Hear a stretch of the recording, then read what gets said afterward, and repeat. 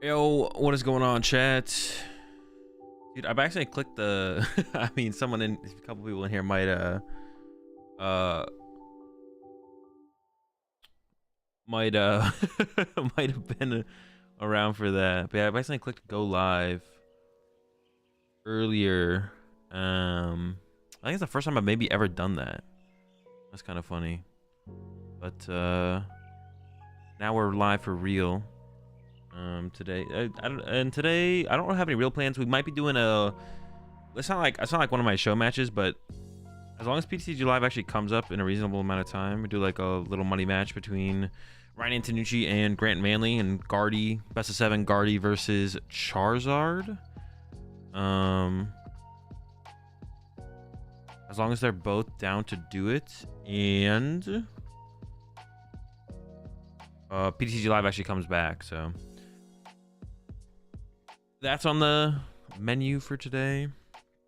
And then we'll see what else. I was gonna look. I got some new cards to take a look at. Got a Jake Gearhart tweet to take a look at. New cards to take a look at. Jake Gearhart tweet to take a look at. And I was just gonna work on some Twilight Masquerade lists. Maybe take a look at like what ended up winning in Japan overall. Yeah, that's the plan. What do you assume NAIC will be filled with Dragon Ball hate since it's the newer deck and people want to counter it? I don't know. I haven't thought about it. Yeah, appreciate the 513 sub there. 20 months coming in from Roth. Appreciate the 43 months there. Dillinger laid off work, but not laid off as mod. Yeah, that's rough, Dillinger. I hope you find something soon. I actually was gonna hit you up about doing some. I'll send you a message later, but like some Discord bot stuff, which I'm sure you know how to do. Yeah, I've been meaning to message you about that, but I might not. It might not actually matter until like after NAIC anyways. But I'll send you a message. Yo, appreciate the 2 months as well, chills. Whole team's very overhyped to me. I don't know. I mean, I don't think it's like Charizard levels of powerful. It's just a good deck. Maybe the best deck next set. We'll see. What deck are we rocking first for Twilight Masquerade release? Probably Blissey or Raging Bolt with Ogre-Pon. Appreciate the 6 months there. Hi, police. Appreciate it. Yeah, probably one of those two. What do I think about Guardy A-Spec? Hyper Roma versus Unfair Stamp. Which team are you on? I don't know. I haven't tested with either of them. Haven't thought about it too much either.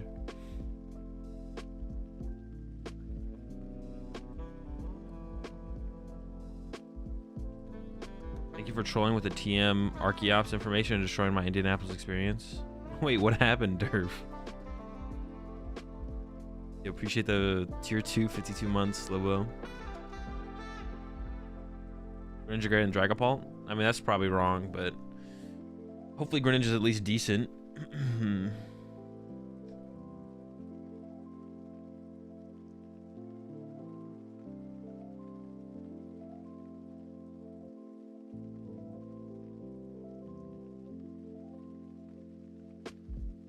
When does Twilight Masquerade come out on live?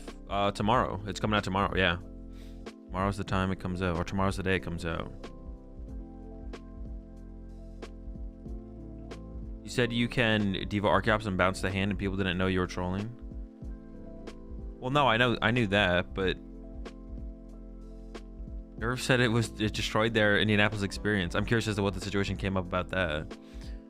Greninja Pidgeot or Greninja Frostlass? I don't know, you tell me. Unfair Stamp, easily the best card in the format besides Pidgeot and Prime Catcher. It's okay. It's alright. I think Ursaluna is probably better than that, though. Yeah, Ursaluna's kind of broken. Still got someone DQ'd. That would be pretty funny if that's the actual situation that happened.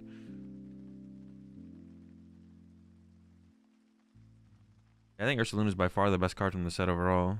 Do you think Arceus Control will still be standing strong in the new meta, or will it fall? I have no clue. I'm not answering any new format questions anymore. That's it. Anyone in chat ask me a new format question? You're just getting timed out. It'll be cool to see if the first 2 weeks of online events mirror the recent Japanese meta. Wonder if we'll see more OKO stuff pop up. What has been like the Japanese meta at the end though. You mean like, oh, I mean, guess, well, the Japanese meta at the end was just like what, Dragapult? Some people were saying that like Raging Bolt Ogerpon started to become really popular at the end of the format.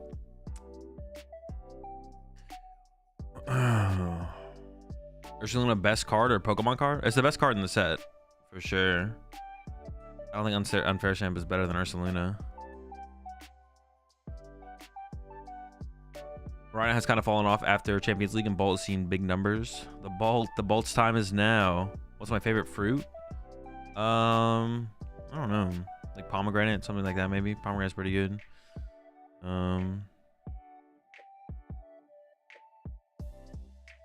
I was gonna say, well, berries are different than fruit, right? Would you consider, are berries a fruit?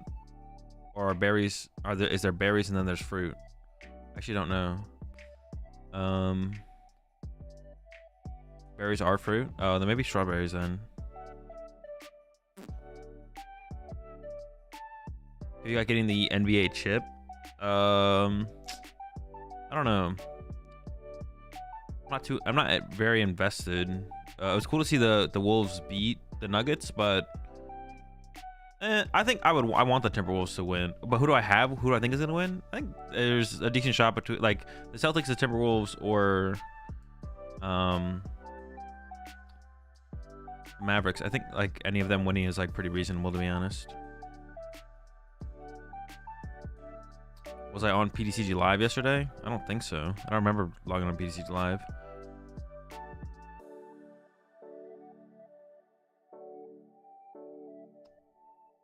Bolt with Ogre is just so consistent, especially with the look at the top 6 for Grassic card. Is it? No one's playing that card in the deck though, right? You just play 4 Vessel. That card doesn't seem very good in that deck.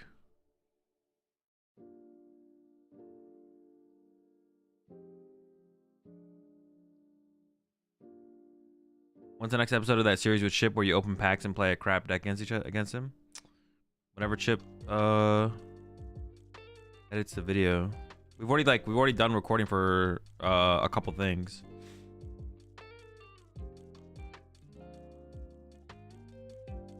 Please play retro with Chip. Nah, you'll be aight. It'll be cool to see Tatum, Doncic, or Edwards get their first title. Yeah, I guess the Pacers could theoretically beat the Celtics. But it seems tough. It seems tough for sure. Where's that gorgeous shirt from, dude? Search from qualitypatchdesigns.com. Use code AzulGG. Yeah, theoretically the Pacers could beat the Celtics. I don't see it happening, but it's like theoretically possible. I think you definitely butt catching set because you snag your Ogre and energy. I don't know, it doesn't seem worth it. Vessel just is too important because you have to find all the different types of energy. So are you gonna play 4 Vessel and that card? I don't think so. I don't think so. Any update on the game grid code? I don't know. I mean, whenever they get it fixed, I don't know what the problem is. I've like reached out, let them know that it's not working. I don't know what the situation is though, but I'll let you know when I know.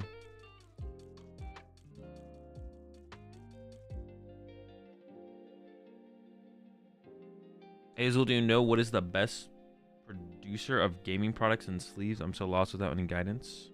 Best producer of gaming products and sleeves. Well, you're talking about Dragon Shield. Check them out, dragonshield.com. Use code AzulGG over there as well. Get yourself a discount. Celtics the best team, but they lose to themselves most times. But see, I don't even know. Can you say Celtics is the better team? All the Celtics do is choke. Like the current iterations of the Celtics team, all they do is choke. Like they haven't proven that they are the better team. They've just proven that they can get to the Eastern Conference Finals over and over. And then they made it to the finals twice in the past 8 years, but all they do is lose. Like, they don't actually win. It doesn't really matter. I watch soccer? No, not really. Push the 5 once there, Shaolin Warrior. Yeah, I wouldn't even say the Celtics are the better team.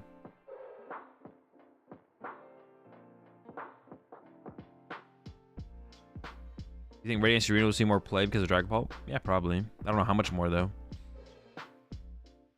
They got J-Rue now, things are different. Well, they have to prove things are different. That you can't just like... Yeah. I don't know. They're really good at choking. Like, I don't know. There, Jason's thoughts about best out of 3? Yes. You said you watched the COD League, right? Yeah, I do, yeah.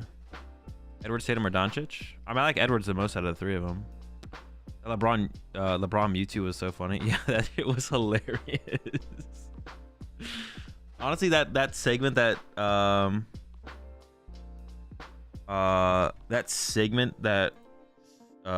Stephen A. Smith does. Is it Stephen or Steven? Stephen A. Smith? Stephen A. Smith does is like just hilarious. Where like he just like any question someone sends him, he'll like answer the question like in depth.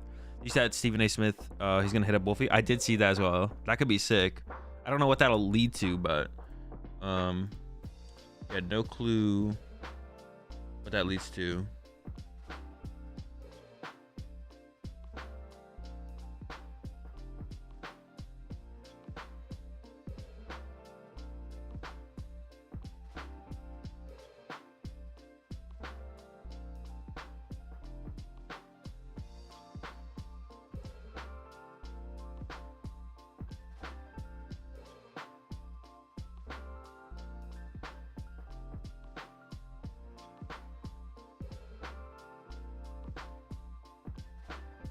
You watch Optic Slam Ultra? I did.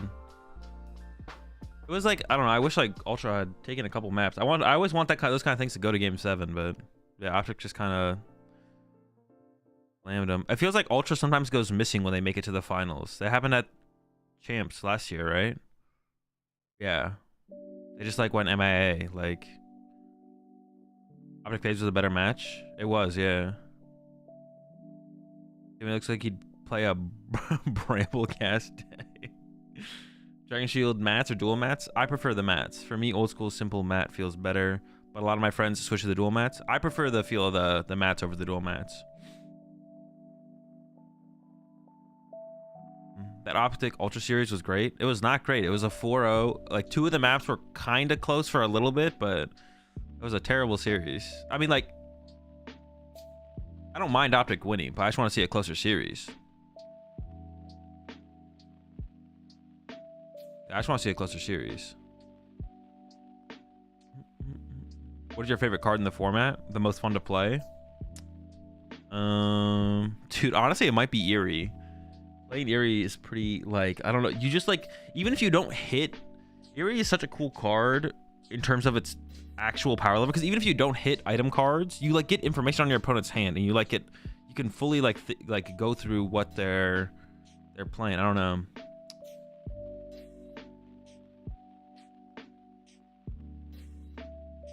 I don't know. I just, yeah. I mean, Eerie's probably my favorite card. Like, even when you don't hit crucial item cards, like, the information you get to, like, make plays off of that from there. It's pretty cool.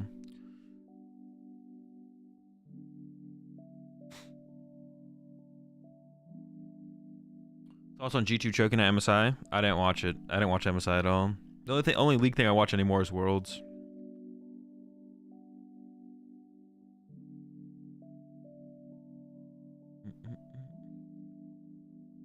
Yo, what's up, newbie? That's why Grabber Mew is sick.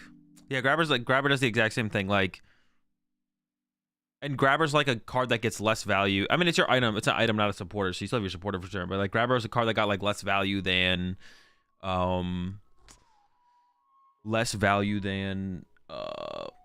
Eerie does, like on average. But still, just like knowing their hand and like making a play from there off of that is pretty cool. Which deck are you looking forward to play? I don't know. Thoughts on Zerosic? That's the Pokemon card that we get in 2 sets. Like, am I looking forward to play? I mean, nothing in particular. Raging Bolt, Ogerpon. Dragon Bolt sounds kind of boring. I don't even know how long. I might not even like play with Dragon Bolt the first week or these first 2 days that the set drops because it just sounds kind of boring to play. We'll see.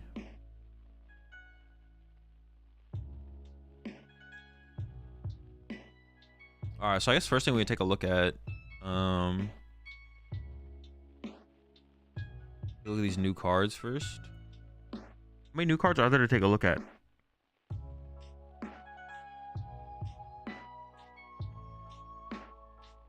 Wait, where's the scans for the...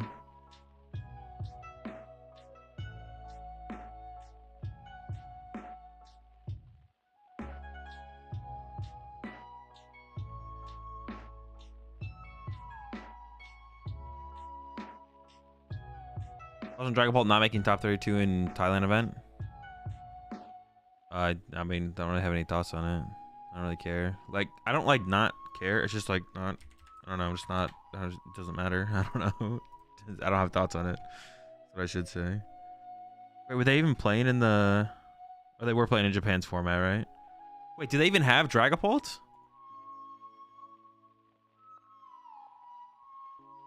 Oh, they have Ursaluna. They have to have Dragapult, yeah. Wait, no. Do they even have Dragapult in Thailand right now, or are they a set behind Japan? I don't think they even have Unfair Stamp and stuff. I'm like looking at lists. I'm pretty sure they only have they don't have the Dragapult set. Oh no, they do have Unfair. No, but Unfair Stamp came out in the first set. Yeah, they don't even have Dragapult. They don't have Dragapult, so I guess that should answer your question well enough then. What cards do you think would help Arceus control decks? Luxray EX question mark. Unfair Stamp question mark. What else do you think? Question mark. I think I'm gonna time you out for all caps. Put user and timeout on YouTube. On the bottom, the tournament was played in the What do you think about Alessandro Cremasoli's deck? Control Pidgeot. He has done top 4 in the UIC with Pidgeot control and Noivern in it. The Noivern's bad, but Cremasoli also said the Noivern's bad. You should just take a look at his newest list from Stockholm. He got like top 32 at Stockholm, I think. There's just so much to these freaking control Pidgeot lists. Like, there's like no right answer, and like there's so much different stuff you could play. Like, I don't know. Yo, appreciate the 5 months there, Alex. Maybe he just forgot he had caps on. Bro, I'm just gonna time you out too. Like, sure, that is possible, but I also timed him out for having caps on. Can Chiampao be played with Swift Swim Engine? I have no idea what the Swift Swim Engine is. Remember 2 pizza toppings? I mean, pepperoni. I don't know, pepperoni and something. Maybe he was born with a loud voice. Control Pidgeot's players don't want to admit that their deck was created by a binder drop. What do you think about Tord beating Jake Lazinski in top 4 of the Stampler Open Retro Tournament? Check it on the list. I don't think anything about that. Why would I care about that? It doesn't mean anything. It literally means absolutely nothing. There's nothing to think about it. The only thing that comes of that is that the only thing that comes from that Tord beating Jason in top 4 of the Stampler Open Retro event is that Tord beat Jason. Is that a fact? There's a fact now in the world that Tord beat Jason in the top 4 of the Stampler event. It doesn't mean anything though. Which trophy is the huge one back there? Worlds? Yeah, the big one is the Worlds trophy. Together with, there's no way reading this comment from Soda is worth it. I'm gonna skip it. Current Chipotle order. Double chicken, double rice, double beans. The corn salsa stuff. Pico de gallo. Extra pico. Cheese, sour cream, lettuce. Nah, you gotta go. The lettuce becomes too much at that point. It's like too big. No lettuce. Hold the lettuce. What do you think about my sister having spaghetti last night at Fazoli's? Dude, Fazoli's is so bad. Although there's no Fazoli's in California, but when I craved Italian food, or like pasta, I guess is like, whenever I craved pasta, I did go to Fazoli's when I lived in Indianapolis. It was so mid though. It's so bad, but it did like, you know, I was like, man, I really want some pasta. So I went to Fazoli's, but I should have just like made my own pasta. It's like better if I just made my own pasta at home. If I got like a can of freaking cheese sauce and spaghetti. I don't like spaghetti, but like some other penne or something from the store, that would have been better. Chiampao's Greninja would be good. Greninja EX? Probably not. Are you going to be making videos playing meme decks on PTCG Live? Would love to watch you play the new Conkeldurr Zero Energy deck. Maybe at some point. Sorry, I meant Chiampao with Swim Freely as in Seeking Finian. Oh. I mean, it's probably just bad, right? It's got to be bad. Yeah, because how do you like power up the Chiampao after they knock out the first Chiampao? You can't. So do you think pizza is the meta in food? Any new food in the format coming out this year? I mean, pizza's pretty high tier. It's tough to beat. There's always new foods coming out, but it's hard for them to compete. What character are you running in Smash Bros? Pikachu, down B. PH Nationals is coming weekend. PH? What is PH? Not sure if I should play Lost Box Guardy or join almost 40% of Zard players in the event. I'd go with Lost Box before I played Zard or Guardy, I think. Well, Zard's not a bad choice, but I probably wouldn't play it. There's a Naruto figure above your hand. You a fan? Yeah, I enjoy the show. I haven't finished it yet. I'm still not finished. Would you rather go to a Brazilian regional or a Santiago regional in LATAM? Whatever one makes more sense for my schedule. Yeah, whatever one makes more sense for my schedule. What if I never ate there? What should I order at Fazoli's? Dude, I don't even remember what they have at Fazoli's. Fazoli's is better than... Is Fazoli's better than Olive Garden? Honestly, for the price, yeah, I think so. Like, cause like Olive Garden's more expensive. Olive Garden is also so bad. Besides like the breadsticks are good, but like the rest of the food is just so extremely mid. It's insane. Bow ties are best pasta? Nah, bow ties are kind of mid. They're fine. They're better than spaghetti. Thoughts on Monkey Dory, Luminion, and Lugia to fix math, or am I overthinking of it? Monkey Dory and Lugia doesn't sound very good. How are you fixing math? How are you getting the damage in play to fix the math with Monkey Dory? Trader Joe's pasta is undefeated. You're welcome. I mean, Trader Joe's is just kind of broken. It's expensive. Trader Joe's is like expensive, but like Trader Joe's has so many like I don't remember last time I was at a Trader Joe's, but yeah, Trader Joe's is like S tier grocery store. It's a little bit more expensive for sure, but definitely like S tier grocery store. We appreciate the 5 months there. The rip. Appreciate the 11 months there. Upstream pawnage. Why is live constantly down? I mean, this one is like the pre-set patch, so you appreciate the 2 months there. Out. Ronfo. Do you think there's a correct ratio to the amount of sauce you use on pasta based on the pasta's surface area? Yeah, for sure. Fazoli's, where I went to college, burned out. Can you give me some examples of techs that could make Control Arceus good? And thoughts on the new Duskull line? We're gonna talk about that here in a second. Pull them up. He's always adapts to the meta. Impossible to dethrone. True. Appreciate the tier 2 82 months there. Also, I'll just turned on stream at the Lugia comment. I think the monkey math is the energy being shuffled back into spread. Monkey math is the energy being shuffled back into spread. Wait, what? Does that even make any sense? Well, luminous energy gets the dark type energy on the Monkey Dory, but Monkey Dory moves energy from your side to their side. So where's the damage coming from on your side? That's what I'm wondering.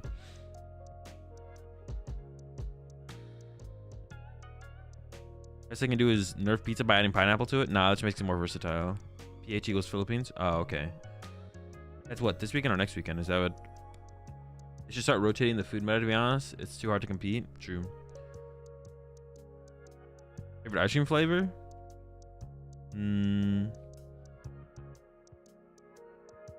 Probably French vanilla or vanilla bean. French vanilla or vanilla bean, but like you have to put it with something. Like one of those with like apple pie or peach cobbler or something like that. It's kind of undefeated.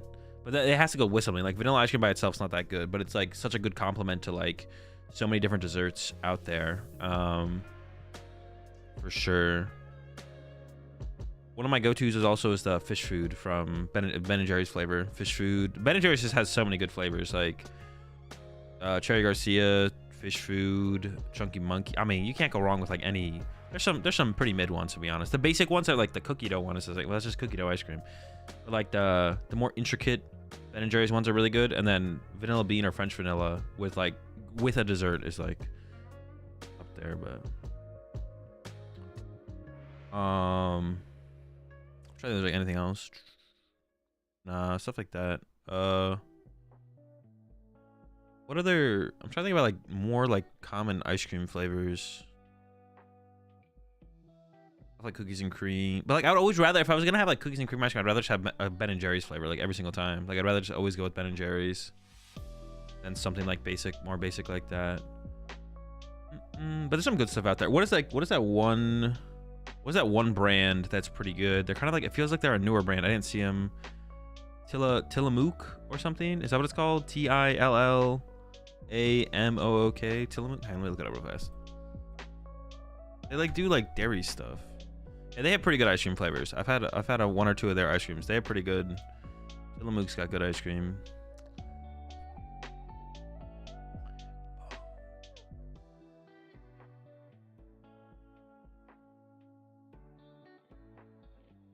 Olive Garden is so bad. It's pretty mad. Their breadsticks are solid, but The breadsticks are also like hella salty.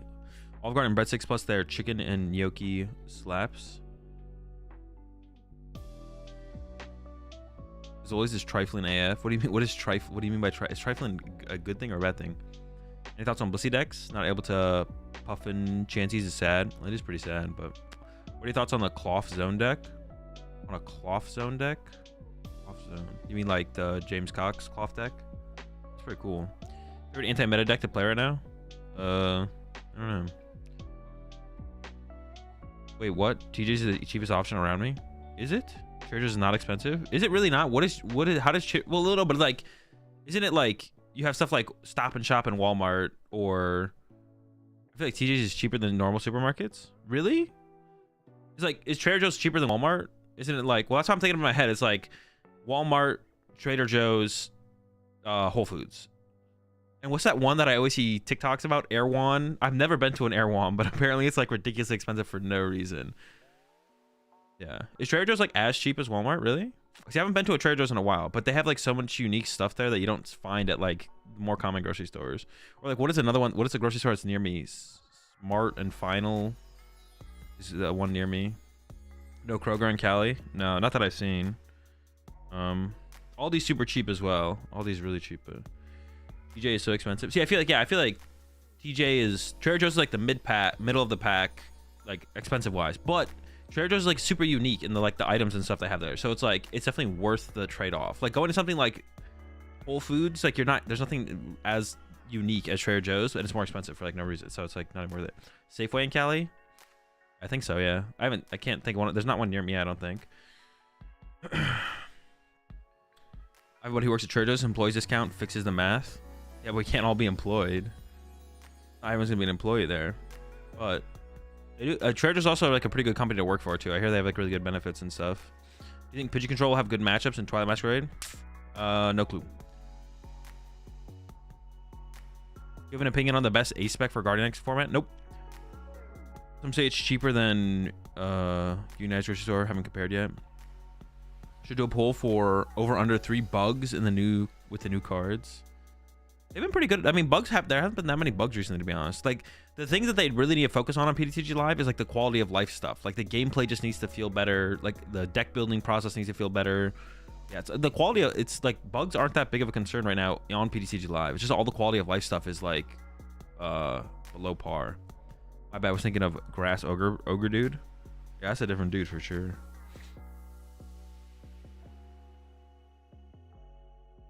You think VMAX will get a reprint? Of course.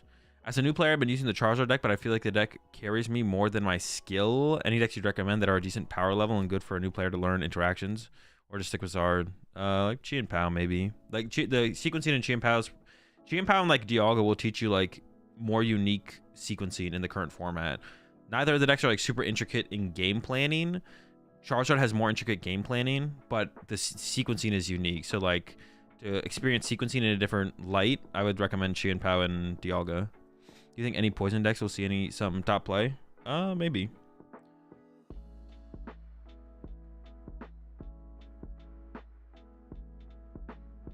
If I've been running the same meta deck for a few regionals, it's not going amazing. Should I switch up for LA? Well, you'd want to do like some meta analysis and be like, is the deck that you've been playing just bad in the meta? And if the answer is yes, then you should switch decks. But if the answer is no, the problem is you, not the deck. So you switching decks probably won't change anything.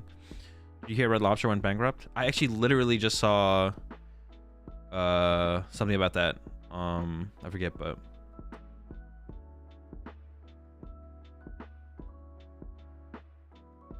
what do you think about the brand new Tatsugiri? Broken card.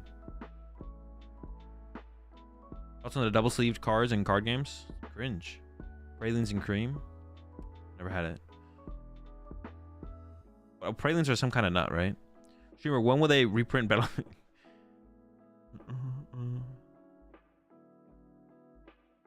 Have you been to Salt and Star? No. Ben & Jerry's core flavors are the bomb. No, the core stuff is weird. It's like harder to eat. I don't know. I probably have to try another one. I've only had it like once. I'm catching up on that. What's been my favorite deck to play this season? Probably Control. Will Zard need to play an answer to Cornerstone Mask Ogrepron? I don't know. Are people playing Cornerstone Mask Ogrepawn in the future? I don't know. Got to go to the future first. Favorite singer? I don't know.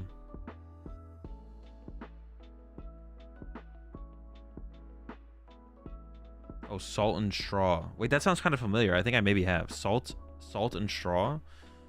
Like an ice cream place in... Is that the ice cream place in Ohio? No, that's the place called like Jenny's or something. That sounds familiar though. I don't think I've been there. I don't know where it is though.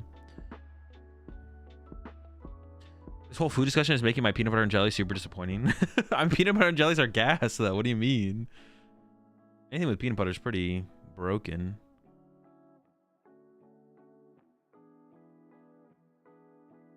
Do you have any vid or link with your last decks and tourneys? As you can find out on my Limitless page. Just go to my Limitless page. Go to Limitless, go to Rankings, click my name, and then it'll show you. There's got to be a big range between Walmart and TJ's. Definitely a range.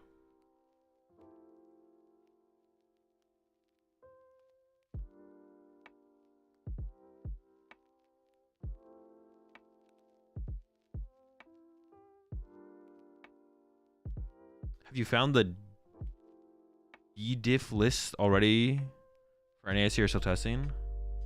What's the correct answer to that? Have you found the, I mean, I assume you're saying like the BDIF list already for NASC or still testing? The correct answer to that is don't worry about it. Thoughts on Buc-ee's? I don't think I've ever been to a Buc-ee's.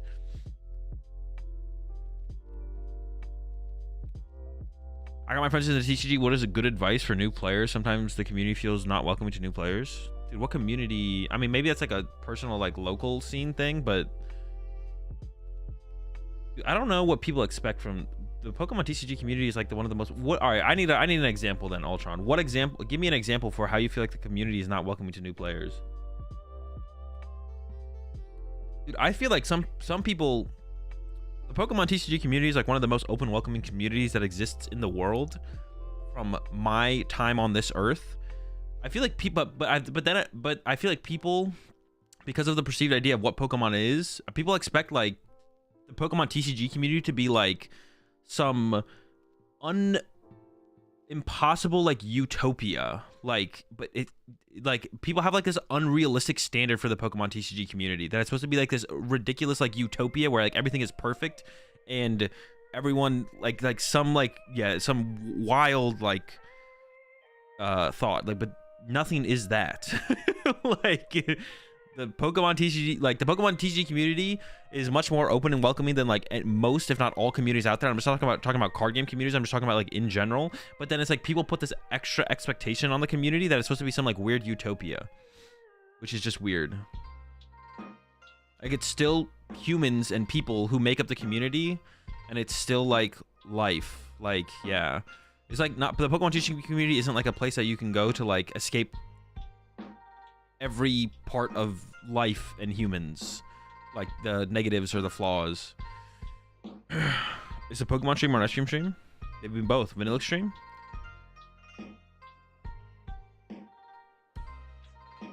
Ellie has Ralph's, Vaughn's, and Albertons. The companies those have them in other states, like Kroger owns one of those. I've never heard of any of those names, but I believe you. Thoughts on Dango? Mid-go. Are those all unopened sleeves behind you? Yes.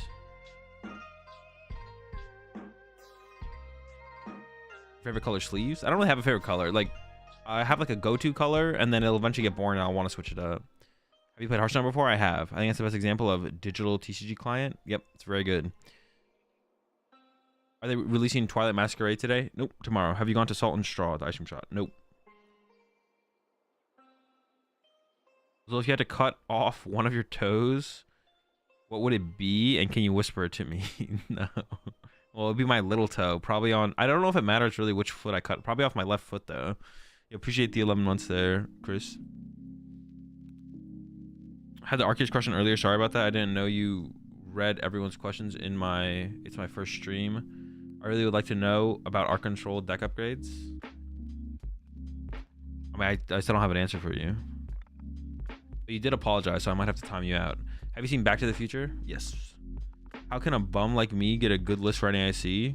I mean, you could just copy something that does well, or something that like a top player puts out that you respect and trust, and then just take that. Would you play 4 flute and quad lax? Probably, but I have to test it. Salt and Straw in Portland. Oh, I think I maybe have been there. I think I probably have been there. When's the next vid in the Evo series coming out with you and Chip? I don't know. Matte Mint Dragon Shields are the best color. Already here first, I guess. Thoughts about the new Fion in Control? I mean, Lucky currently is just better, but like moving forward when Lucky rotates, it could be a good inclusion for like infinite resources. Peanut butter and honey is a solid choice. Nah, I think the same. Peanut butter and honey is pretty mid.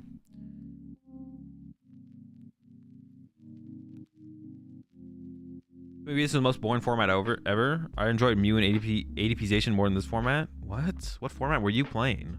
It sounds like you were just playing boring decks, or don't like losing to Charizard or something.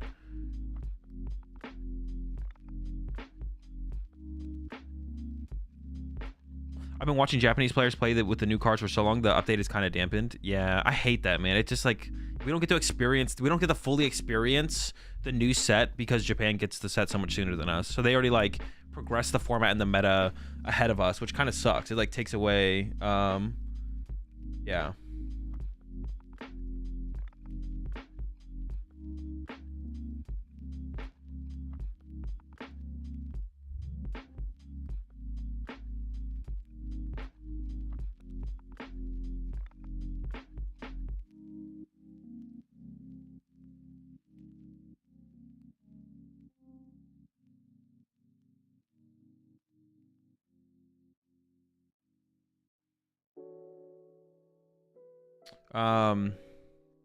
I was saying something. You appreciate the raid there, Ursi. Hope you had a good stream. Who's in the NBA Finals? The Wolves and the Celtics.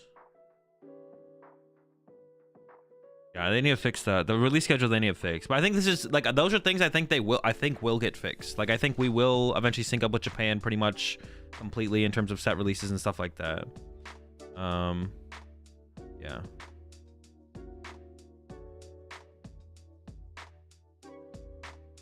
Isn't exactly indicative of the community IRL is fantastic. That's actually a good take, Jake. Yeah, Twitter is definitely, I don't know, it's not like even the people who you see on Twitter like make statements and make tweets that you disagree with, like pretty much everyone who like. And the thing is, like, the problem is, like, people just get offended by opinions and not by, well, people get offended by opinions, and the opinions they get offended by, they project that negativity of how they feel about that opinion onto the person, and then that person becomes that opinion and that opinion only. So people like read an opinion they disagree with from someone in the PokemonTCG community and be like, oh, I don't like this. I don't like this person now. Instead of just being like, I disagree with them, and you could either engage with their opinion and discuss that on Twitter and go back and forth in the replies, or you could just not do anything about it.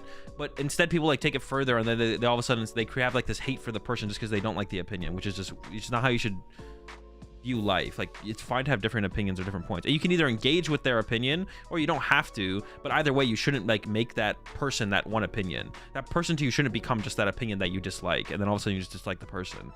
Because pretty much everyone who has an opinion who you disagree with on Twitter in the PokemonTCG community is a really nice person IRL. But yeah, you're already like, you're like preloading how you feel about them before you've even met them. Like, yeah.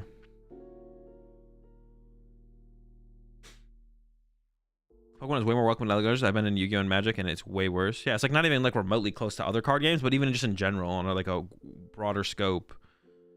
Why you don't like double sleeving? Size of the deck? It just makes things tedious. It's just tedious. You appreciate the 50 months there, CFS. Harder to shuffle, harder to cut. Gotta be a local scene thing. I've been offered other people's decks to use just to play games.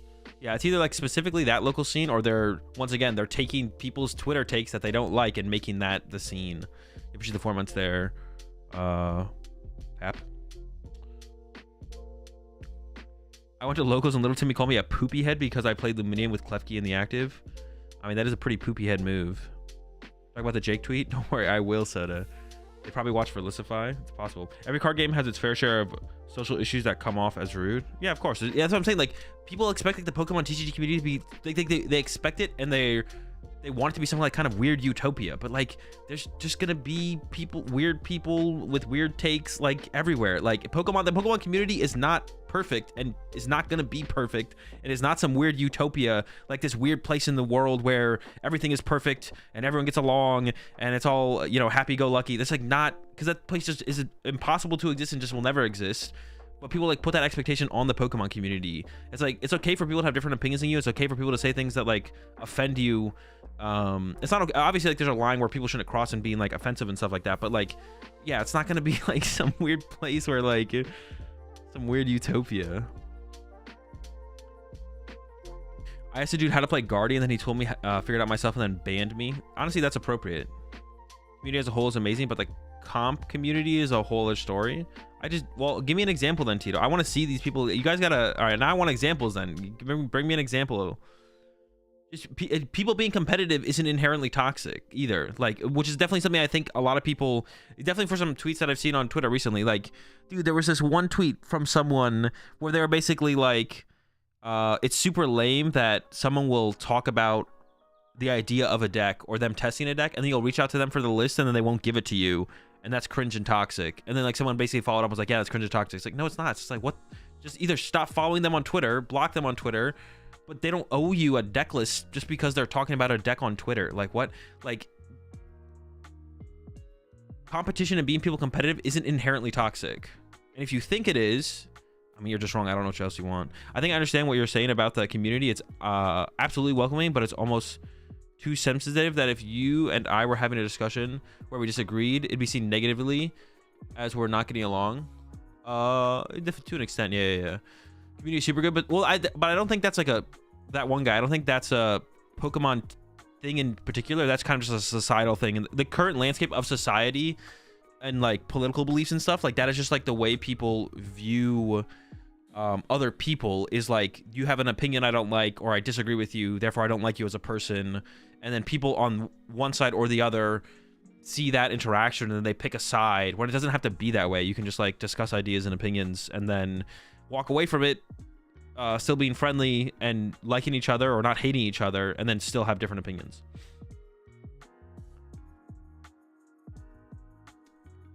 Community is super good, but the events are hella intimidating compared to other TCGs. Hella intimidating in what way though? Like in a negative way, or it's just like, I don't know, it's just an intense competitive atmosphere, but that's like not a bad thing, you know? Here's an example. I asked a question in caps from someone I admire in the community about a deck he used, got put on time suspension. Please let me know what your thoughts are for art control upgrades. I timed you out because you talked in all caps. I have no thoughts. I have literally no thoughts on arc control moving forward. Zero thoughts. That's my answer. Pokemon is way better than other TCGs I've played. First time I played Magic, the local pros were so cringe. One of them got physically upset when I beat him, saying I played like trash and got lucky. I mean, to be honest though, you probably got pretty lucky. And I saw you misplay. Why'd they make you switch your sleeves at Worlds? Well, one was broken. Wait, you mean like when I played against, who did I play against on stream? Why can't I remember his name? I know who it is. Sajin. When I played against Sajin on stream, well, because one of my sleeves got bent. Little toe is what gives balance though, right? Well, all your toes give some form of balance, right? Little toe has a lot of use for balance. So what's the best toe to cut off? Like the one to the left of the little toe? But you get used to it eventually, right? What's your main way of testing games? Simulator, in person? In person. It's the main way I test games. Salt and Straw is a Bay Area ice cream chain. So you should read the brothers Karamazov.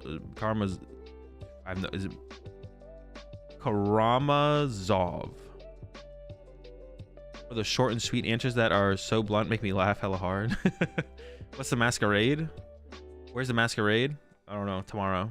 Isn't it coming out on Thursday? Apparently it comes out tomorrow, which is Wednesday, which is dope. I hope they keep doing that with all major set releases. Yeah, apparently Twilight Masquerade drops tomorrow on PTCG Live. They should do that with all. Hopefully Wednesday is the go-to from moving on.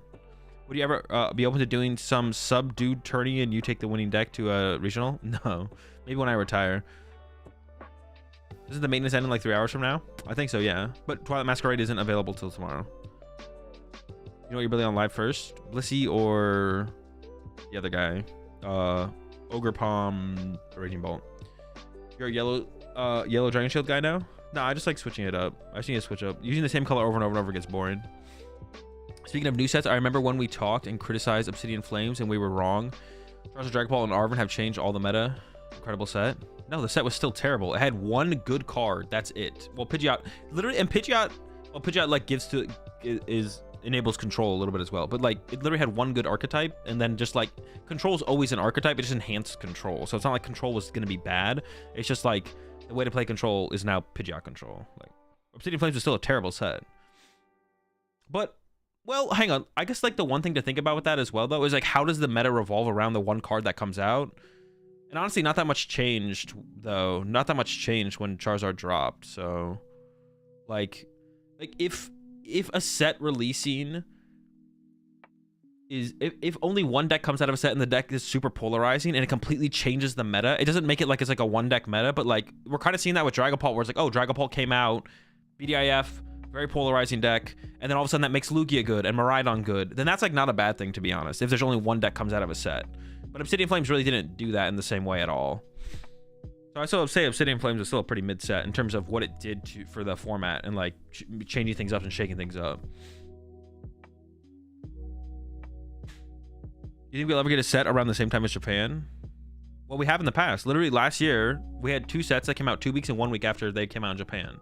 So I think we're going to go back to that for our fall sets. But then the question will be, our sets next year, like the early sets, the January set, the March set, will those also follow suit or not? Because yeah, we got Paradox Rift and another set, an Obsidian Flames, literally 1 week and 2 weeks after they came out in Japan, which is sick. We want to see that, more of that. I think we'll get that again in the fall for our 2 fall sets, or a fall winter set, whatever. The next 2 major sets after Worlds will probably line up like that. But the question is, going to next year, how will they line up? Will we get the same 6-month format that we did this year? That sucks. What would be your advice to someone wanting to get into streaming and YouTube with Pokemon content? And what would you do differently starting off that you were starting it over again? I mean, I don't know if I do anything differently. You just have to do it. You have to like stop asking. All right, the number one thing for creating content is stop asking people what you need to do to create content and just start creating content. That's the number one thing that you need to change about your content. Like, obviously it's good to ask questions and stuff, but you just need to start creating content. And if you have questions for stuff along the way as you're creating content, that's when it's good to have questions. But you shouldn't ask you shouldn't just ask what should you do before doing content. You just need to start doing content. The number one thing about creating content in any space is literally just creating content. You just have to start creating and then go from there. You should never ask a question about creating content until you're starting creating content. And once you started creating content, that's when the questions should come. It's actually, now that I'm thinking about it, that's like a good way to kind of voice that. You shouldn't be asking questions about creating content until you're creating content, and at that point the questions will make sense. It makes sense to ask questions, but you should be creating content before you start asking questions. Like, obviously, if you're like, how do I like use OBS, just, you know, do a quick YouTube search, how do you do this in OBS or that in OBS, whatever that might be, to like help with streaming. But the other more like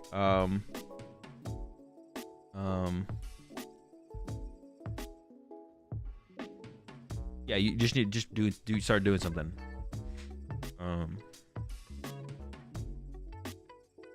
If you could pick any Pokemon to be part of a tier 1 archetype, what mon would you pick? I don't really care, to be honest.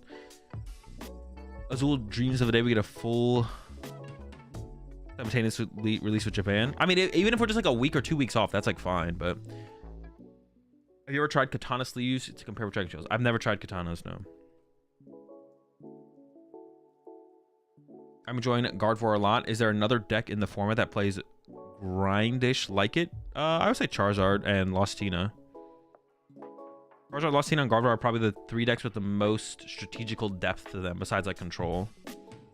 Hey streamer, sorry for asking. I'm not even gonna read the rest of that. Why is it that Japan get it before? I don't actually understand the timeline. Because Japan makes the cards. Like, the creators of the game are in Japan.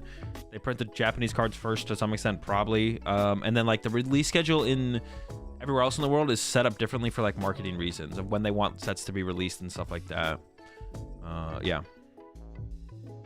The only time we ever sync up with the new set is just during Paradox Rift.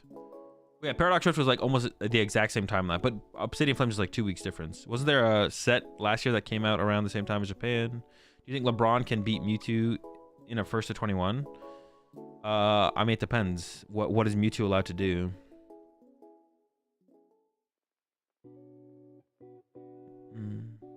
Does John Pikachu ever get direct feedback from players about the game?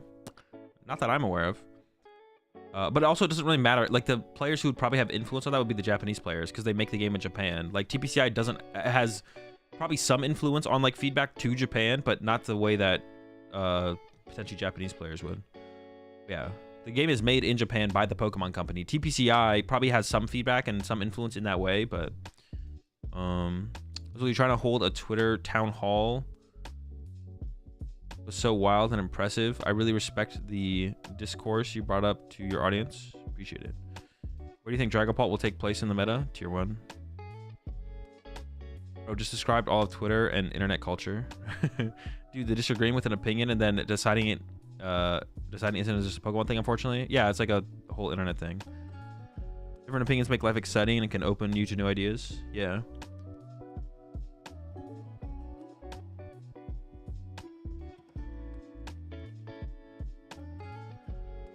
Am I trying to stream some COD ranked? No. I think it's just Twitter not being a friendly environment in the first place.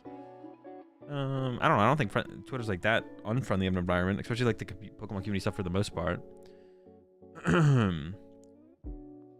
Your mic sounds a little baked, FYI. What does that even mean? What do you think of the new Dusknoir line that just got announced recently? We'll pull that up in a second to take a look at them.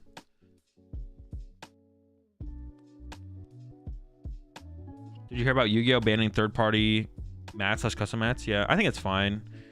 And I wouldn't be surprised if it happens in Pokemon eventually. To either only use like fully blank mats or just that, because that way they don't have, like, it's the same thing with sleeves. They don't want to have to police everything as far as sleeves go.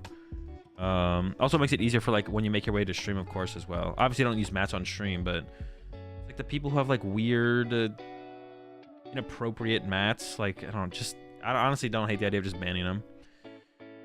How do I?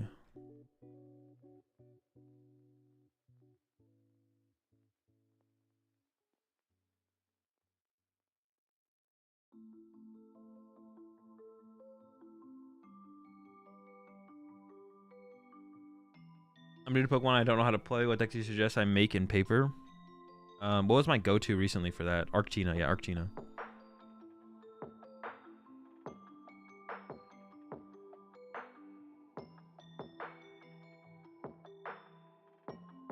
Yeah, I started to play last year, and I sleeve every meta cards on inner, and then just add normal sleeves to build the deck. But I agree with you; it is heavier to play with.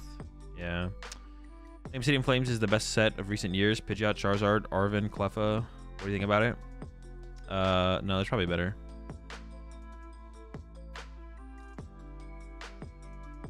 As entitlement for sure, people aren't obligated to leak the list. Yes, entitlement to some extent, but they just made it seem like that the people for not leaking the list were like, it was like cringe or it's definitely some kind of entitlement. But they almost made it seem like the person with the list was being toxic, which is just weird. I've been saying that base set, and to be honest, the scene hasn't changed that much. You got neckbeards, and you got people who genuinely love playing the game, and with that, you have that in every aspect of life, not only in Pokemon, but work, school. Just focus on the cool shit in the life that gives you purpose. That's a good way to put it, for the most part. I'm old enough to remember when you never shared what your deck had in it. It was like a trade secret. Seeing lists from major events basically posted up next day on Limitless still blows my mind. Yeah, the information spread is crazy compared to what it used to be. A lot of Pokemon being hard to break into is that a % of players struggle with social interactions. Sure.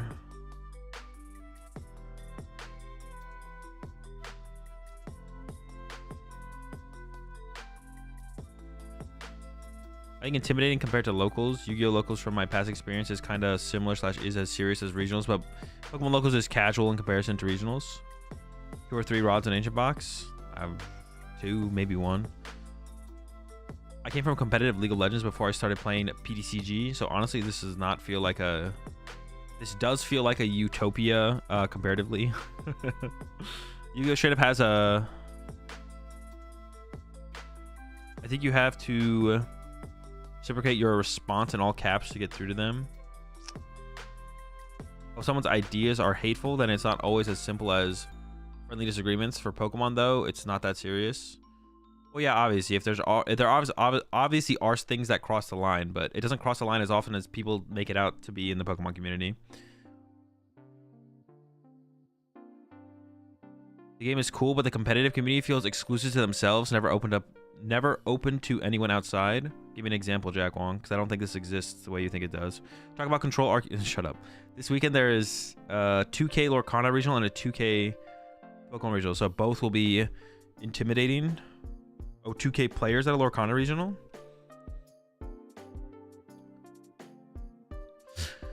My locals is San Antonio. In my opinion, that's enough said for the comp community, but the comp players are too dry cut and lack respect / professionalism when it comes to those who don't sweat and just want to play a higher threshold. And they let us know how our decks don't have personality, or because I decided on a different tech than they would play. Well, he said, give me an example, Tito. Like, you say these things, but like, give me an example of something that actually happened.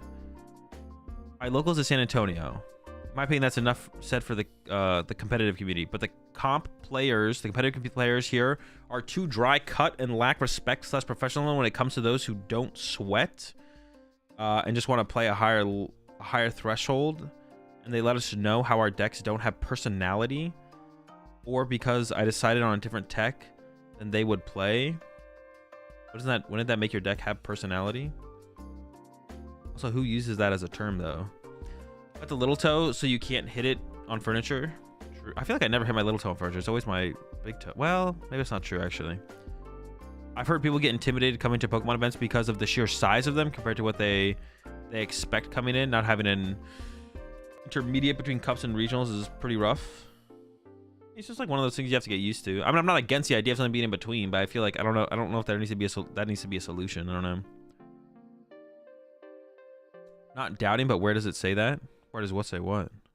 Azul making fun of me for pile shuffling every stream. Gotta do it. Are default decks given to new players any good at a high level? Nope. Blissey is just worse guard for? Nah, Blissey broken. I get intimidated because the judge system seems hella intense. What about the judge system? Judge system seems hella intense. Who says the pinky is the least useful toe? Yeah, I was that was my assumption. You just get used to bouncing without your pinky toe.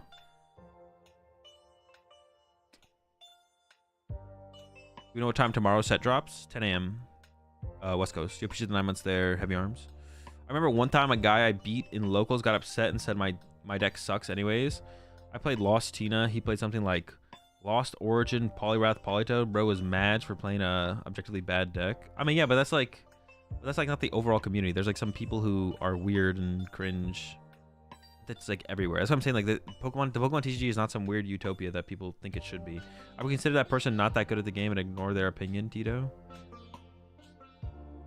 Yeah, it's just like, I don't know. I feel like people have like bad experiences with people who are like bad apples or weird, but that's not like, I don't know. It's like but then that's like projected to like some greater magnitude. And I can understand like if you go to your first event and have a bad experience off your first event, maybe that would turn you away from wanting to play in the game further. But like, I don't know. It's just like that's kind of just like life. But like the overall community in general is just like very open and welcoming in general.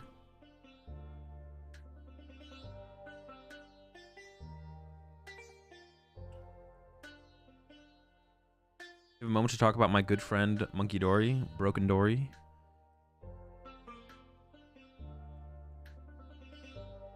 He has very polarizing answers to me. I had a guy throw a fit back during the black and white format because I was playing Porygon Z Melodic Trick Shovel and he was upset I had to touch his cards. He scooped, dropped from the tournament, and grabbed his son and made him leave and forfeit his match as well. I mean, it's just like a weirdo being a weirdo, though. It's a funny story, though.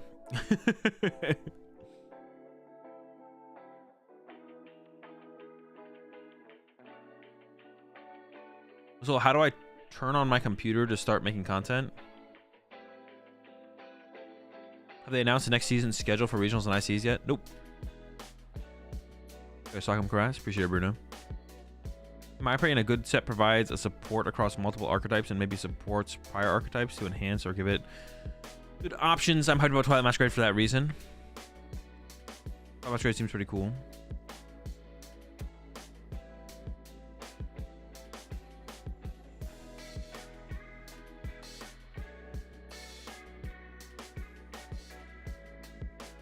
It's not only about content creating, by the way.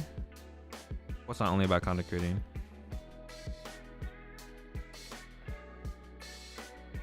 What's your favorite deck of all time? I don't really have one, to be honest. My next favorite deck.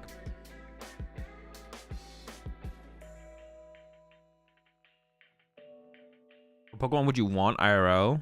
I don't know. What would be like the most useful Pokemon to have? I don't know, probably something that could fly you somewhere, right? Something like a Charizard, maybe. Well, Charizard's not very big though. It's like what, 5'7" or something. I don't know. Some Pokemon that could like fly you places, probably. Valentino list post Masquerade. No thoughts. Yo, what's up, Sweeney? How long before a tournament like NAIC or Worlds do you actively start thinking about decks, and what would you say is your process? I asked as Snorlax wasn't the main deck going into Stockholm, so how and what exactly made you believe in the deck and practice with it? I did 0 practicing with Snorlax. I played 0 games before the tournament. Me and my team's system is a calculation of what deck we perceive to be the deck that has the best potential win rate at a tournament, and then we usually just play that deck. Not always, but we basically do a spreadsheet to get to that starting point and then kind of go from there. But I don't recommend this process to anyone. No one else should do this process. Your process should be pick a good deck 3 to 4 weeks before a tournament and practice with the deck. That should be 99.9% of players' process. Are there higher chances that we see a never before seen deck make top 16 at NAIC as compared to other tournaments, or is Twilight Masquerade pretty much solved in your opinion? No thoughts. What's the last prize penalty or game loss you had? I don't remember. Yeah, I don't remember. Not sure. You gonna play X Defiant? Probably not.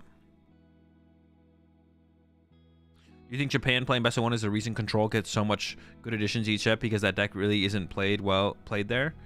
I mean, I don't really think so. I don't think the creators of the game probably take into the consideration like the format that much. Maybe they do more than I think they do, but I don't know if they've made like a statement on that ever or not. But yeah, I don't think they think too much about the format, the tournament structure of a format when they're creating cards. Maybe they do though. I don't know.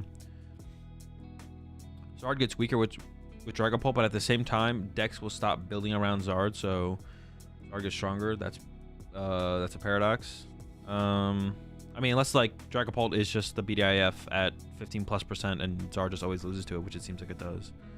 Have I picked my deck for LA yet? Don't worry about it.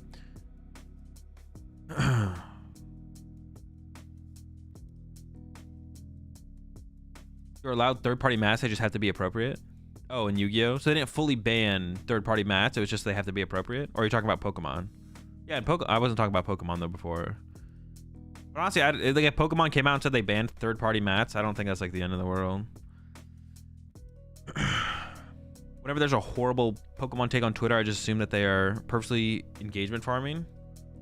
I think that's actually pretty rare though. I don't know. Maybe I'm wrong on that. Also, now I'm kind of paranoid about my mic. Does my mic sound fine? Confirm if my mic sounds fine or not. What variant of Dragapult are you looking forward to testing with? I don't really have a preference. It's fine, but I don't know if I trust you, Del Cookie. Is Lycanroc EX any good or could work with the new set? I'm a new player. No, card shareable. How do you store and manage your playable cards? Do you have multiple copies of Radiant cards? Nope, just one copy of Ace Specs, but I have 4 of every card post Scarlet and Violet. Like every single card. What was your favorite deck you played of all time? My next favorite deck. Thoughts on Hyper Aroma and Pulse? Doesn't seem very good. You have like Team Evo just like just does what Aroma does for the most part.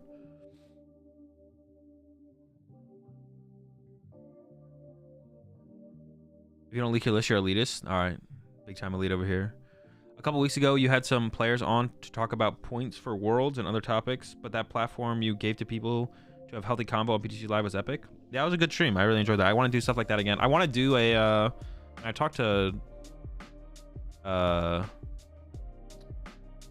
no matter what name I call him, you guys are gonna assume it's someone else. Their name is Boo CK in chat, but it's not Boo. It's not Frosted Caribou. And their name is Grant. But if I say Grant, you guys are gonna assume Grant Manley, and if I say Boo, y'all are gonna assume Frosted Caribou, but Boosie K, maybe that's how I'll say it. I want to do something with him in the future that's like kind of similar. Name is Book. Yeah, let's call him Book. Yeah, Book. I feel like I have to message him again about that, but I want to do something like similar to that again with him moving forward. I don't know. Got to figure that out. How many percentage of the meta, in your opinion, Japan discovers before us in the new format? Seems West opens a lot still, and sometimes we have two short periods for formats like this last one. I definitely agree, Lucas. Like, I don't think Japan solves everything, because like there's so many great minds in the game that aren't working on the game yet, right? So it doesn't matter how many good players there are. There's not enough good players in Japan to like solve it, or just like there's not enough players in Japan in general to solve everything. But it's just kind of annoying that we like, I don't know, like maybe 30%, because like the first couple weeks, the first month with a set is like where the most gets done, right? The most gets done in that period of time. So I don't know, maybe like 30%. Japan has like discovered 30% before we get our hands on it. Maybe more, maybe 50%. 30 actually, but that's still like a lot to like not be able to like it's almost like you don't get to enjoy that part of the game, right? Which kind of sucks. You just get to see Japan develop that part of the game by themselves, and then we just like jump in at the point where they have developed up to, and we just like missed all that Pokemon. Like we don't get to play that Pokemon. There's like, we just get to miss out on playing Pokemon, which kind of sucks. What do you think is the favorite in the Dialga Zard matchup in your professional opinion? Dialga. I'm actually just going off of what the takes from the Dialga players I've heard, but it seems like it's probably Dialga favored. Do you think Ancient Box will get better in the next set releases? No clue. Couldn't tell you. No idea. Can you play Twilight Masquerade? Comes out tomorrow at 10 a.m. Eastern Pacific time.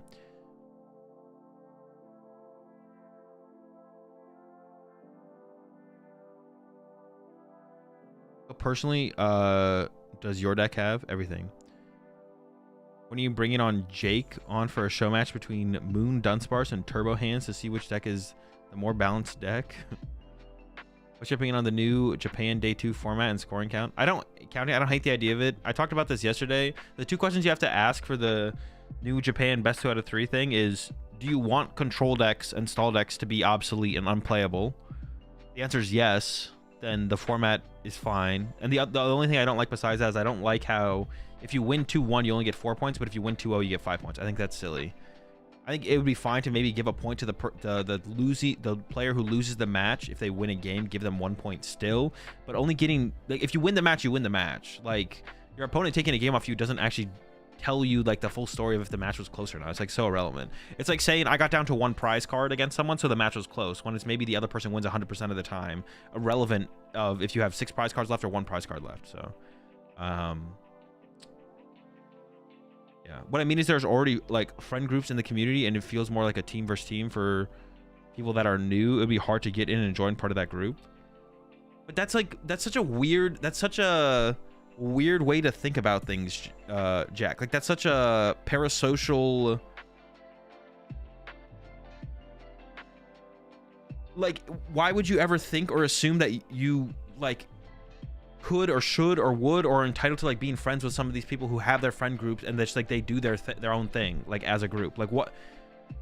No part of life is ever viewed. That's what I'm saying. Like, that's such a weird way to view the Pokemon TCG community. It's like you're viewing the Pokemon TCG community as like some weird utopia that is different from the rest of the world in like extreme ways. It's like the groups of people who exist in the Pokemon TCG community who are friends and like play Pokemon together, and like they are their group of people or whatever. There's no reason for them to be friends with anyone else or to feel any way that they should. Like, that's just such a bizarre way to like think about the Pokemon community. No one views life that way. No one looks at life that way. Why should the Pokemon community be viewed differently? It's not some weird utopia where that should be a thing. Do you have time to eat during the events? Not always to like go get food, especially depending on the deck you play. So you should bring some type of like snacks with you can eat between rounds, because you definitely have time in between rounds to eat at some point. So, but you might not have time to go get food. I had you sign something for me at a regional. Would CGC authenticate the signature? Maybe, Josh. I could ask them.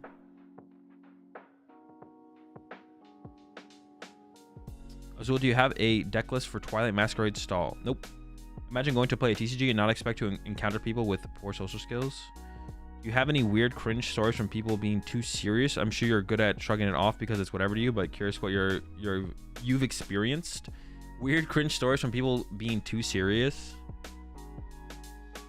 Man, nothing comes to mind because I do just kind of shrug most everything off. So,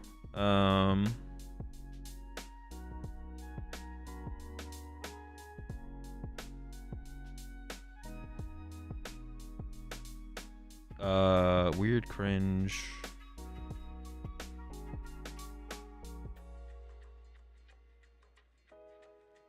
Oh, that is actually one there, Jamie. Yeah, someone popped off against me when they beat me in like round 5 or 6. I don't even remember. They beat me around like 5 or 6, and like they stood up and like screamed "Let's go" or something at like the top of their lungs. That's like the weirdest / cringiest one I can think of. There was that. Like an H-box pop off. I mean, not to that extreme. H-box is different, but it was like the H-box of a TCG. Like my opponent in that instance was the hungry box of trading card game players. It's like the LeBron meme. Who's the H-box of TCG? I don't know. There really isn't someone like that. Like a top level player who wins a lot, who like pops off. I don't think an H-box exists in the Pokemon space. The H-box of the Pokemon TCG space would probably be Sander, because Sander plays control decks, which no one likes playing against, and no one likes playing against Wiggly or Jigglypuff, but Sander doesn't pop off when he wins, so it would be Sander if he popped off. Other weird / cringy stories from people being too serious. Dude, I don't know. That's like the only one that came to mind. Sander is a wobbler. Yeah, Sander's a big time wobbler. Dude, is there any other weird? There definitely is. I just can't remember. I can't remember any of them. There definitely is situations like that, but none of them are coming to mind. I'm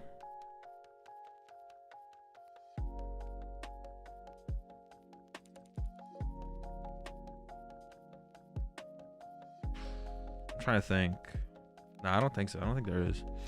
I have a special event this weekend in Mexico. I'm using your strong list. Hopefully we'll go good. First time I play a big Pokemon event. Best of luck for sure. Hopefully the lax brings you many wins. There's plenty of people at locals who are just there to have fun and make fun rogue decks who aren't mean at all as well, and they take the L's to good decks.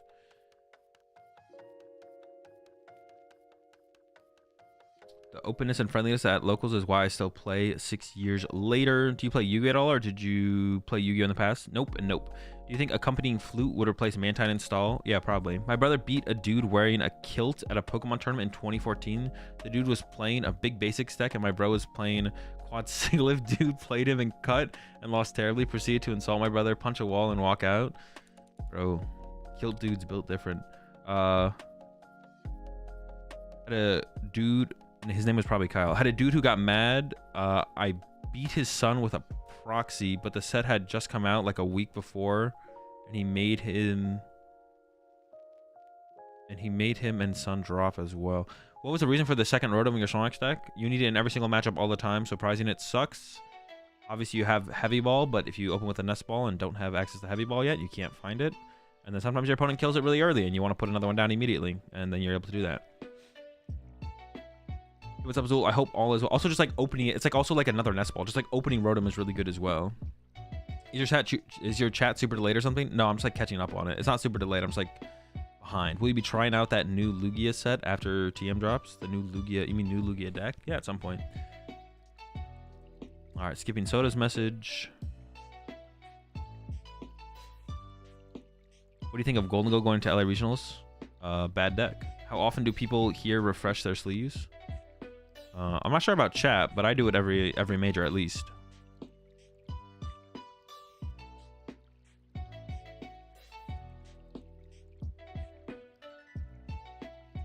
There was that one slow play penalty at OCIT, that Buzzrock year. That was LAIC.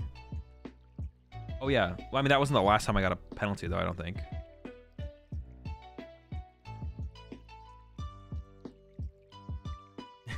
Mike sounds good. Mike's good. Cool, cool, cool. You're answering messages from like 5 minutes ago. I think your chat might be delayed. It's been happening at a lot of streams lately. No, I'm just catching up on messages, Jesse. How much better did Guardy get with adding Monkey Dory? No clue. Haven't played the new set. What decks am I excited for in Twilight Masquerade? All the new ones. Please do more content like that. The PokemonTCG needs that. It's a lane I feel you opened up. I definitely want, like, yeah, like I said, I want to do more stuff like that. So does Pokemon feel like a job for you now? Or do you still truly enjoy it? Definitely doesn't feel like a job. Playing any decks tonight? No, probably not. Dude, I'm not. Amy? I've answered your question at this point, Amy, but you don't have to ask that many times. I'm catching up on chat. I need your opinion on Golden Go, Azul. Golden Go sucks.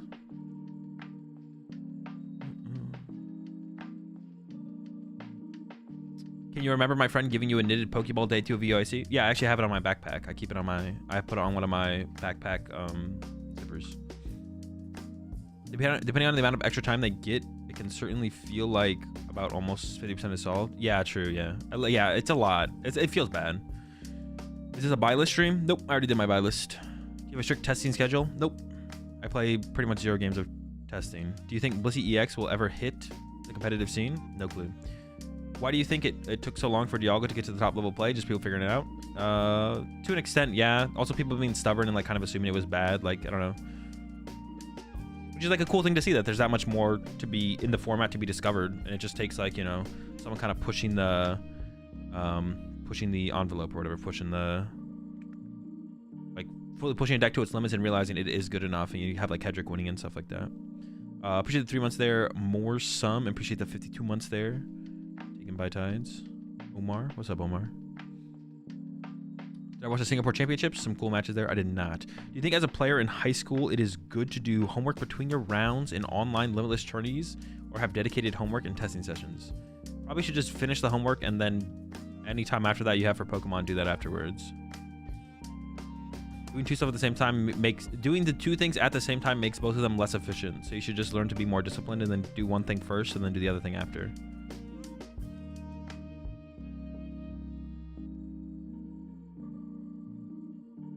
No avenue of life can you walk into a space for the first time and be handed everything. Yeah, but for some reason people in the Pokemon community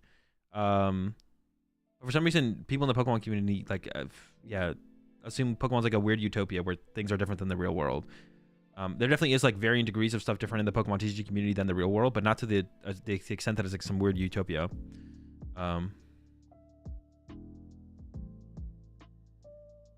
If you want to hang out with good players, get good enough and have a good enough personality that they notice you.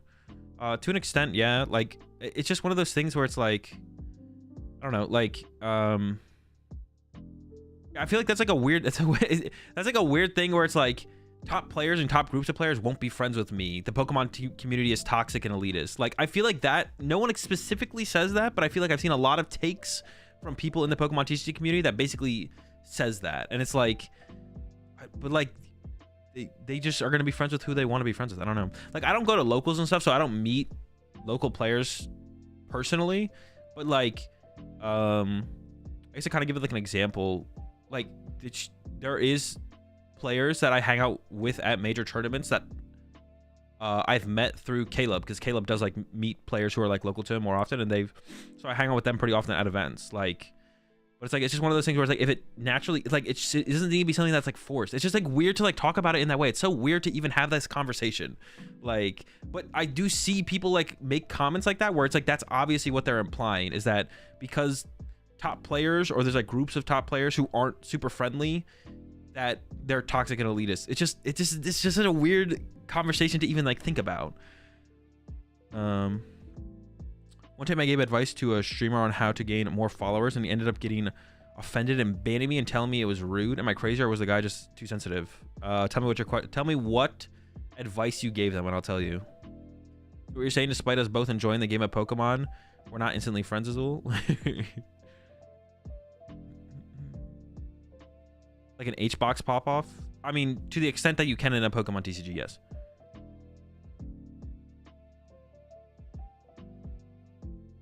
I walked up to Azul and I was like, what was that about? And Azul said he was happy, I guess. We have a guy at our locals that does that every time. Yeah, it's you, Soda. Left Mouse, was that their winning or just at round 2? It was like round 4 or 5. Not winning in, no. Did you see the HBox chair thing this weekend? I did. The chair, like, HBox's pop-offs, I think, are like weird. Like the Smash community, I feel like is kind of cringe for disliking HBox's pop-offs. The chair slamming was maybe a little much though. I don't know if I can get behind HBox throwing the chair the way he did, but you know, him like jumping up and popping off afterwards, I don't think it's like bad. I think it fits kind of the hype of like a fighting game. Like, I don't know, I can kind of feel like when I watch a fighting game and you can feel the energy from the players going back and forth and the game is like super close and then someone pops off at the end. Like, I don't know, it's not the same in a PokemonTCG. Like, there's not the same buildup of like energy and tension as a PokemonTCG match plays out, because it's just a different style of game. But you can feel that energy and tension build up. You can feel that energy and tension build up like through when a fighting game match is like happening. Or even something like a League of Legends team fight is happening, right? It's not the same thing in like a TCG, so it's different, but yeah, the chair throwing was a little much maybe, but like, I don't know why people dislike HBox popping off so much.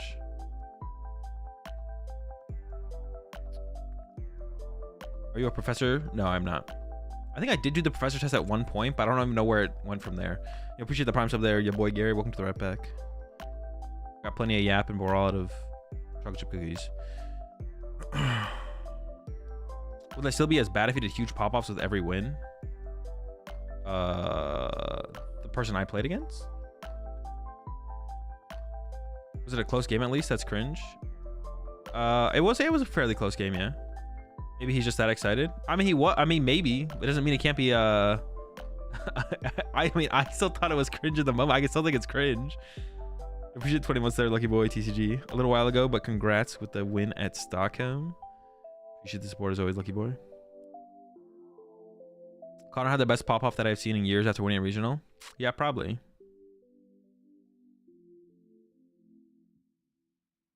I do find how reserved people are when they win. Like, nobody has any reaction to winning and getting a ton of money. That's kind of crazy, not gonna lie. A lot of people say that.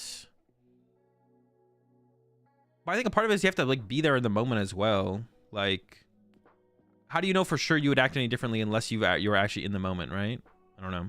I think it's fine to pop off as well. Like, I don't think it's like a bad thing.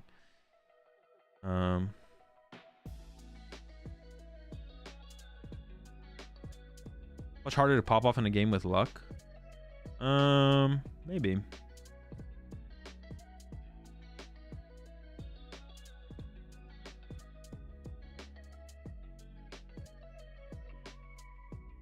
Okay, I got you.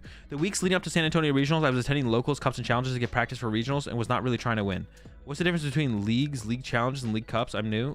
League is just like a local league where people go and play Pokemon. League challenges is a sanctioned tournament of a small scale where it's just basically like 4 to 5 rounds of Swiss, and then final standings determine final placements. And then league cups is where you have like 5 to 6 rounds of Swiss usually, followed by a top 8 cut where you play out best 2 out of 3 in top cut. Appreciate the 12 months there, Austin. Just wanting experience in my in the best of 3 format. I was playing the ones who attend all regionals and place well, and they not care to share any ideas or info on how to get better, or God forbid someone asked about their deck/text, something small as just providing an insight on regionals, or even just to be better prepared. Or I know I wasn't winning regionals, just to be able to have fun prep would have been a small decency in my eyes. I would still have to know like what kind of questions you like. I can kind of see where you're coming from, Tito. I guess with that's like you, but I don't know. Like, if someone's just trying to like show up to a tournament, you know, play their league cup and just like chill, like you're also like invading their personal space, right? So if they want to respond to you, like if you're playing a game of Pokemon, you finish a game of Pokemon, if you want to go up and ask them a question, but like some people don't want to answer questions, you know, they just want to like chill, play at their league cup, hang out with their friends at the league cup, and just do their own thing. They don't want to have to be thinking and asking and answering questions about Pokemon from someone that they don't know, right? Like, it's you're not entitled to it. I think doing it on your end, as long as you do it respectfully, is fine. But if they just are like, no, I'm not down for this, I don't want to do this, that is also fine on their side, and it's not toxic or should be considered a knock on their character if they don't want to engage with you in that way. Haven't JW and Connor Fitton popped off? Those are probably the top 2. What do you think about Toxicity EX Terrestrial? Terrible. In Lost Zone / Xianbao, how to decide when to Pokestop first or conceal card first? There's too much of a... Can't answer that question right now. What do you do with your old sleeves? I just throw them away. Do you recycle your old sleeves? Can you? I guess you could, right? I don't, but I probably should. I usually just throw them away in the hotel room trash. Wait, so is Twilight Masquerade coming out tonight or tomorrow? Tomorrow. I noticed the chat thing too. It felt like deja vu when Azul reads out loud something I read earlier. I even checked if my stream had somehow skipped back. No, I'm just like catching up. I only ask because there's a couple other streams I watch. Yeah, so basically in these opening scenarios where I'm asking a lot of questions, I fall behind in the chat. At this point, we should just keep spamming. Actually, one of my favorite streams was the Convo stream you had with James. Yeah, it was a super good stream. I want to do something very similar to that moving forward. I just need to figure it out. I definitely want to have Grant, or I definitely want to have Book do like that show with me. So I need to message him and we need to get that sorted out. I'm gonna try and do like the next one of those like I don't know, NAIC or something, like have a potential for people to call in and just talk about stuff.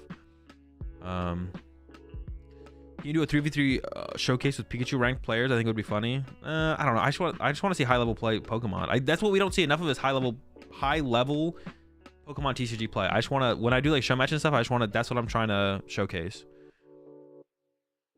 If you're a big Pikachu, which 5 TCG casters would you like to see at Worlds? That's bait, Benji, and I'm not answering that question. Just watched your San Antonio regional final match. I'm from there, so I was excited to see the matches from the event. It was insane. Just gone to the TCG. It was a great watch. Hope you stick around for a long time there, Andrew. It was an intense match. I threw at least once. Grant told me I threw a lot, but it was probably just the once. Sorry, I thought you were ignoring, but could you please answer my question? I answered your question. I said probably. Wait, I've definitely caught up to this point. Amy, if I scroll down any further and there's another question about the Mantine / Flute thing, I'm timing you out. Flute will probably be played over Mantine. And if I scroll down and there's another question about it, I'm timing you out. I showed up to my locals, beat them with Ice Rider a bunch, and now we are great friends. There you go. You just got to beat him with Ice Rider. Elitist Azul, I do what I can. Does anyone know if Pokedata is down? Well, it's weird because like it's almost makes you guys sound like celebrities. Y'all are there to play the event too. Yes. Yeah. Was the advice even asked for? Wait, what do you mean? Or every time I've tried to, dude, I'm gonna. Soda, I've never even met you IRL. We gotta meet IRL though once. How do you decide to add people to a group? I gotta meet the legendary Mrs. Oda King. How do you decide to add people to a group that's work with people for a specific event, like Grand Chen earlier this season or Ryan now? It's just it just like naturally happens. It's like not something that is like planned out. It's not something that's like planned out or overly thought about. It just like naturally happens. It's just like this player we think is, it's like basically me, Caleb, and Grant are just like, we think this is a good player. We hang out with them at events sometimes, and if they want to work with us, then we'd want to work with them, kind of thing. But it's just like something that naturally happens. Did I ever talk about the new PokemonTCG mobile game? A while ago, yeah. Seems cool. The H-Box pop-off transcends Melee. I love giving streamers advice about how they can get followers and views by buying my service, and they always ban me. Oh, you're just like trolling, right? That's a troll. Hazel, morning from Australia. Morning to you as well. I don't like you. Have you heard about Warhammer toilet dice? I have now. Azul, it's funny also because that guy ended up going 6-3 and you made day 2 of that event, if I'm not wrong. Hartford, yeah, I lost the winning into top 8 in that one. Did he almost hit someone with a chair once or something? H-Box? Possibly. Opinions on Greninja. Gross pass build? Gross pass. Gross pass. I don't know what gross pass means. Absolutely no one is mad about the pop-off. The chair is the issue. Yeah, that's what I'm saying. Like, well, but I see people talk all the time about how people don't like H-Box and his pop-offs on Twitter and like the Melee community. That's what I'm saying. I think his pop-off in general is, the chair is a little much, maybe. The chair is a little much. The TCG doesn't get as hyped due to the nature of it. Yeah, exactly. If you get the best possible draws and stuff, like the Murata winner at the Japanese League lately, then it's deserving, but that is stupidly rare. Yeah. I mean, even VGC has more tension because of the music during the gameplay alone. Yeah, I feel like you can have that energy build up if it's 1-to-1 and someone is relying on getting something off the top with the one last draw effect to it. Yeah, it's just hard for that have that tension and energy build up in a TCG, but it's possible. Same reason why people pop off at Go and Unite pop off way more than TGs. Different game dynamics. Yeah, exactly. Like more tension, stuff builds up. And Unite, you also have like Unite's so much different because it's a team game. So you have like you and your team there, and like obviously like you're gonna turn over to the person on your left or your right and be like, let's fucking go, and like stuff like that. So, yeah. Does a kid ask you for a photo if asked nicely when you have time, or do you not like that sort of thing? Maybe it happens someday. Yeah, it's free to yeah. You feel free to come up and ask me for a photo or to sign something or whatever. I don't mind. Do you play Smash Bros? I do not know. I used to like watching Melee, but I've kind of fallen out of watching Melee. I still like watch Evo when it happens. Do you think with Twilight Masquerade Stall would use Sandshrew? No clue. We should have pop-offs like that in Pokemon. Yeah, I'm gonna throw a chair at I'm gonna throw a chair at someone next time I win a tournament. Your opponent's deck across the room when you win. H-Box did pop off for an easy 3-0 win, which is kind of lame. But was in the finals, right? I mean, like if you feel like he just like dominated, then that's like you know, that's like a different kind of like energy and hype to it as well. The more this behavior is left unchecked, the higher chance that someone gets hurt on accident. True. I think, like I said, like the chair is probably going too far. You know what's a great feeling? Finding out that I can play PokemonTCG tournaments. That is only 3 miles from my house. That is a great feeling. Did you ever talk about the new PokemonTCG mobile game? I did a while ago. That's the time he played versus Painted. It's like usually luck based to get a super instant hype moment like that in PTCG, like top decking 1 in a 20 game winning card. Yeah, that's why it's just it never happens. The pop off. If you win LA, I'll bring you Fazoli's at NAIC. I got you. Nah, don't, dude. Fazoli's can stay at Fazoli's.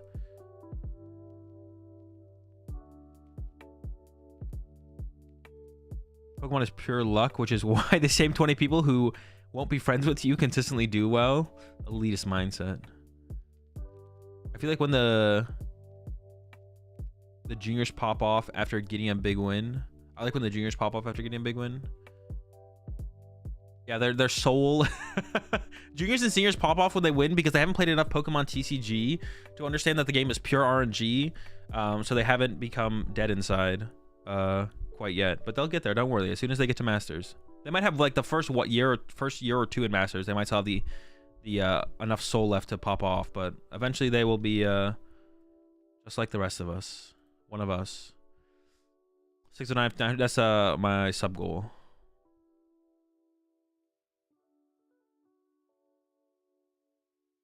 How essential was the second Mimikyu in your lax list? Not overly essential, but it just like it makes the Charizard matchup like a guaranteed, like it more easily solidifies the Charizard matchup for like some weird late game stuff that can happen.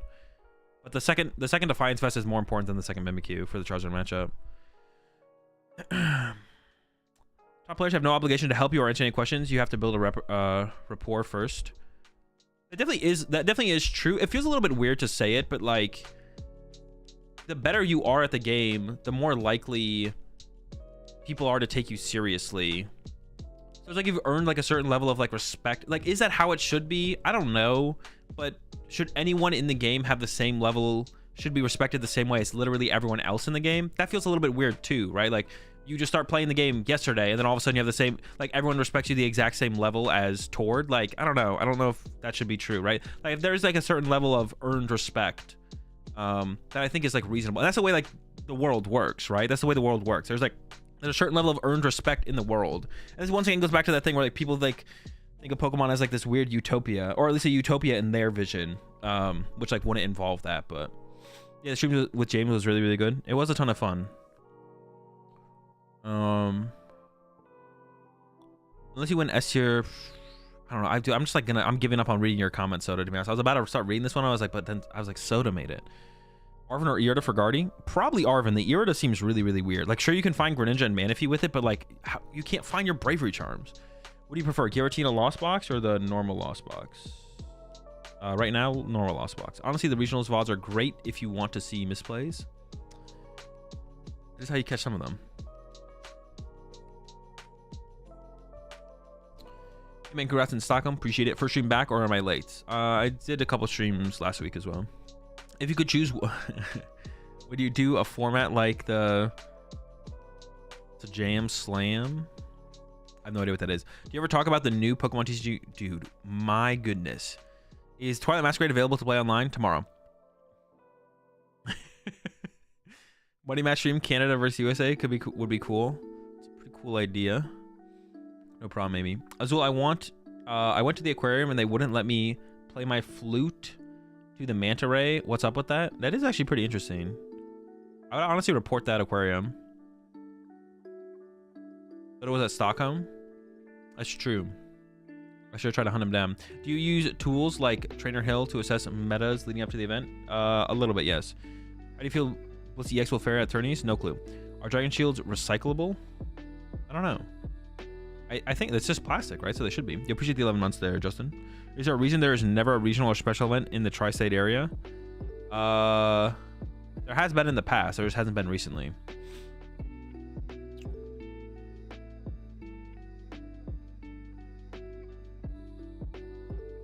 Going to bring a mariachi band to the next regionals to play anytime I win. Honestly, that's kind of a... I'm down with it. I wholeheartedly agree with your take about personal space and just wanting to chill. Well, now that I have played for a while and won a few tourneys on the opposite side, I don't disagree with you. However, I do believe, especially if I am representing a city/team, that being open and friendly to those lower than me is something that should be a given. I don't know. It's just like not... It's one of the thing with it, like representing a city, but you're not asking to be representing a city, right? So that's the first thing. If you're a good Pokemon player from Chicago and you're repping, like, everyone knows you're a good player from Illinois/Chicago, the city, the state, that doesn't... You're not asking for that as a Pokemon player. It's different than being like a professional basketball player, where it's like you're being paid a lot of money to not only play basketball, but to represent the NBA, your team, in the sport in general. And then it's fair to hold those people to a higher standard. But in Pokemon,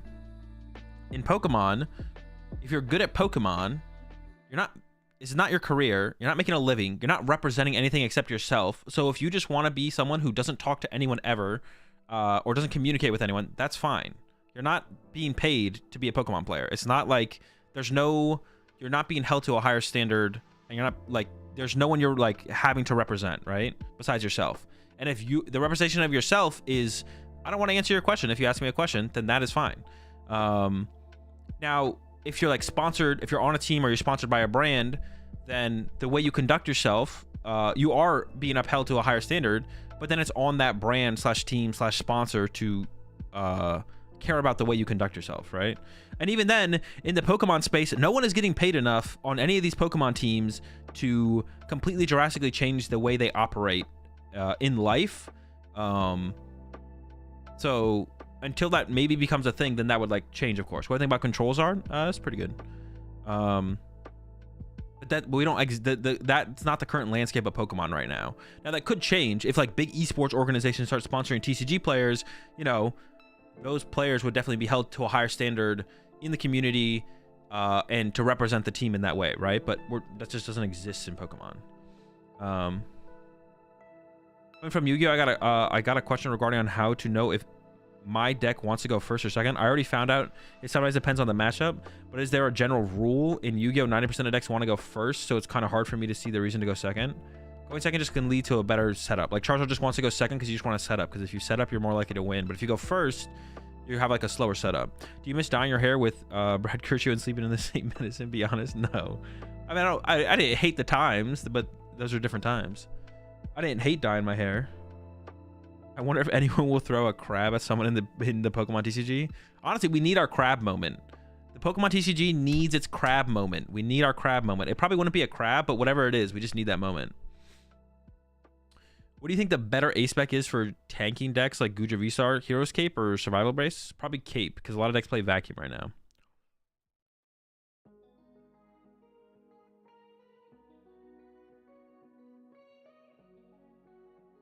Whether or not you know anything about VG?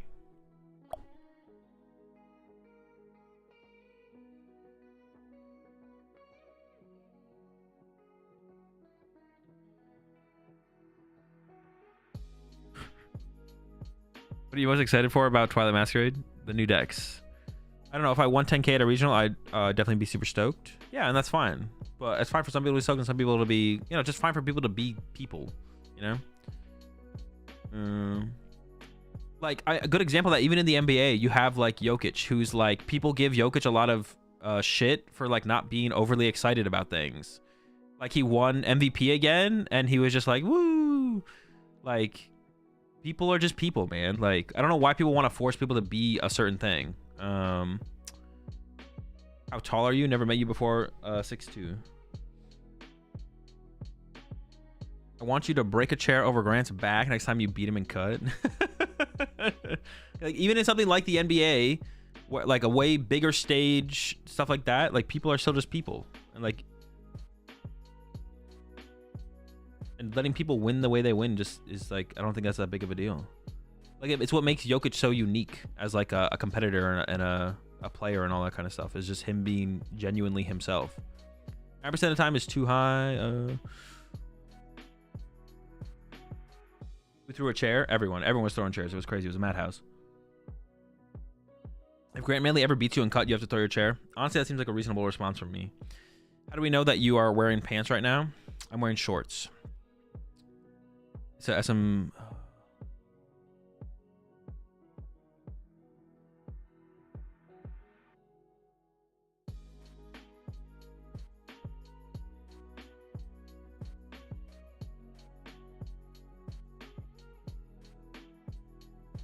What is your favorite Pokemon card and then favorite Pokemon outside of the TCG? Strudel, and favorite Pokemon card is the Cleffa full art thing.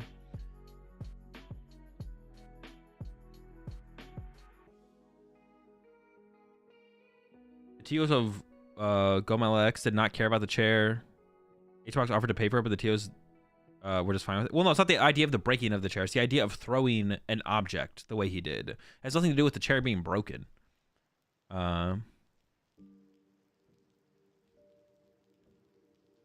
People don't just think they can be on the same level as the best chess player in the world. It takes skill. That's just human psychology. All the data on Tord versus the know nothing Joe Schmo, people respect Tord more.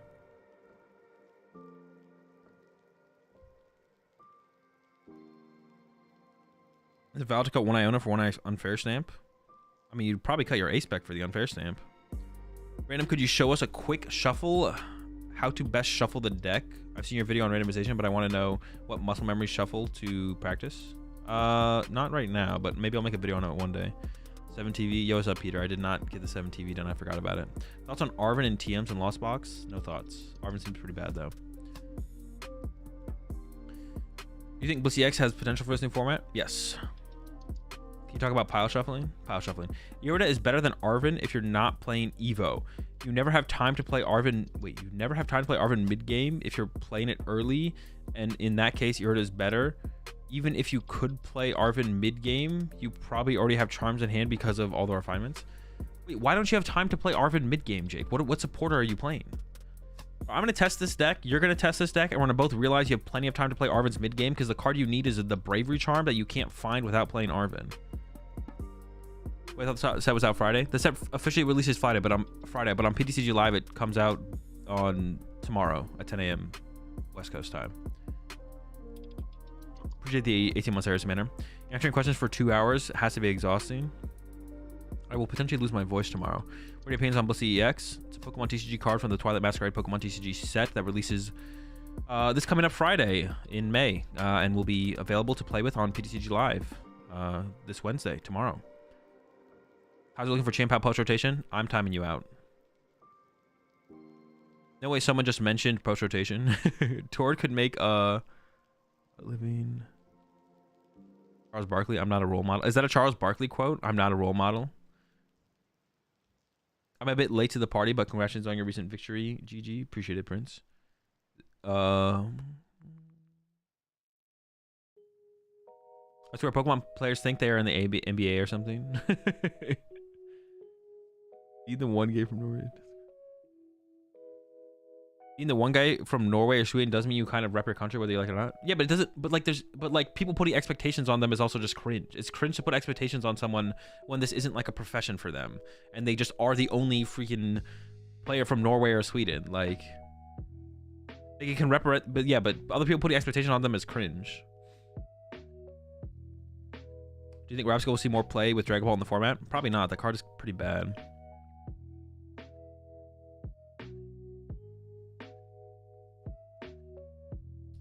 Have you seen the new Dusknoir? I have. We'll talk about it here in a second. That was like my first cup. I ended up topping with an off-meta deck, and everyone was wanting me to win because of it being local to the store, and I was, oh, dude, I just want to play cardboard. Who's going to take the fall and throw something on stage? Well, what are we throwing? So one question. If someone with a German Pokemon deck will be invited to a championship, do I get English cards as I borrow, or can I use the cards in my language at international events? At international events, you can use your home country's cards or your home region's cards. Like Worlds or an IC. I don't know what a crab moment is, but PTCG's big moment was when whoever said raw, just how we like it. That was what Sable House. Azul, do you feel joy? Sometimes. Do you still get a sense of joy or accomplishment of winning majors? Of course. Azul, do you feel? Azul, do you? Azul, do. What decks from Twilight Masquerade are the 2024 Dallas Mavericks? Honestly, probably like I don't know.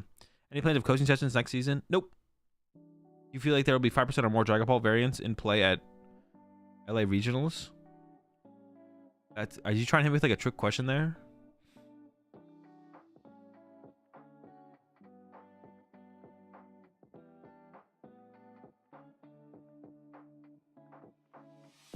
People want to experience winning vicariously. If he doesn't pop off like they would, it breaks the illusion. That is probably true to some extent for sure. So much more cringe to force a reaction than to not have a reaction. I agree. So if I do the read a Pokedex entry, will you read it? Maybe. Azul, and if I don't, I'll give you your points back. If ever given the opportunity to explore an ancient ruins rife with treasure and mystery, would you embark on that journey? Probably. Sounds pretty cool. Do you ever feel that you're giving a psychology course in any of these streams? Sometimes. But hopefully like people take things away from it and are more educated on life and human interactions to an extent.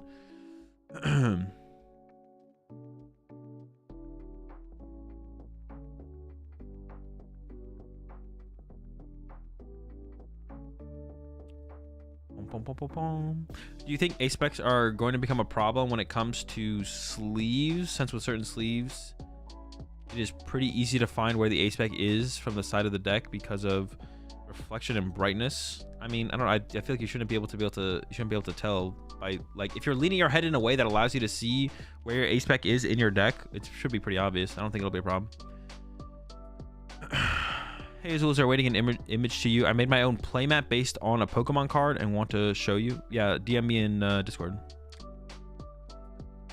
You're always playing Iono, Turo, or Boss. We'll see about that, Jake. You're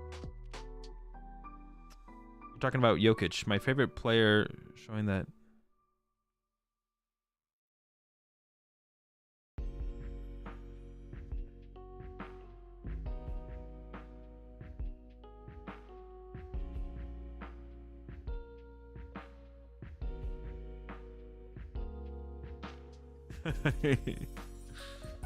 You're talking about Jokic, my favorite player showing they just didn't want to be forced to do things was Marshawn Lynch.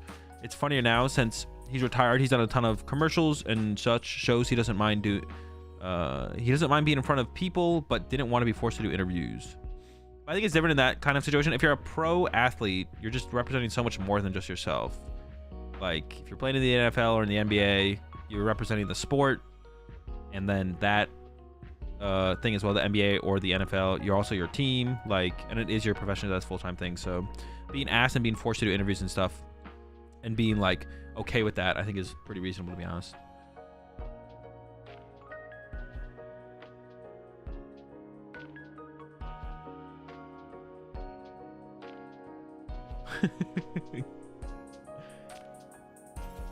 Are you watching the Singapore event this weekend? No, I'll be in LA playing in the regionals.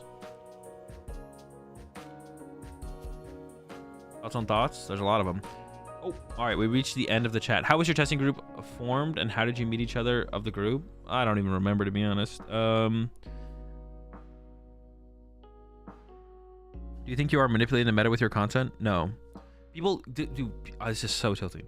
All right, so basically people will be like, oh, meta manipulation is real, and then you'll be like, oh, so you think content creators or people are putting information out there with the purpose of trying to make people play certain decks, and they're like, oh no, but like just as an example, Alex Szymanski posting an article on X deck will cause more people to play the deck or more people to tech for the deck. It's like, okay, that's not what manipulation is. People in the Pokemon community are stupid and don't know what the word manipulation means.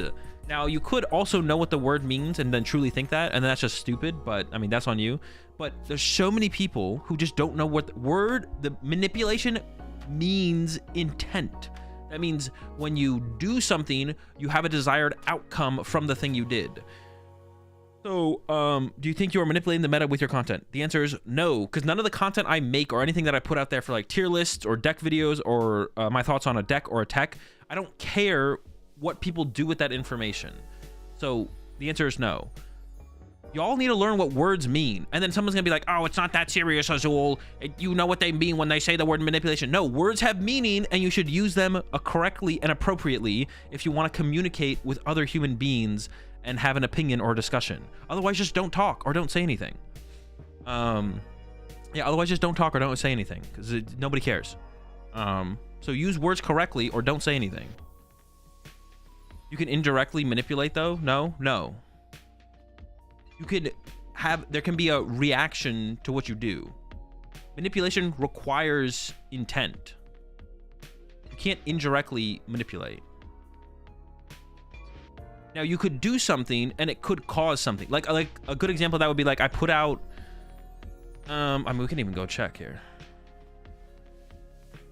Meta manipulation requires intent for a desired outcome of your action.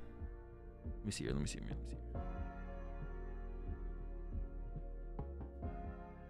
So I know that's not what you meant with your question, but yes, like information I put out there definitely sometimes affects what people do as far as like deck choice or card choice or tech choice, for sure.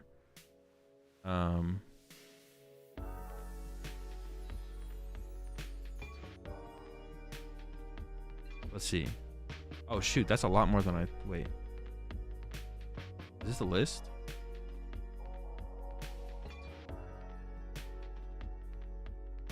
So I put out that list for that Charizard deck prior to Charlotte Regional Championships, and then Caleb Rogerson took it, and a couple other people took it apparently as well. And then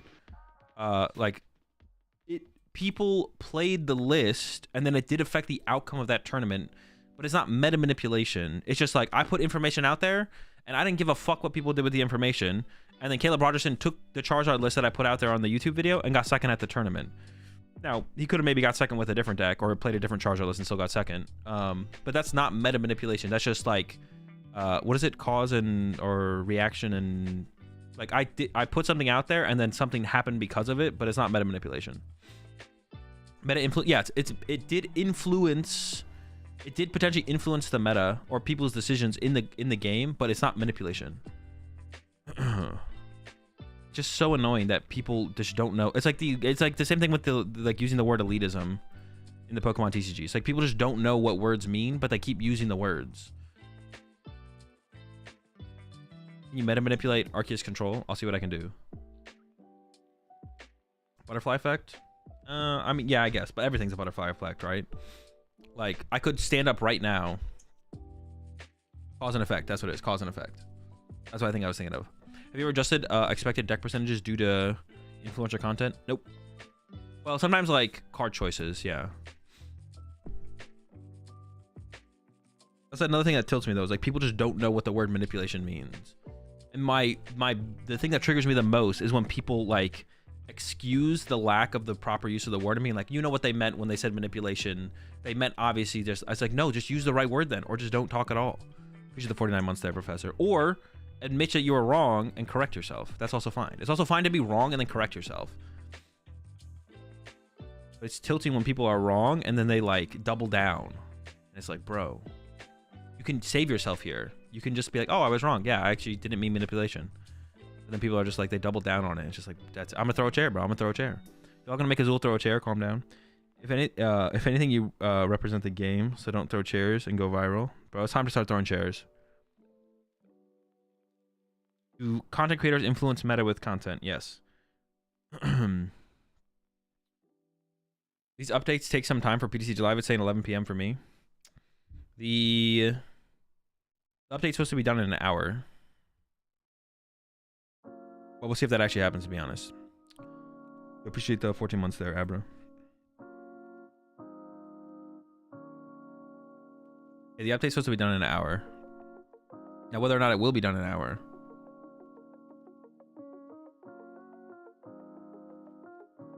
You appreciate the 43 months there, Villa. I start reading my thread then. We'll take at least an hour to get through. That's true, Jake. We should probably jump over to the Jake Gearhart thread. And I did want to look at...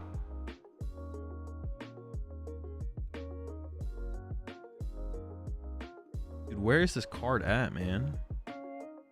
Why can't I find... Why is there not a translation of this card? What the heck? All right, hold up.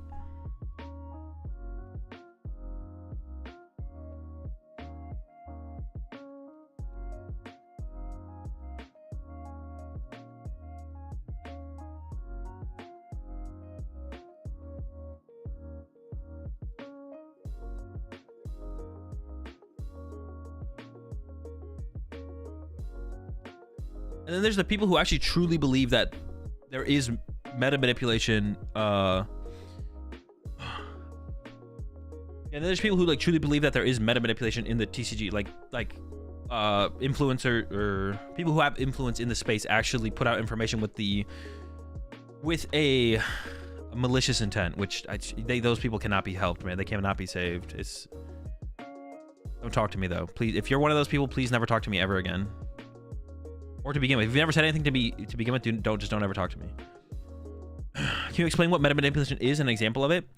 An example of meta manipulation would be a player in the PokemonTCG with influence puts out an article talking about why you shouldn't tech for control going into a major tournament, and then them playing control with the purpose of knowing that they're going to play control at the tournament and wanting to have the least amount of techs existing to beat control in the tournament. But they would have to be doing it with that intent. Now, it's possible that they could think in the moment currently. Let's say we'll just take it's Monday, leading up to a tournament. They put out their article being like, control's really bad right now. You shouldn't tech for control. Just keep your deck straightforward. But by Thursday, they could genuinely have changed their opinion and been like, oh, wait, shit, I was just wrong. And my information previously was just wrong. Control is actually a really good play for this event. I'm actually going to play control for this event. So it's possible that happens.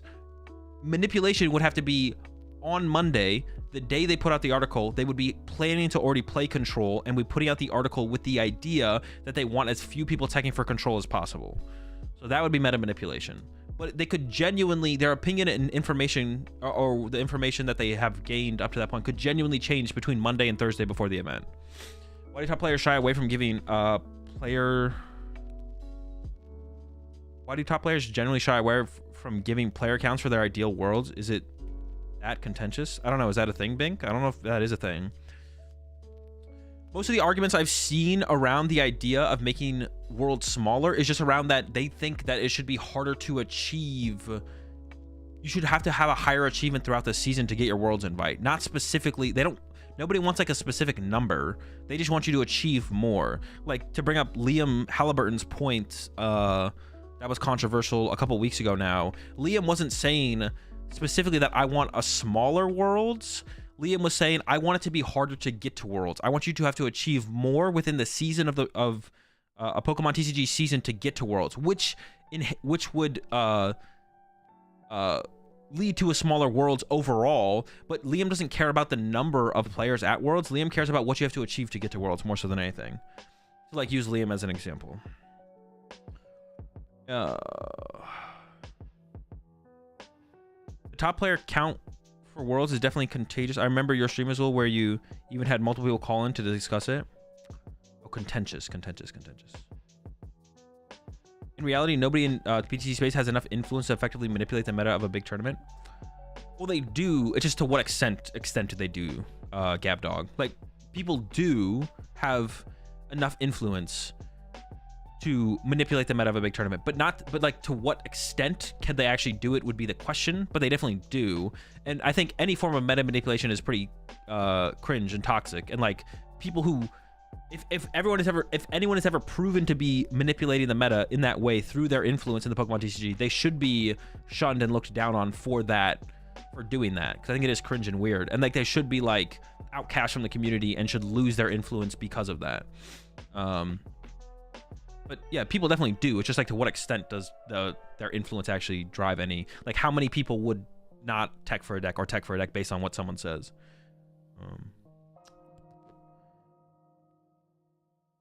Azul's going to be interviewed after winning ALA and still be ranting about meta manipulation. It'll be higher quality? Theoretically, yeah. Hey, Azul, do you think there is any merit for the game to become digital only if we had a reliable client? No. I think one of the cool things about the Pokemon TCG is the physicality of the card game. Honestly, this is just one of those the internet is bad sort of discussions. The internet has become a tool of mass influence. Everyone has perspectives. Some of those only exist to goad others to an extent. But I think people are generally people are more genuine than that. Assuming that opinions and takes that you don't agree with are just people trying to get a reaction out of someone else is like part of the problem as well. Instead of taking someone at their word and assuming, like, being good faith, having a good faith interaction with them. Imo, the only real question is how big does Pikachu want Worlds to be? Definitely is a question. I don't know, but I don't know for sure if that's the way Pokemon looks at it, to be honest, Abra. We don't know for sure, I don't think, how Pokemon views Worlds. Obviously, it can't be too big because they only have so much venue space, but it could always be smaller. Have you already started testing for the NIC? Or no, I wait until the expansion's live.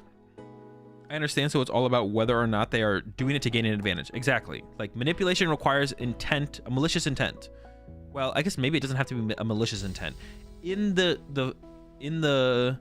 the idea of meta manipulation, it requires malicious intent to take advantage of the information they're putting out there in the next major tournament they plan to go to.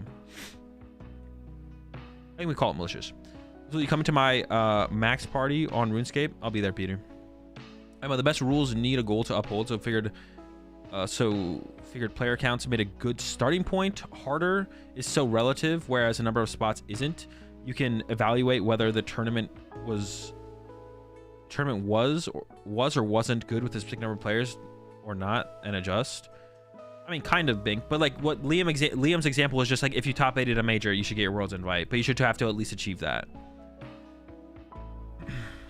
Now, whether or not you think that's too hard or not hard enough, but like that's already like a qualification.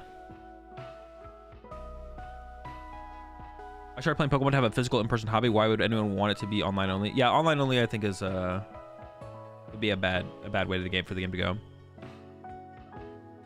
What deck are you going to test first on stream when the set drops? I don't know yet. Yeah, I keep seeing people say they want it to be a convention beyond just the game, but outside of the Pokemon Center at ICs, I haven't really seen that. Yeah, I mean, they definitely need to do more. They definitely need to do more. But who knows? Maybe that is like the goal moving forward. They've definitely done. It's definitely become. I think they definitely made it more and more less about the competition from like when I started playing, but not by a wide march or anything. Not by a lot, I guess. I'm quite confident Pokemon structures are the season such Worlds invite based on what they think will keep the most engagement and sell the most product. Possibly. I don't know if Pokemon really has to worry about that though. Like, Pokemon doesn't make money from competitive players, so I don't actually think that's true. They do want people to be competing, so that probably is part of it. It is a bit surprising that people like you and Tord aren't asked by Pokemon for ideas and such for cards. I mean, I'm not going to speak for Tord, although I doubt Tord is either. I don't know, the game is made in Japan, so it's like language barrier plus, yeah, it's a lot. You can manipulate to make the game harder for you, I guess. True. I guess that wouldn't be meta manipulation. That'd be like reverse, yeah. That would be like good faith meta manipulation. It's like, hey, I'm bringing control. Here's how I'd tech against me. You should do it. Bro, why is PTCG live down? I just want to play the new set. The new set's not available till tomorrow anyways. You should make a poll of new decks to build. I'm just going to go with the vibes, I think. But You do an LA tier list. I thought about doing one, but I'm not at this point. I'm not going to. Like the new set's already dropping and stuff. I'm not really worried about the current format anymore. Would you ever like a world's qualification system where you have to reach a certain top amount of players in a region to qualify, like top 64 North America or something like that? I don't think so. I think I always want it to be. I think it's best to have the invite structure to like to be there's just like a set goal that you try and achieve. I think that's the best way to do it.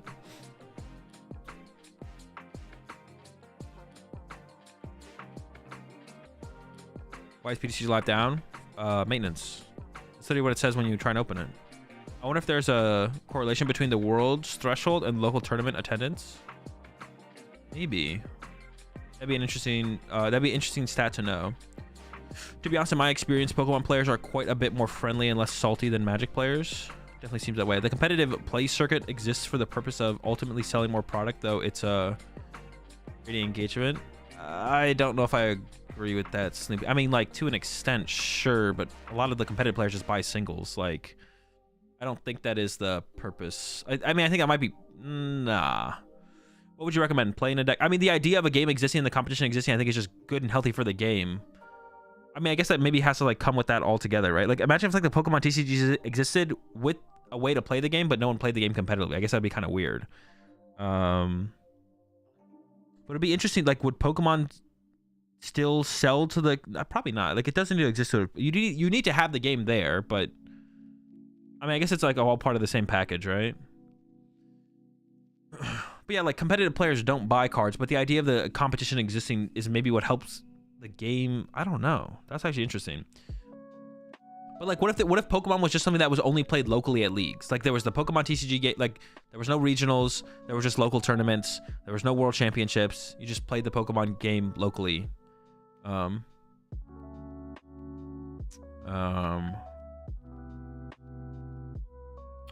would you recommend? Playing a deck knowing you can go very far with it, with top tier decks, or do you play an underdog deck because you love certain cards and enjoy playing them? I mean, just personal preference. Depends what you want to do. Do you want to try and give yourself the best chance of doing the best at the tournament, or do you just want to play whatever you want to play? What would be a chat? That would be a chat move to sit down and tell your opponent exactly how they beat you and then still beat them. Definitely beat. What was like the thing we were talking about yesterday? Oh yeah, just conceding game one instantly, then 2-0 in your opponent. Do you think it's worth trying to make Luxray EX a functional deck? Yeah, I think so. Or is it not good enough to focus on that? I would try and make it work for sure. I'm going to try and make it work. What was the reason to carry 2 Rotom being your strongest deck? It's the most important card in the deck. Yeah, it's the most important card in the deck. Don't want to prize it, and then if they go KO, you want to get another one immediately.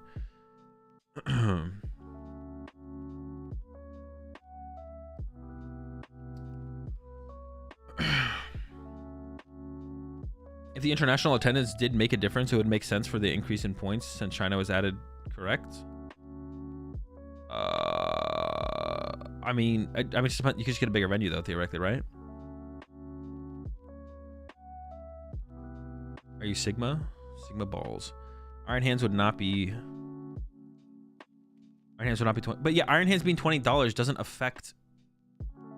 The secondhand market has no influence on how much Pokemon, well, on how many booster boxes of Pokemon. It does to an extent, but like not really. Like it kind of does. But like Iron Hands being worth $20 doesn't like people buying singles off TCG Player for $20 doesn't affect Pokemon's profits. But it might be all part of this. It might be all part of like a ecosystem that like where it's like necessary for that to exist for Pokemon to maximize profits. Is there merit to just maining the BIF for the whole format and then learning Mirror really well? Yes. In my experience, I'd rather play a good deck and lose to a bad matchup than bad players instead of metagaming and trying to hit all of the good matchups. I think generally just maining the BDF is it just depends what it's like. Both angles are reasonable, I guess. Yeah, both angles are fine. Will I be testing Dragon Ball on stream? Probably not. The deck sounds kind of boring. What would you do if you were a strong player locally, kind of big local scene, but you just didn't have any budget to travel and compete and wanted to challenge yourself as a player? Win everything locally. Play in online tournaments as well. How far in advance do you usually buy singles? Seems so expensive to buy before the set drops. I usually buy before the set drops. But I just like... I get all of my cards currently from my sponsors. But back when I did buy cards, I did buy... everything just before the set drops, because I just like having everything immediately They don't want to have to worry about it. But it definitely, if you're just trying to save money, you just should wait a couple weeks until after the pre-release prices go down. But it depends how quickly you need the cards as well. Like if you're planning on going to NAIC, I'd probably try and figure out what you need for NAIC as soon as possible and get your hands on those cards. But yeah, it just depends on your situation. In your opinion, what is the better meta call for LA, Dialga or Zard Pidgeot? Probably Zard Pidgeot. The singles market should affect how many boxes the sellers open. That is true. Being on Sablezard as a play for LA, I think Sablezard sucks. You shoot the 10 months there, Adrian. In a format dominated by Dragapult and the new Greninja existing, do you think Zard will have to ditch Manaphy and Jirachi for a 1/1 Rapscaline, even with the I have no clue. No clue. I think Zard is probably just a bad deck, but...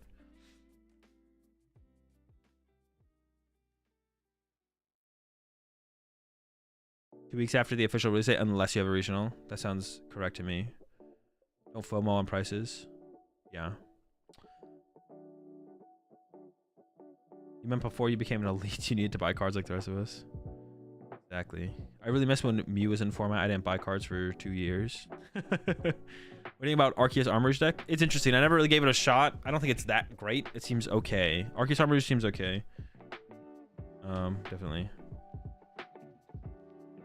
Roseanne's backup and new Lugia, yay or nay? Definitely nay. That card sucks. All right, let's take a look at these cards, man. All right, I've caught up on chat again. So, has anyone ever topped in memory with a completely crafted deck they came up with? I mean, yeah. Yeah. Like most of Sanders' decks are pretty unique. Arvanzard, yeah, Arvanzard, when Azevedo won with Arvanzard, like no one else was playing Arvanzard before Azevedo won with it. Yeah, the Australian playing the Durant Mill that got top 8. Vikavolt Melanie's a good one. Mega Audino. Yeah, it's another good one. Yeah. Would you rather have a dog with human hands or a cat with a human face but doesn't speak? Either way, they're going up for adoption. When you replace a consistency card for a tech, how many? GA. Wait, how many games before you decide? Just intuition. Like how long you've been playing the game. It's like, yeah, it's just like there's no correct answer to that. There's no correct answer to that. Correct answers don't exist.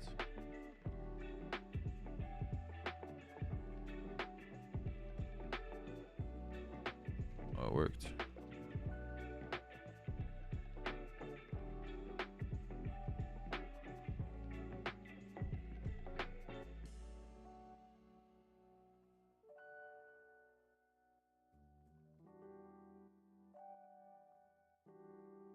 All right. So the first thing we take a look at here is these guys. Depending on my previous question, from what you know, why would Sablezard suck? There's not a good way to answer that.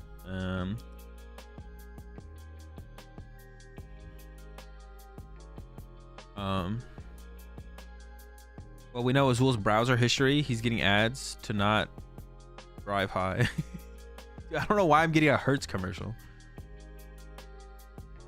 So would you rather be forced to watch a Dragon Ball Evolution 10 times in a row, back to back with no breaks in one day, or play 10 games of League with Ryan inting every game? Probably the games of League, because at least like they'll be different. And I can maybe win some of them if I carry hard enough.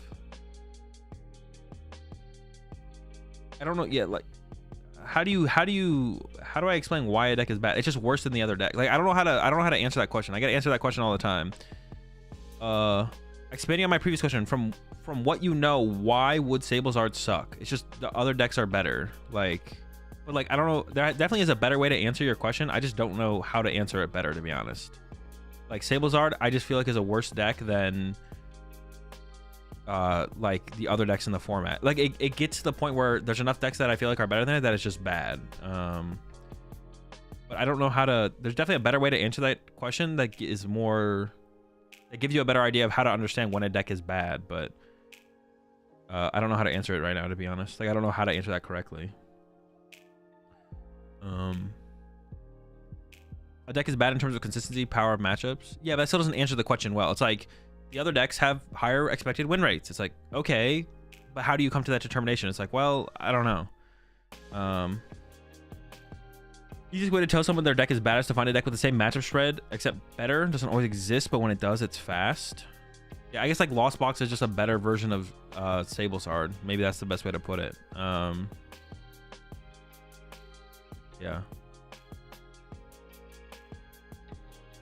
Yeah, I guess maybe that's the way to put it. Like, Sablesard is just a better version of the deck, which is like probably which is true. Well, I think it's true, but I'm not always right. So maybe the deck's broken. All right, we got the McDuskull here. Honestly, the alternate arts on these cards are pretty dope too. The Duskull, Dusclops, Dusknoir. And I think it was Juan mentioned it on Twitter. Like, they get closer and closer to the house. Like, first you got the Duskull hanging out here, and then Dusclops is close to the house, and then the Dusknoir is like up against the patio window or whatever. I assume so, because you can see his like hand is like he's like on the window. But actually, I read these cards and it doesn't seem terrible. It's interesting. So there's a Dusclops 60 HP meet up. Get the squad. Put up to 3 Duskull from your discard pile onto your bench. Not great, obviously. And then the Dusclops, once in your turn, you may put 5 damage counters on one of your opponent's Pokemon. If you place any damage counters in this way, this Pokemon is knocked out. So you knock yourself out and you put 5 damage counters on one of your opponent's Pokemon. And then the Dusknoir does the same thing, but you put 13 damage counters on one of your opponent's Pokemon. And then if you place any in this way, this Pokemon is knocked out. Which is interesting. I mean, it's like a way to force your opponent on odd prize cards while doing damage, or like to activate Counter Catcher or something like that. It's definitely interesting. I don't know how good it is, but easy way to proc Stamp. No, it doesn't proc Stamp, because Stamp requires your opponent to have taken a knockout during their turn, right? Like, this won't activate Unfair Stamp. It could activate Roxanne, or you could Iona them lower, but it doesn't work with Unfair Stamp, right? I'm pretty sure Unfair Stamp says during their turn if they took a knockout. But it's interesting. Like, and when I saw this card, I was like, oh, something like Arctina could play, or like an Arceus deck, where it's like, where your opponent's best strategy maybe is to just knock out 3 Arceus. You could play this in like an Arceus deck, like a 1/1/1 line or a 1/01 line or something. And then you just have like a way to put them on odd prize cards, which they're not going to go to anyways. Maybe it lets you activate Roxanne or Iona them lower, and then you get to put like 130 damage in play. Like, then Arceus could all of a sudden like knock out like 13. You could go Arceus for 200 plus 13 a year, KOing Dragapult and Charizard, stuff like that. So I don't know. There could be something there, I guess, but it's interesting. I was looking for the scan. Why this card right here? Wait, no, this card right here. There's no scan of this card here, is there? What is that? Because this thing was interesting. Someone tweeted it, but there's like no scan on PokeBeach here of it. Scroll down. Where is it? Maybe I'm tripping, but oh no. Where is it? Where is it? It's that one. Scroll up. This one. Dude, it's on that page. That doesn't help me. This one. It's not here though. It's just these two. Shrouded Fable Special. Shrouded Fable Special. Yeah, I clicked this. It's not here. Oh, it's right there. My bad. All right, you're right. You're right. You got lucky though. Got lucky. Where can I find the playlist of your YouTube streaming background music? Exclamation point playlist or exclamation point music should give you the link. As long as Pokemon is in the active spot, put 5 more damage counters on your opponent's poison Pokemon during Pokemon checkup. So I saw someone on Twitter say this plus Sneasler plus Perilous Jungle plus there's another one. This plus Sneasler plus Perilous Jungle plus Brute Bonnet. You can do 100 damage on the first turn of the game going first. Is there something that you could hit and run into this? What could you hit and run into this with? There's got to be like a hit and run, right? The new tool too. Elisapod? Pod? Tatsugiri? No, not. You have to run into this thing. Wait, is there a Tatsugiri that hit and runs? Glisapod, Bombardier, Glisapod. I don't know. There could be something. That could be cool, actually. The guys that come out with that set. Well, none of them hit and run, though. This thing has to be in the active at the end of your turn to get the extra poison damage. Yeah, search 2 cards, then run. Oh, is that what that does? Alakazam EX, bro? True. Alakazam EX. Broken. Iron Treads? I'm in.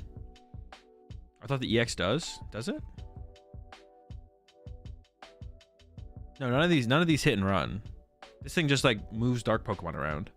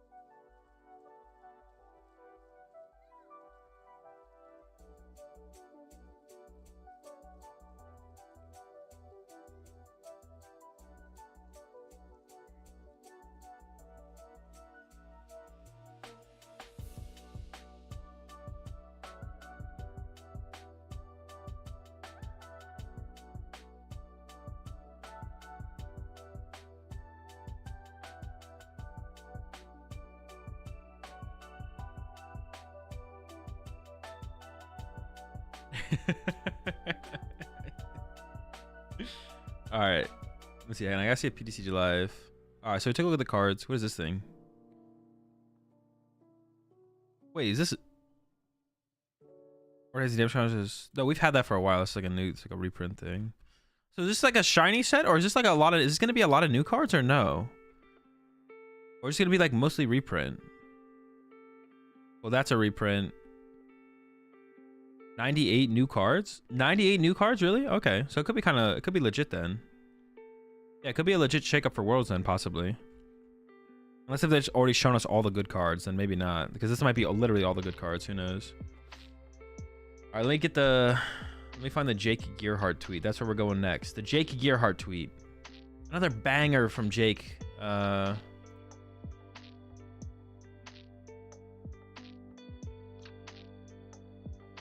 where we're going next. Jake Gearhart tweet. Coming in a little bit. Coming in a lot of it.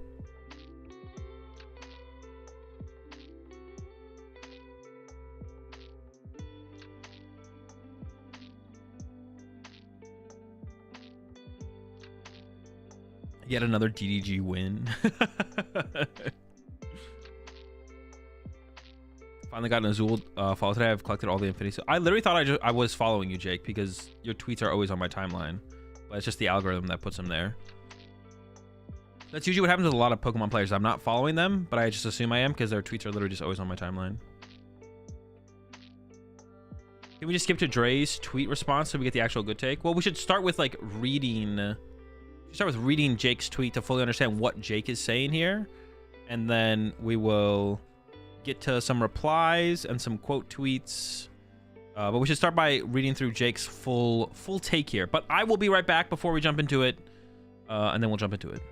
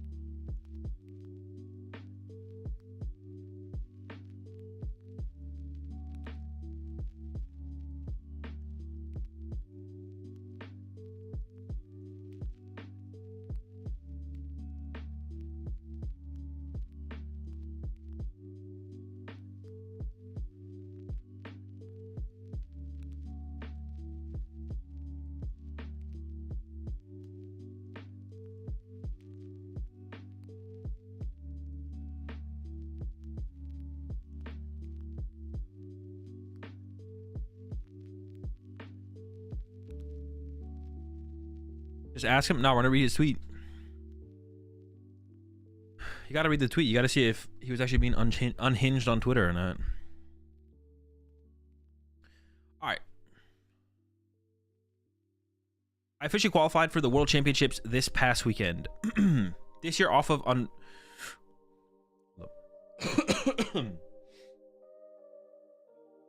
I officially qualified for the World Championships this past weekend. This year off of, unfortunately, what I consider to be exclusively second-rate finishes. I believe it's becoming increasingly unfair for this to be possible. So Jake is saying, I qualified for Worlds, and I think it's unfair that I qualified for Worlds in the way that I did, and then even has like a picture here with his placements here. Internationals, 50 points with a 1024. Best finish at a regionals with a top 64 for 230 points. Cups, top fours, first places, and then challenges, seconds to first places. Getting those 600 points. Congrats on your Worlds invite, Jake. And then explains further down here what he means by what he is saying. Japanese players have to finish in the top 4 of a 3,000 person tournament, or to be in the top 64 point earners of tens of thousands of players, while only being allowed to attend a handful of point awarding tournaments each year in order to qualify for the World Championship. So initially, or immediately with the first follow-up tweet, Jake is making a comparison of how much harder it is to qualify for Worlds in Japan than it was for him this year in America. And to put kind of perspective on that as well, it's easier to qualify for Worlds in Europe and in Australia. I don't know about Latin America, but it's definitely easier to qualify in Australia and Europe, I believe, than it was in America. At the same time, I think Latin America might be kind of equal to America and Canada. I'm not sure. At the same time, a player who averages well below that level of finishes has a reasonable chance of qualifying by going to a huge number of tournaments just because of where in the world they live. So Jake, for what this follow-up is basically advocating for like an equal qualification system around the world. Like, I don't even know if Jake is like specifically saying, and we'll continue reading here. I don't even know if Jake is specifically saying he wants Worlds to be harder to qualify for in America, but just like basically talking about the inequality of qualifying for Worlds in Japan compared to America initially here. As the game continues to grow, and as the Asia invite structure is expanded to include new massive player bases, namely China, I think the level of player that should be able to qualify for the World Championships from the TPCI regions must be rethought to be much closer in difficulty. Okay, so then immediately follows up with that and says, Jake actually says he wants it to be more difficult to qualify in the TPCI regions, and instead of like making it easier in Japan or China, making us go up to their level.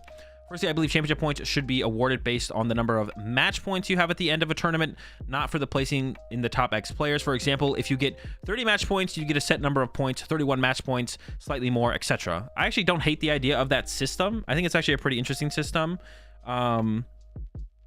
Well, yeah, it's a match. You earn championship points based on match points performances at tournaments. Would be interesting. I wouldn't be against that personally. This evens out the difficulty of getting points in smaller and larger tournaments. Point payouts would need to be adjusted based on how many rounds a tournament has. Fewer rounds means fewer possible match points, and that even adds flexibility to balancing tournament sizes. This also removes the possibility of bubbling for points, getting less points than someone who has your same record because of resistance, which is something that would be removed whenever possible. And I do always like the idea of keeping the simpler is better, but I don't like hate the idea of this, and it'd be kind of on Pokemon to come up with a system that would fit this, or the point thresholds that would fit with the system. So I don't hate the idea of this from Jake, but I'm always a advocate for keeping it as simple as possible, and this would definitely make things more complicated. Secondly, I believe the best finish limit BFLs for championship points should be adjusted to close to the following: League Challenges 4, League Cups 4, Regionals 3, Internationals 1. So that was like where it become harder all of a sudden to acquire your Worlds invite, which just have lower best finish limits. You could also just lower the amount of points you get across events as well. I guess that'd be kind of the same thing, but you probably want people to be able to attend less events but still be able to achieve their Worlds invite than force them to go to more events to be able to achieve their Worlds invite. But you do have to perform better at those tournaments you go to. This both prioritizes quality over quantity and puts a more reasonable expectation on the minimum number of tournaments most players should be expected to attend. Someone without the time plus money to attend 6 regionals should not be at as severe of a disadvantage as they are now. That's basically actually literally what I just said. If TPCI doesn't believe League Challenges and League Cups If TPCI doesn't believe league challenges and league cups wouldn't get enough attendance with these limits, they could switch to best finish limit of 1 per quarter. I've heard this was tried in 2019 and disliked, but that dislike is well worth it in order to grow the game on a local level. Is that what it was back in 2019? Is that actually what it was in 2019? I don't even remember. This year, I didn't put much time into Pokemon outside of tournaments, primarily due to school and the constant yapping I do on Twitter complaining about Iron Hands, etc. But I could have done more despite that. Some of my poor regionals finishes really can be explained by unlikely sequences of events, but I could have been more prepared for others. I feel like I at least earned a bit more of my invite due to having a more challenging route to getting my local points than average, because I played most of those events in Chicago. For reference, from the 5 cups I played outside of Chicago, I got first, second, and 2 top 4s. Once again, Chicago being extremely hard to play in propaganda, continually propagated on Twitter in the Pokemon TCG space. Chicago is free. If I'm going to go to any League Cups or Challenges next season, I'll exclusively be going to win Chicago tournaments. My finishes were not nearly that consistent when after 5 to 7 rounds of Swiss, I'd usually hit multiple people who top 16 a regional in the past couple years or better. I'm grateful to have had that challenge, and I hope I can end this season with a strong finish in LA or at NAIC. Regardless, now that my school semester is done, I will put in more effort for preparing for a tournament than I ever have for August's World's Championships. I forgot to add that while the World Championships should become equally exclusive worldwide, that doesn't mean TPCI should leave the majority of the players without something to compete for. We need something more to play for at the local level, which I think is like something like pretty much everyone agrees with. I don't know what it should be though. I don't know what the heck would it be. Like, what would you be competing for at a local level besides like championship points? I mean, maybe like more promo cards. Like, I guess more cool promo cards would be like a good thing. Someone brought up the idea of I guess like a national, like bringing back national, not getting rid of international championships, but bringing back national championships could be cool. And like maybe like to qualify for the national championships, you have to like win a League Cup or something. Like, either have to like top 16 an in-region major or win a League Cup. And if you win a League Cup, yeah, it qualifies you for nationals or something. I don't know. That could be something, I guess. And there would still be like really, really big events, but it would just like be only for that region, obviously. I don't know, state championships, I don't know. Some more way of qualifying locally would be good. At Steelers Network, clarify the purpose and intent of my post well. Steelers Network, y'all hate on Jake because you're bored. He's making a critique on a system that I think we can all agree has several flaws. He's not mad he got an invite. He thinks his subpar performances earning an invite is indicative of an issue with the current structures. Yeah, so at the end of the day, I mean, we'll scroll down to the replies here and see how many people really dislike Jake's take. But Jake's take is literally, it's just an opinion. It's just a take. And Jake just thinks it's too easy to earn your world invite. He directly compares it to what the rest of the world has to do, specifically China and I guess Japan more specifically than anything. It's like Jake's like, it's pretty hard to earn your invite in Japan, and I think everyone else should be held to that standard for getting a world's invite, which I don't know, doesn't seem like a terrible take. Not a bad take. In this thread, I did not specify how many people I think should be qualifying for Worlds in each region, which is where the championship point requirement is derived from. This thread is only about quality over quantity. Yeah, so Jake thinks you should have to do better, you get better achievements, perform better in the tournaments you play in throughout the season in the Pokemon TCG to be able to get to the World Championships. Just, you have to achieve like a higher level than what he currently achieved for his Worlds invite this year. In Japan, you can't play more than one City League per quarter. If you could, not everyone would have the same opportunity to play because every event already caps, so quality over quantity is unavoidable there. As a result, we should bridge the gap and reward quality over quantity more. After that, the point requirements should be adjusted to make achieving an invite more similar in each region, either by increasing the number of invites in Asia or decreasing from TPCI regions. Okay, so Jake even says here in this following tweet, like, he just wants it to be kind of more equal across the board, which is like, if it's going to be this easy in America, make it that easy in Japan and China and so on. Oh, I don't know how easy it is to earn a World's invite in China. So yeah, Jake is just saying across the board, earning a World's invite, no matter what region you play in, should be about equal. But overall, seems to be advocating for it to be harder in America. And I do like the idea of the quality over quantity thing. And I think that would come with more like auto invites. Like, I think if you top 16 a regional, you should just, well, not top. If you top 8 a regional, you should just get your World's invite, I think. I think if you top 8 a regional, World's invite. If you top 16 at IC, World's invite. There should be more. more auto invites. There should be more auto invites for sure, I think. But don't they require lesser points in other regions for that reason? But there's less majors in other regions as well. So like I assume TPCI, the point values that TPCI gives to America and Canada, Latin America, Europe, and Oceania is with the idea of trying to have them all be roughly equally hard to get your Worlds invite. Europe and Oceania were easier than America and Canada for sure this season, and I actually don't know how Latin America compares, but I think Latin America was probably also easier. I think America and Canada had it the hardest out of any region, but I think they put the point totals out there with the idea that they're trying to have it all be pretty similar. First comment here from Travis. You're making it seem like by attending overseas regionals you get points. I've been to 7 regionals this season and have 0 points from them. I'm not great, but I'm also not bad. I mean, this comment is just kind of a nothing comment from Travis here. You're making it seem like by just attending overseas regionals you get points. Wait, did Jake say anything like that in his? I feel like Jake didn't say anything like that in his thread here at all. I don't know what Travis is responding to. I'm not gonna lie. I'm not sure. Latin America needs 350 championship points to qualify for Worlds. Yeah, I know how much championship points they need, but I don't know how that core. I don't know what, like, how many locals do they have. They have less majors than America. I don't know what their local scene is like. So, like, the difficulty of getting an invite in Latin America, despite having less championship points, could theoretically be harder, right? Yeah, I don't know what Travis's point is here, because I don't think Jake brought up, like, non-American regionals at all. Yeah, I honestly just have no clue. I have no clue. I'm simply comparing it to the extreme difficulty of qualifying if you live in Asia. Yeah.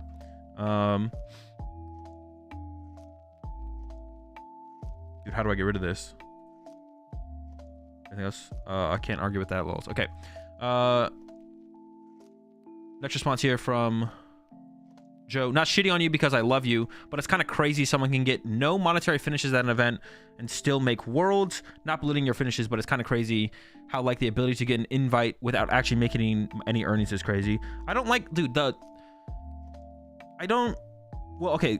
So basically Joe is just, like, kind of agreeing with Jake. It's like, I feel like maybe it is kind of crazy that you got your Worlds invite and didn't do that well. I don't know why I like the idea of, like, an earnings, dude. I hate the way that people bring up this, like, kind of like earning money at Pokemon events, or I don't like I mean the term earnings being used here feels weird. Like, I mean, I don't know, I feel like there's, like, a weird obsession in the PokemonTCG community with, like, getting money at tournaments or something like that. Like, sure. But yeah, Joe's basically just agreeing with Jake here.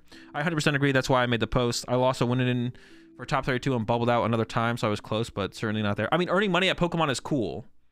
Money is cool. Like Jake just said in chat, earning money is cool. But, like, I mean, what if? Yeah, I guess, sure. Maybe I'm just wrong on this one. I don't even know what I'm trying to say. Like, I can't formulate my opinion into words, so we'll just leave it at that. You attended 43 local championship point events. Do you feel like best of 3 format in locals would have been better for you, time-wise, results-wise, etc.? Yes, by far. I would have likely needed to attend many fewer events.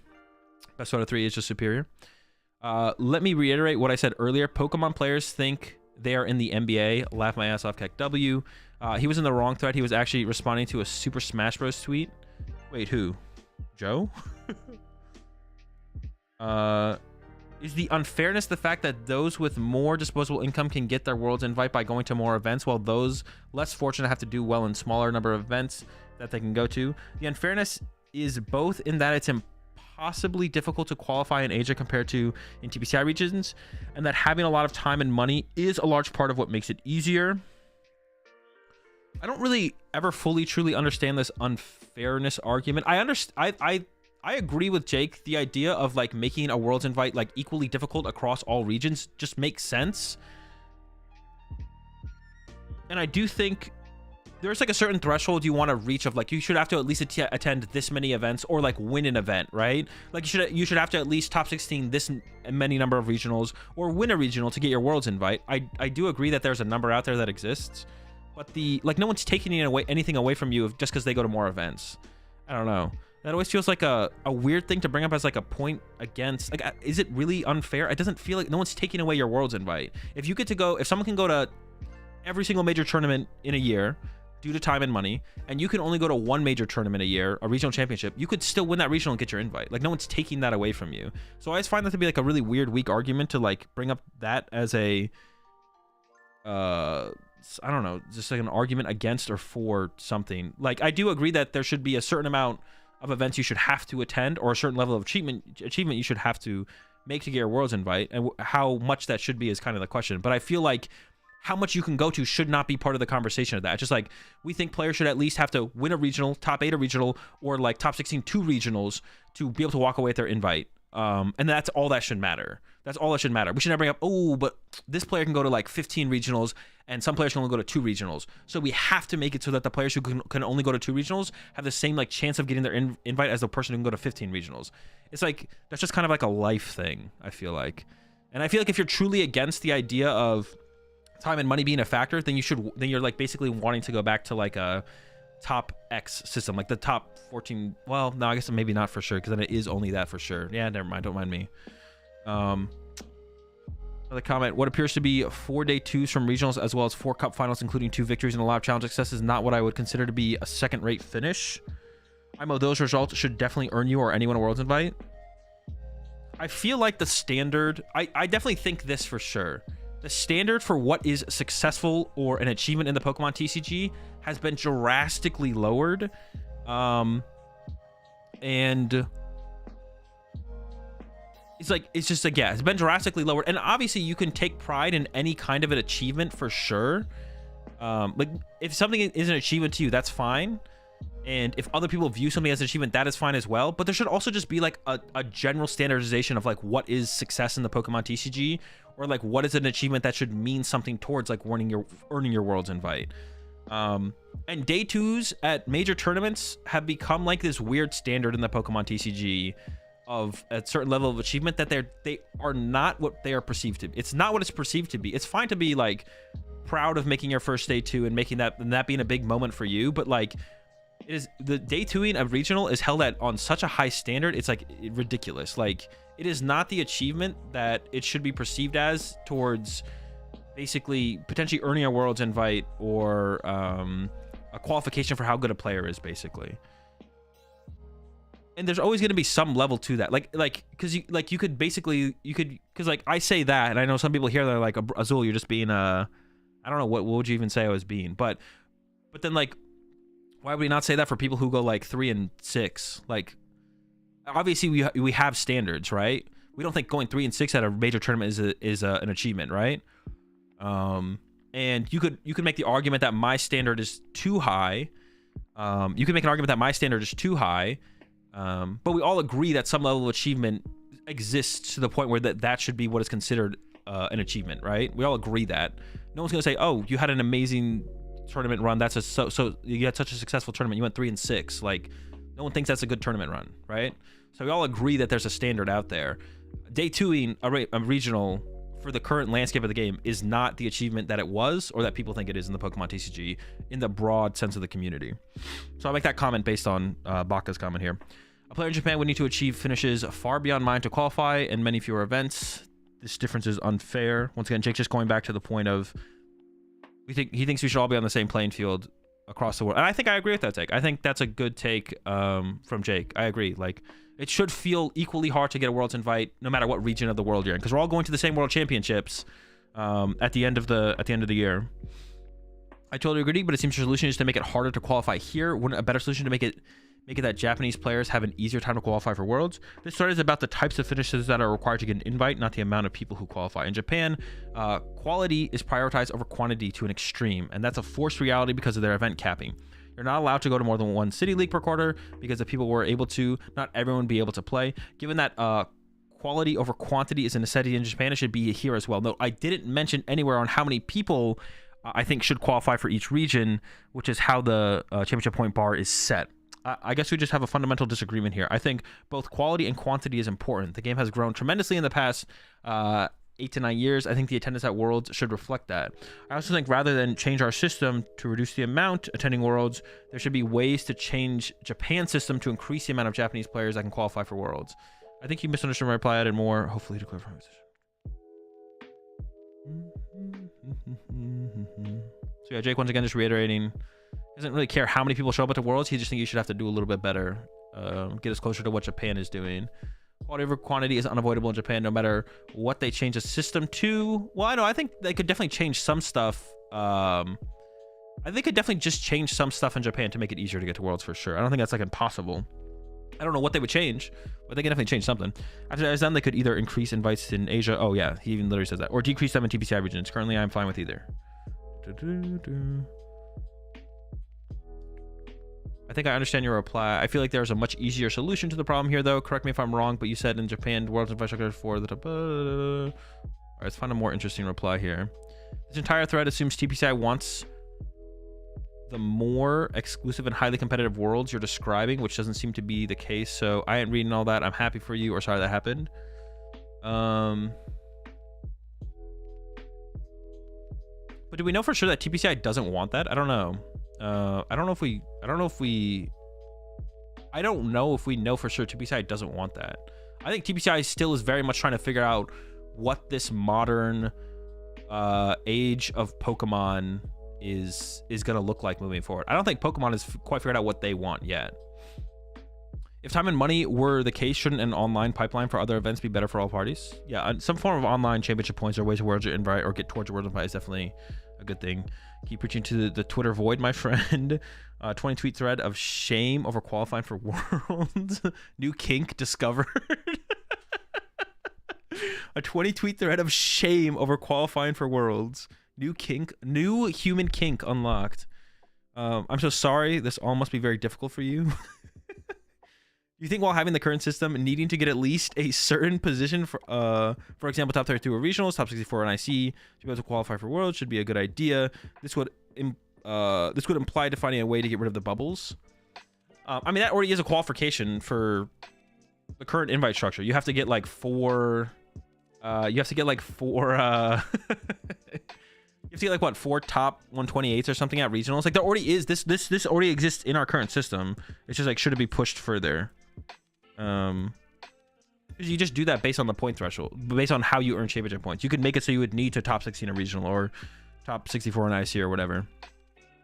It's a mess up. You can top 8 a 2,200 person NA regionals and grind locals with great finishes, but still miss an invite if you can't afford more events. But if you're good NA player, have time and money to fly to every IC and cheese points off of volume / smaller non-North American events, you can basically buy an invite. I feel like this take is so flawed. It's like, who cares that someone went to more events than you? Just do what you can with the events you've gone to. Earning an invite in the current like landscape of the game isn't like, I guess like the thing you could argue is that you do need to go to like a certain amount of regionals, or you just need to do better at the couple regionals you can go to. You just need to get that top 32 or that top 16 alongside your top 8. I don't know. I just feel like whenever someone like brings up the argument, but someone can go to more events than me, I always just kind of like, I just can't take them seriously. It's like, your argument should be, I think it is currently too hard to earn a Worlds invite if you can only attend 2 regionals. That should be your argument. Your argument shouldn't be, but they can go to 15 regionals outside of America. Like, you just sound like a freaking bot. Your argument should be, I think what you currently have to achieve if you can go to 3 regional championships or 3 major tournaments locally in America is too hard. I think it should be easier to do that. That should be your argument. I don't know if I agree with that. I don't know if I agree with that take, but that should be your argument. Because the championship point system is just better than like an ELO system or like a top X system. So, yeah, I don't know. This is just I just can't take people seriously when that's their argument. Yeah, our invite structure needs a complete revamp. Happy for you, Jake. Hope we can meet again in Hawaii, but this time at one of the top tables. I don't think a restructure of the system is possible as long as TPCI's vision stays the same, which wants quantity over quality. Once again, I don't really think TPCI knows what they want, but because they keep changing stuff every single year. So, and we're just coming off of like an extreme increase in player base, which they have to like deal with as well. But we'll see what they change going into next season.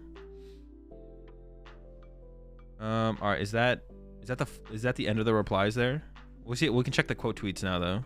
The quote tweets are usually more interesting. We'll see if there's anything interesting in the quote tweets here. How do we do this? Quotes. Well, the quiet on Poke Twitter was nice while it lasted. I'll hit on Jake. We'll see if there's any follow-up to Celios here. I'm not sure how many Twitter replies to yourself constitutes as being mad, but Jake definitely made it a long scroll. We can agree the system has flaws, but it's counterintuitive to complain about a system that rewards you. This is where the confusion is coming from. I mean, that's just, you can do both, right? All right, give me like 10 minutes, Grant. I'll be ready to go.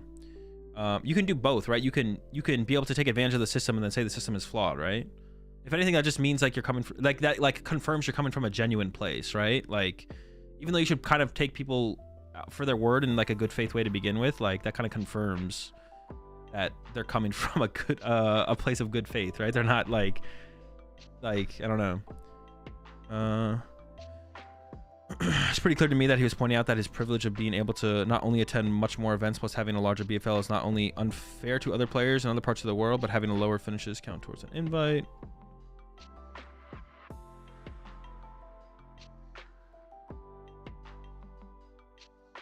Look at the amount of events he attended. It would be criminal if he didn't get in. I don't know if that's true. What if he dropped at every event?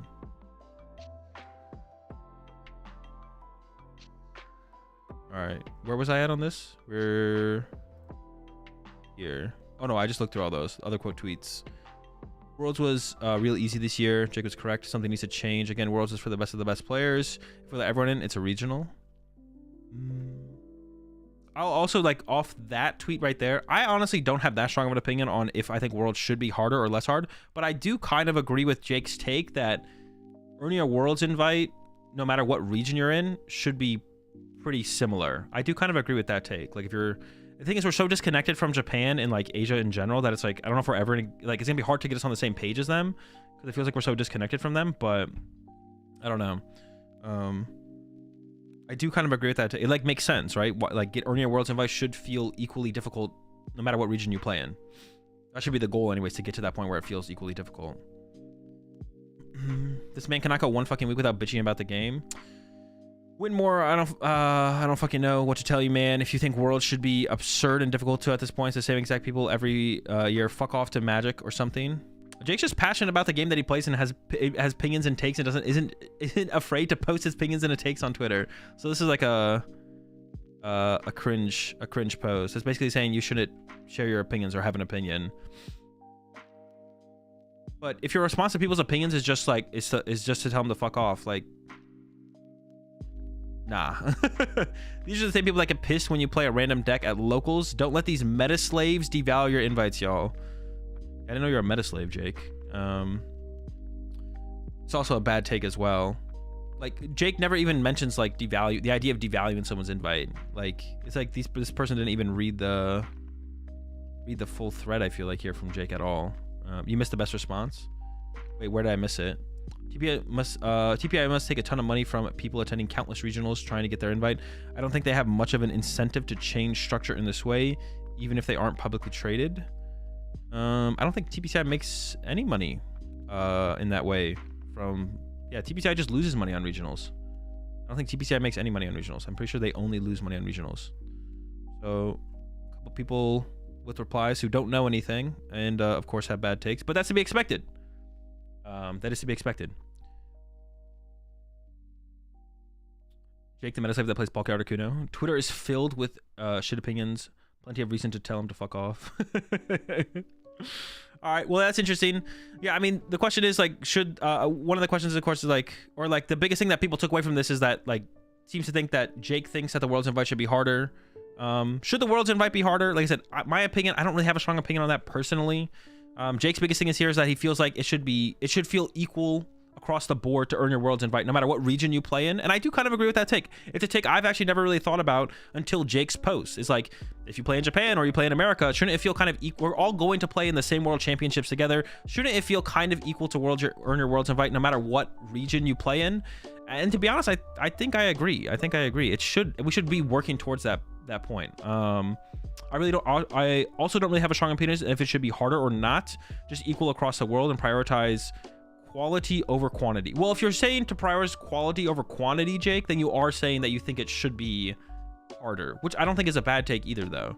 And definitely a take that feels like it's demonized in the Pokemon TCG community to want it to be harder to get to Worlds. Well, I guess it does. In some cases, it could be harder, but like, hard. It could be harder in terms of like maybe they make it so like to get to worlds, like they increase the auto invite structure, right? So like top 16 or top 32 or whatever. So if you make top 16 at a regional, you auto get your invite. So like you now have a higher chance of being able to get your invite off of less events. Quality over quantity could just be 2 top 64s is an invite versus 10 512s. That is true, actually. Yeah, it isn't actually necessarily harder. You just need to have a higher placement overall in tournaments. True. And I'm not against that either. I'm very curious to see what they do next season, if they change up anything at all, or if they keep it roughly the same. But I think good posts from Jake overall. And this is what we want more of in the Pokemon TCG community. People posting their opinions. Of course, this came from Jake, so, you know, very detailed opinion being put out, and then was open to discussing with people's replies and responding to people who had thoughts and takes on Jake's initial take. So it's good to see. This is what we want more of in the community, is stuff like this. We want more of this in the community, but that we don't. But from there, the discussion is the important part to have after that. It's like Jake put out his opinion, pretty well thought out post, and then from there we want a discussion. We want people to go back and forth and share their ideas and opinions and thoughts and so on. And pretty good read. Thoughts and takes, subtle way to say you're all wrong. True. Metaslave is a crazy label. Is it that crazy? All right. I mentioned this at the beginning of the stream, and I think we're ready to get into it. Now, this isn't like one of my show matches, but as some of you know,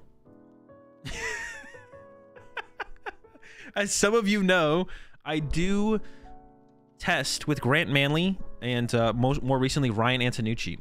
And they had a little bit of a disagreement on what they think is favored in the Charizard versus Gardevoir matchup. Grant thinks it's really favored for Charizard. Ryan thinks it's slightly favored for Gardevoir. And I was like, hey, if I put up $100, do you guys want to do... I said a best of 7 money match. But I think because of time constraints and PTCG Live coming back right now, we're going to do a best of 5. So I'm going to get that set up right now. And yeah, we're going to go into a little bit of a show match here between Ryan Antonucci and Grant Manley in the Charizard versus Gardevoir matchup. So I got to set this up real fast. So give me a second.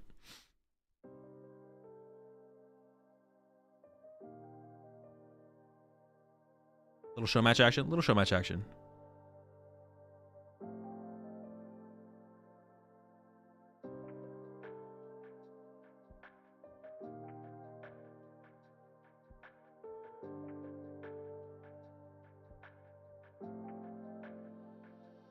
Wait, in what set? Current set.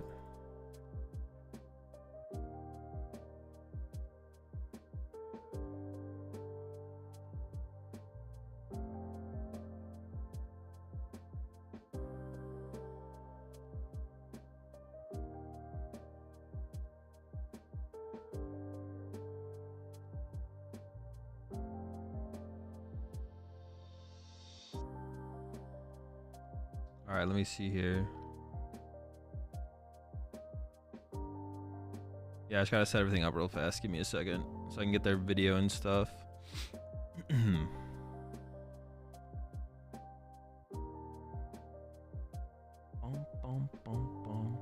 you're a Fabian, it's Guardy favorite. If you're not, it's Charizard favorite. Is that how it works? No favor and Ryan Antonucci on this one. Let's see. I'm curious to see how this plays out for sure.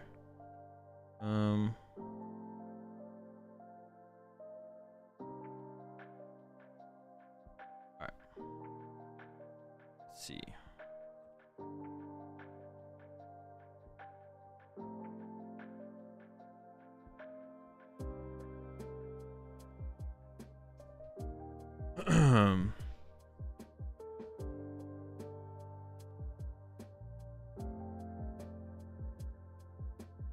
Fabian told me is favorite for Zard. If it is a great Zard player that knows what to do. All right, we'll have to see if Manley fits that criteria.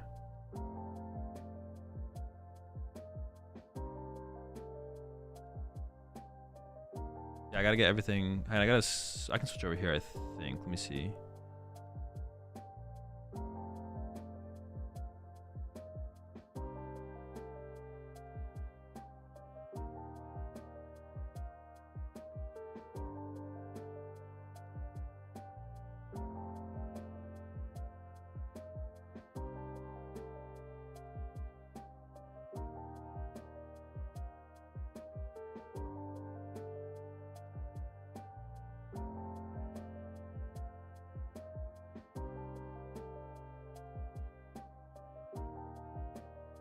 Gotta figure out which person is which here.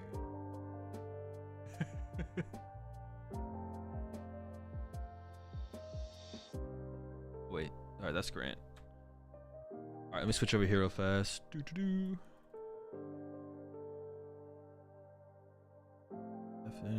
blind. All right.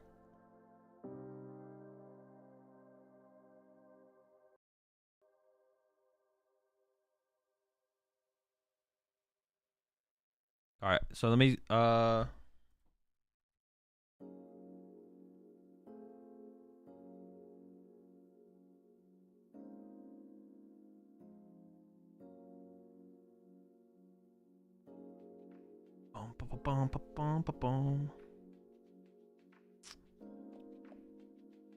many vacuums is great? Only one vacuum. They both have looked at each other's list and confirmed. It is open deck list as well. They've looked at each other's lists and confirmed that the lists are okay.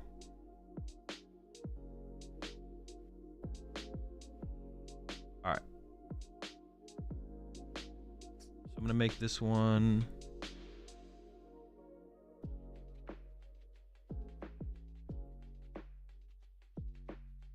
Where's the link copy? Oh, there we go.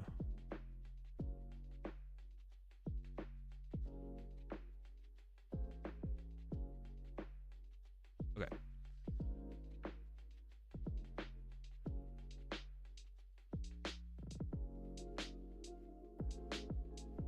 Okay, that worked. That's good.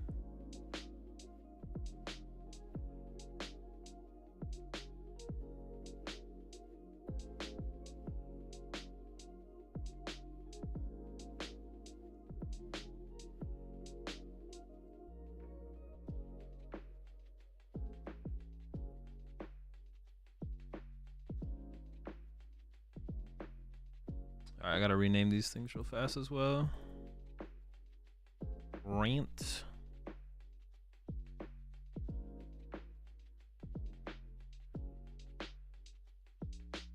And then player 2, not Brazil, Grant and Ryan.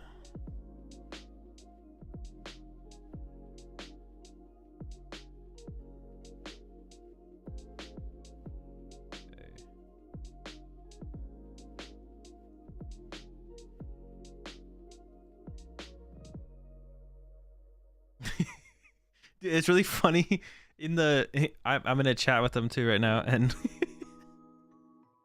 I mean, Ryan was confident about this matchup. Ryan said he thinks he's favored. He was confident, but then he also said in the chat, hang on, what did he say? Oh my gosh, what did he say? Do I even want to go first? Do I even want to go second in this matchup? So I don't know. Ryan, I'm not super confident in Ryan in this one, to be honest.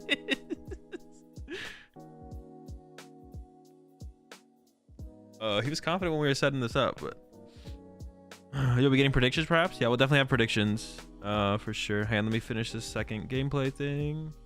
Well, I lost one of the players.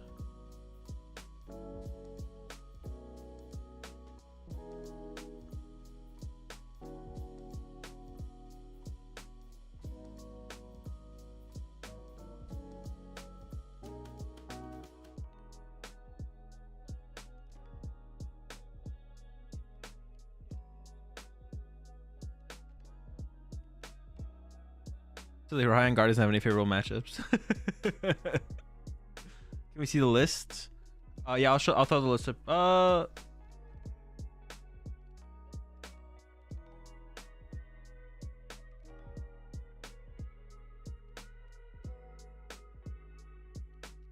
Okay, there we go.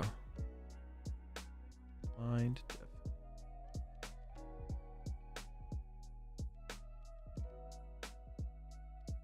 All right, I don't think we're gonna show the lists. I'll quickly go over the lists real fast though.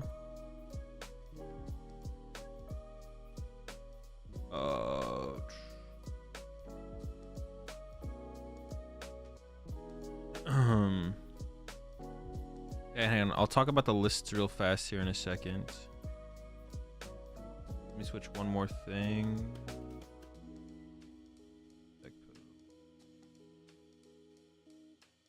Oh, wait, no, that already does it. Okay. Well, that did not do...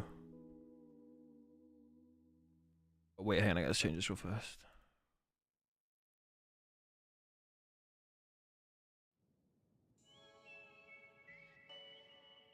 Okay, now I think I'm ready.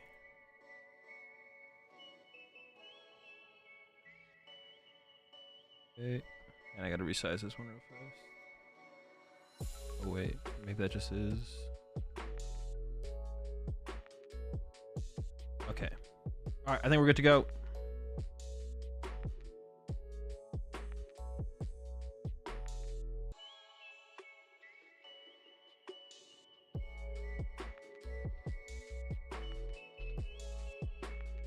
Alright, so for the lists, let me see if there's anything. The Gardevoir is like pretty standard Gardevoir. Mimikyu.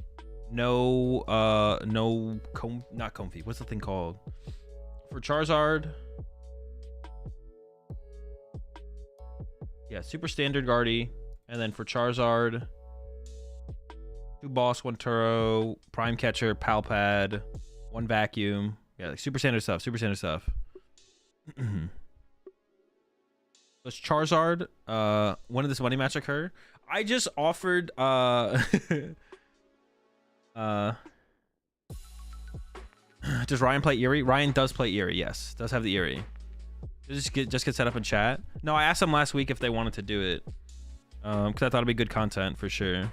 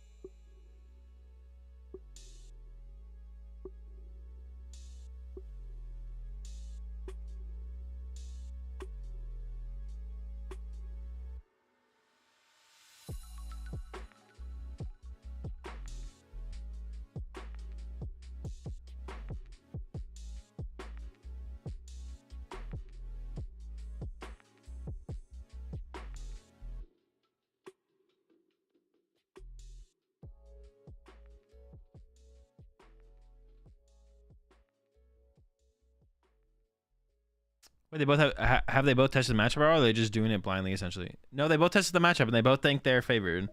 Ryan thinks he's slightly favored with Gardevoir, and Grant thinks he's heavily favored. You want to change your Twitch stream title? Yeah, I guess I should, yeah.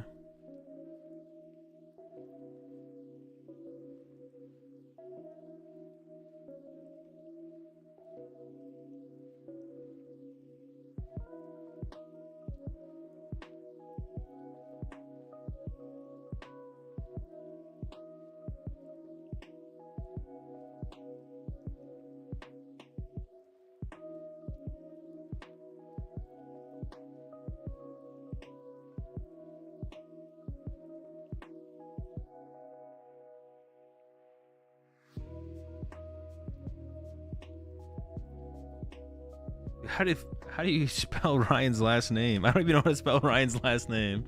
I tried. I'm gonna switch my titles up real fast. All right, here we go. Game 1. We got Grant's POV here.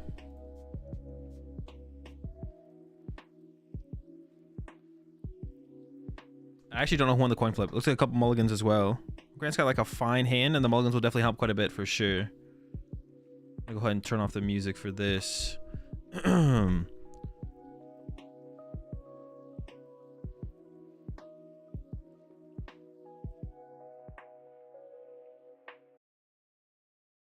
right, it is Grant going first, and does have Candy, Zard, Candy, Pidgeot, but Ryan did open that Mimikyu, which is going to slow things down a little bit here.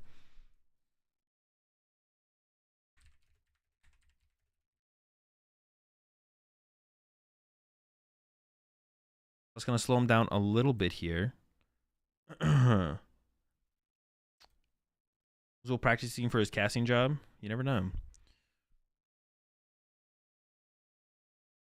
I guess the only thing that Grant is missing here is like a gust effect, but can find that on the next turn to get around the Mimikyu. If not, the Mimikyu is going to slow him down a little bit. I guess you could go like double Charmander here, I guess, from Grant instead of the Pidgey and go for like turn 2 Candyzard attack with Heat Tackle. Or I guess you could just attach active and then retreat Heat Tackle next turn as long as you're able to find another Charmander. That would actually work as well. There's a couple different options here. Yeah, it has options. Definitely has options for next turn. You can just manually evolve into melons. You don't have to be fast. That's true, I guess. I actually don't know how this matchup plays out. I do think that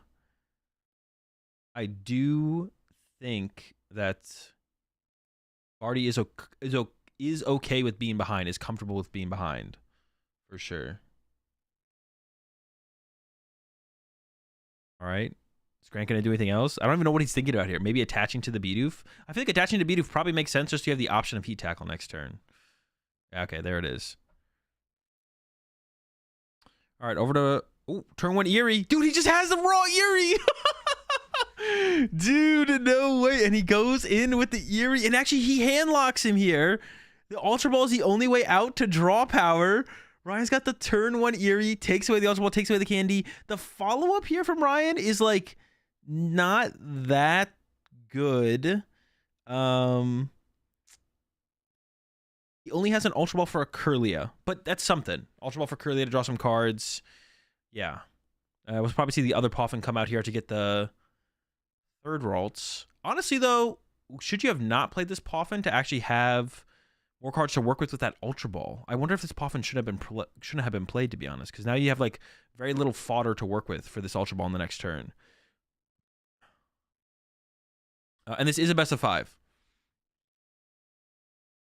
This is a best of 5. So I was gonna do a best of 7. I think best of 7 would have been the best number to go with. Best of 9's a little bit long. I think best of 7 would have been a good number, but yeah, we don't have a ton of time. We're starting a little bit late because of the PTCG Live maintenance. All right, yeah. Should this last Ralts come down?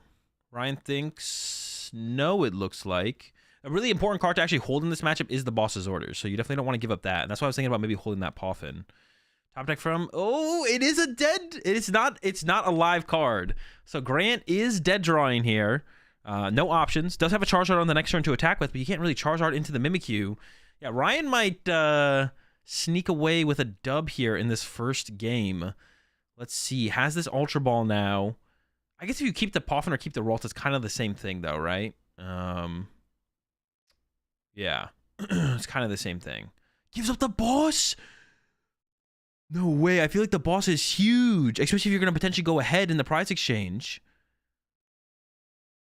I feel like the Collapse has got to be the one to go here.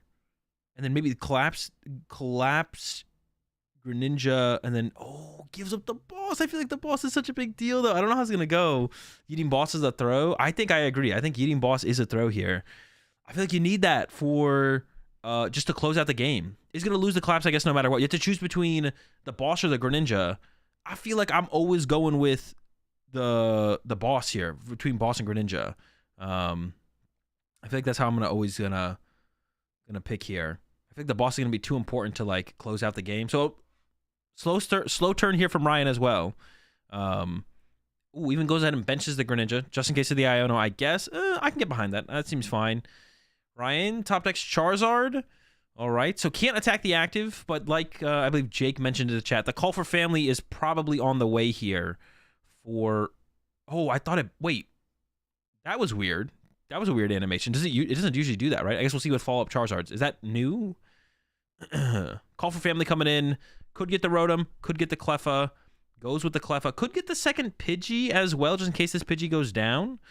But, yeah, the turn 1 Eerie was dope for Ryan, but didn't have a very aggressive follow-up, and this next turn is not going to be very aggressive from Ryan as well. I guess Ryan could get out Gardevoir and Screamtail the Cleffa. And actually, I think Grant's thinking about that and is like, do I have to get Manaphy Cleffa here? Oh, thinking about the Manaphy, but it's going to combo with a Rotom instead? Rotom plus Manaphy. Protect the bench from the Screamtail. I don't hate it. You do lose your Pidgey here, though, potentially, which is not good. What are we protecting with this Manaphy, though, in this situation, though? I guess you could have KO'd the Rotom with... It's pretty unlikely, but I guess it's possible.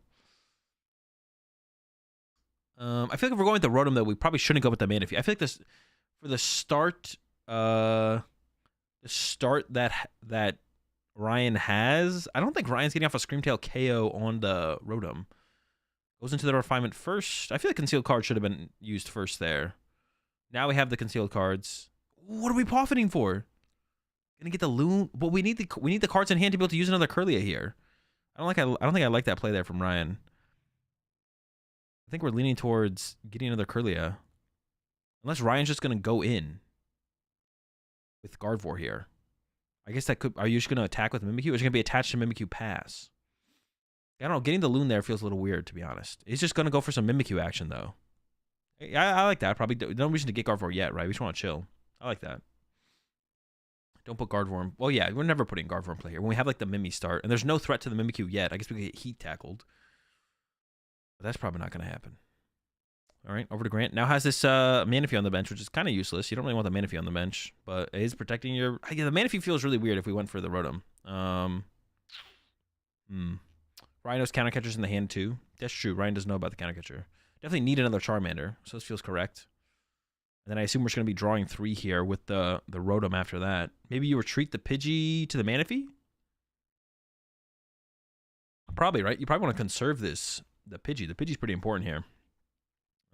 I actually wonder if... I guess that's... Yeah, I guess when Ryan went for the initial play, he wanted to try and fully limit the draw power by getting rid of the Red Candy and the Ultra Ball. Could have also gotten rid of the Super Rod, I guess, though. All right, here's the retreat. Oh, going into the Charizard. I was thinking Manaphy would be the go-to here. Charizard could get KO'd by a Drifloon, which doesn't seem terrible. Man, the more I think about it, the worse it was that Ryan got rid of that. The worse it is that Ryan got rid of that boss's orders. Or it feels worse. Got a refinement. Another Kirlia. Has an energy. Has an Iono. The Iono is probably pretty safe to play at this point, I think, here for Ryan.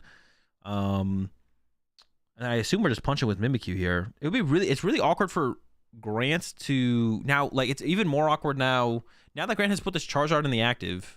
I mean, I guess Grant's probably just going to start gusting next turn, theoretically. I was like, it's more awkward to move this Charizard. Does have the Prime Catcher, though. And Ryan's going to go ahead and discard this Psychic. I assume that Grant wants to... Or Ryan wants to actually attack with... Mimikyu this turn. I think. I'm pretty sure. I don't know why you wouldn't not want to do that. You at least want to put the... Yeah, get the 70 damage on the Charizard. Doesn't seem bad here. You appreciate the 8 months there, Taika. You refinement this turn, or do you refinement right now? Whoa, are we just going for the knockout? How many energy are in the discard pile right now? I feel like that's not doable, probably. Iono and Arvin. I don't know. Is Ryan playing? Let me check. Ryan might be playing double Vessel. Let's see if it's 1 Vessel or 2 Vessel. It is 2 Vessel. So actually, Ryan can maybe KO this Charizard this turn. Goes for the Vessel. I assume that's what's happening now. Gonna be use Vessel, get this knockout, and then put it all on Grant to have a response. Vessel. I mean, do you just give up the counter catcher at this point? Keep the Ionos? Or I guess you always give up... Oh, yeah, I guess you always do this in Ultra Ball. I guess you keep the counter catcher around. All right, yeah, going all in. Could we have kept the Hero's Cape, though? We could have kept the Hero's Cape, though, right? We could have gotten, like, a Bravery Charm. Not a Bravery Charm. We could have got... Oh, well, I guess the Hero's Cape, you can't do the Bravery Charm, right? Yeah, so I guess it is always Hero's Cape or Luxurious Cape. I guess you'd rather do Hero's Cape here. Man, with no boss left, though, from Ryan, I keep going back to that boss discard. The boss discard just feels so bad. So it's going to be an aggressive... Because if you had boss here at this point from Ryan, you KO the Charizard... You can boss KO Rotom at some point for 2, potentially. Grant does have Collapse Stadium and could still collapse it away, but you could like boss KO Pidgeot as well. So with no more boss at this point from Ryan, this feels like it's going to be tough to win here. To close it out. There we go. You probably wouldn't have had the KO without 2 turns of Ninja. That is true. Without the Ninja draw, would we have gotten this KO here? Probably not. But does it even matter if we don't have boss's orders? Or is us taking the slower route just fine at that point for the situation? All right. Over to Grant. It's the Collapse Stadium is behind. Is the card off screen here? The hand sucks, and if you put Luminion in play, wow. If you put Luminion in play, you don't have room for another Charmander. But if we hadn't benched that Manaphy, I don't know. If we didn't have that Manaphy on our bench here, then we would have room for like double Charmander this turn. We would have room for Charmander on the bench here. You have to do something here, I guess, and it's going into the Luminion. You could set up Pidgeot as a follow-up attacker, though, right? You could just go like Candy Zard, but then if Pidgeot is your follow-up attacker, then that's 2-prizer, 2-prizer, 2-prizer, which is what you want to avoid for sure here. So you want to avoid the 2-prizer, 2-prizer, 2-prizer. You also don't. You have Counter Catcher in hand here, I guess, as Grant, so you can go like Vacuum plus Counter Catcher KO Guardy, right? I assume that's possible. Radzard can be next. That's true. You could follow up with the Radzard, actually. If you get Pidgeot out, you could go follow up with Radzard, then follow up with Pidgeot. But it would have to be Zard, Radzard, Pidgeot, right? That's what it would have to be. All right. Arven in for Vacuum and the Force Seal Stone. It was going for the Vacuum line plus the Counter Catcher line. But this does not have Candy Pidgeot involved. Would Grant, maybe Grant isn't going to be able to actually. Ugh, wait, no. Does this have Candy Pidgeot involved? No, it doesn't, right? There's no way to Candy Pidgeot out of this hand. So it's Candy Zard with nothing in hand. And then I guess you have Roxanne on the following turn. Okay. You do get the 3 prize cards this turn, though. You do get the 3 prize cards this turn. And then if there is a 1-hit KO follow-up from Ryan here, it would involve the Luxurious Cape, I guess. And then, yeah, this all seems to come back to, like, if Ryan had access to a boss. But actually, I guess will Ryan get access to, I guess Ryan could get access to Counter Catcher again at the end, though. Yeah.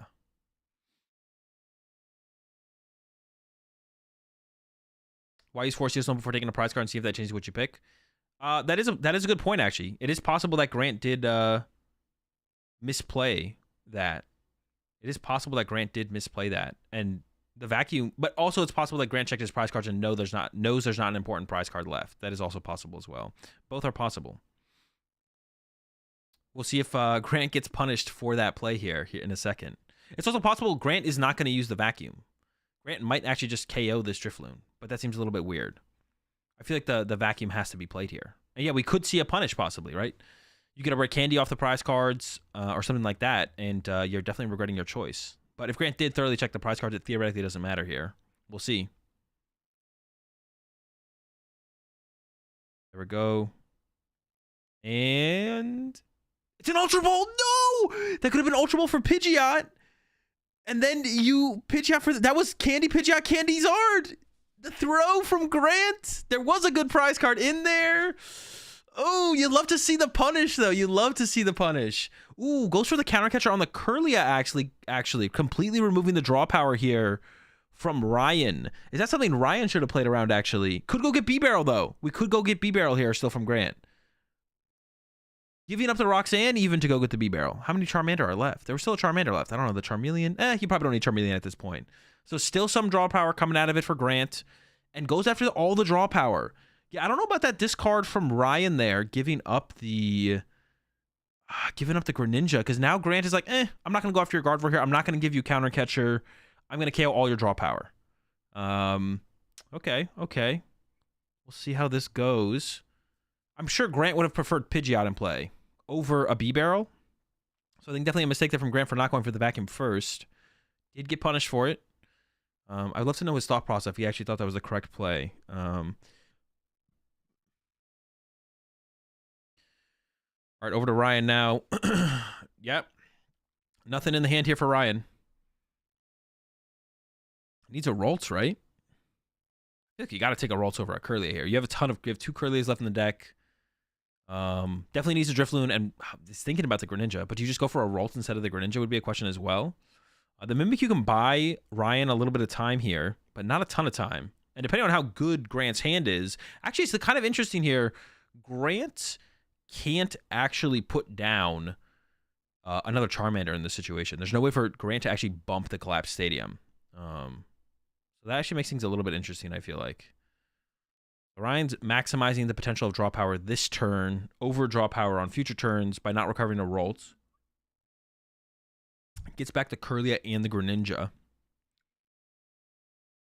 Thinking about the attach active, goes for it, and then here comes the Iono. Could see Drifloon KO. Could just see Mimikyu Punch, though. Mimikyu Punch might have to be the play here. Does draw into the Greninja. And actually the out to the Drifloon here with this Buddy Poffin. So we're probably going to see the concealed cards at least here to get rid of this Psychic. And then hoping for probably Kirlia for some more draw power. Doesn't want to play the Super Rod because this is like your... Oh, how many Super Rod are in this list here actually from Ryan? Let me take a look. It is 2 Super Rod. So that's your last Drifloon. If you want a third Drifloon here, you'll have to keep the Super Rod. I guess Screamtail could get involved and you maybe don't need it, but... Ooh, found the Kirlia as well. Okay, that's pretty good. Kirlia, probably get rid of the Poffin because the Nest Ball can also find Screamtail. I would assume. You would want another Ralts down this turn, but didn't recover the Ralts, but did draw into all the draw power here. There we go. Get rid of the Buddy Poffin. Heavy Ball Turo. I don't know if there's anything priced here for Ryan or not. I'm assuming we're just going to see a Mimikyu Punch, which does set up for a Drifloon Bravery Charm. Do they know each other's lists? Yeah, the lists are... It's open deck list. Open deck list. So would you want a reprint of Greninja or something similar when it rotates? I don't care.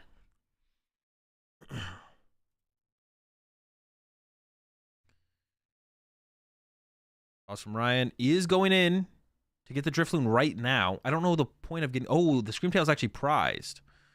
Okay, Screamtail is prized. Which I won't be able to snipe anything, but you could KO through the active. I assume we're just going to be... Are we going to punch with Drifloon here as Ryan? Maybe you do a Drifloon punch. I was thinking we're just going to punch with Mimikyu. But maybe you want to actually have a threat on board. So that way if your Guard 4 EX is gusted, you have the threat still around. And I guess that is what Ryan's going for here with loading up the Drifloon. I guess maybe you load up the Drifloon no matter what, right? You definitely load 3 on Drifloon. I guess the question is, do you attack with it? Can't snipe with Manaphy. You can still hit the active with Screamtail, though. So you can still want to KO the active with Cape with enough energy. Wait, actually, what's your maximum damage you can do with a Cape on a Screamtail? You can do a lot, right? That thing kind of slaps. Alright, so he's going for the Drifloon punch. That way, if the Guardy is Gust KO, the Drifloon will still be around to attack and clap back. Here we go. That's the punch. Let's see how Grant drew off of this. Ooh, okay. The Radzard plus energy are really good here. Radzard and the energy are both really good draws here. In fact, Grant could set up a full 1 prize board if he can find a Turo for that Rotom, actually. So we could see Grant go like Ultra Ball away, or play the... You could Ultra Ball away. Maybe you just...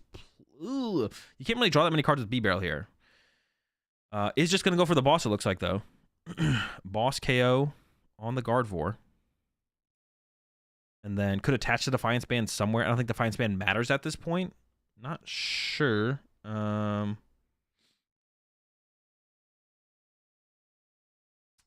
Decides to put it on the Pidgey. And you at least get to draw 2 with B-Barrel. Because you probably just want to save that. You could attach this energy, but you probably want to save it. That's not a Turo. So can't get this Rotom out of play. But I assume the Drifloon is just going to come back up and punch KO the Charizard. I guess another problem here. Well, is that a problem? Could be a problem. Ryan actually doesn't have a way to guarantee to use Gardevoir next turn. Because there's only a Kirlia in play here. Which could be a problem. Can KO this Charizard. But then if the Kirlia is KO'd next turn from Grant, then Ryan just doesn't have access to a Gardevoir EX to set up another attacker. Even if a Ralts is benched this turn. Even if a Ralts is benched this turn, can't get into a Gardevoir on the next turn. So I think ideally here from Ryan, you Iono plus knockout. Take away the hand and make Grant have to live off the 2 cards plus the draw on the B-Barrel. I can't really think of like another way to approach this for sure. Throw out the Super Rod to recover Ralts. The Collapsed Stadium is honestly really annoying for Ryan here as well. He's back Ralts, Curlia, Guardy, but needs to get the Ralts into play. At least get the Ralts into play. But yeah, Ryan only has... Oh, doesn't Grant just win with Gust? I feel like Grant just wins with Gust. Probably just wins with Gust. I think so. Just Gust, KO, Curlia. And then Ryan's response would have to be like, bring up something and trap it, if nothing else. I guess Grant isn't guaranteed to have the Gust here. There's a countercatcher draw right now. But I feel like you're never playing... You could countercatcher... What if you countercatcher KO B-Barrel? That doesn't seem very good, though. That would be a play. You could countercatcher KO B-Barrel this turn, and then Iono KO Zard next turn, and then hope that the Pidgeot isn't... Well, you could countercatcher Iono this turn, I guess, theoretically. Ooh, okay. Maybe that's the play. If you find Iono off the Greninja, but we see that Ryan is just going to go ahead and grab... Just going ahead and using Arven. But I feel like if Ryan had used... Excuse me. If Ryan had just used Greninja first and drawn an Iono, you could go countercatcher B-Barrel, Iono, and then that probably protects your Curlia for a turn, and then you KO Charizard and hope the Radzard just doesn't happen, actually. I kind of like that play more. Ryan didn't even check to try and get the Iono there, though. But if he had got it, if he had found it, that could have worked, actually. That could have worked. I like the idea of that play a little bit more. Giving up the counter, keeping the Turo. Gets the Guardy yet. Oh, wait. What is this play? All right, now I'm just confused. Is it going to be KO act? Oh, wait. KO active with Guardy EX? Is this genius? This actually might be genius the whole time. Is not taking damage to our Guardy actually matter there? Or should we just have loaded 3? Interesting. Okay. This is something. For sure. Another Ralts would have been nice.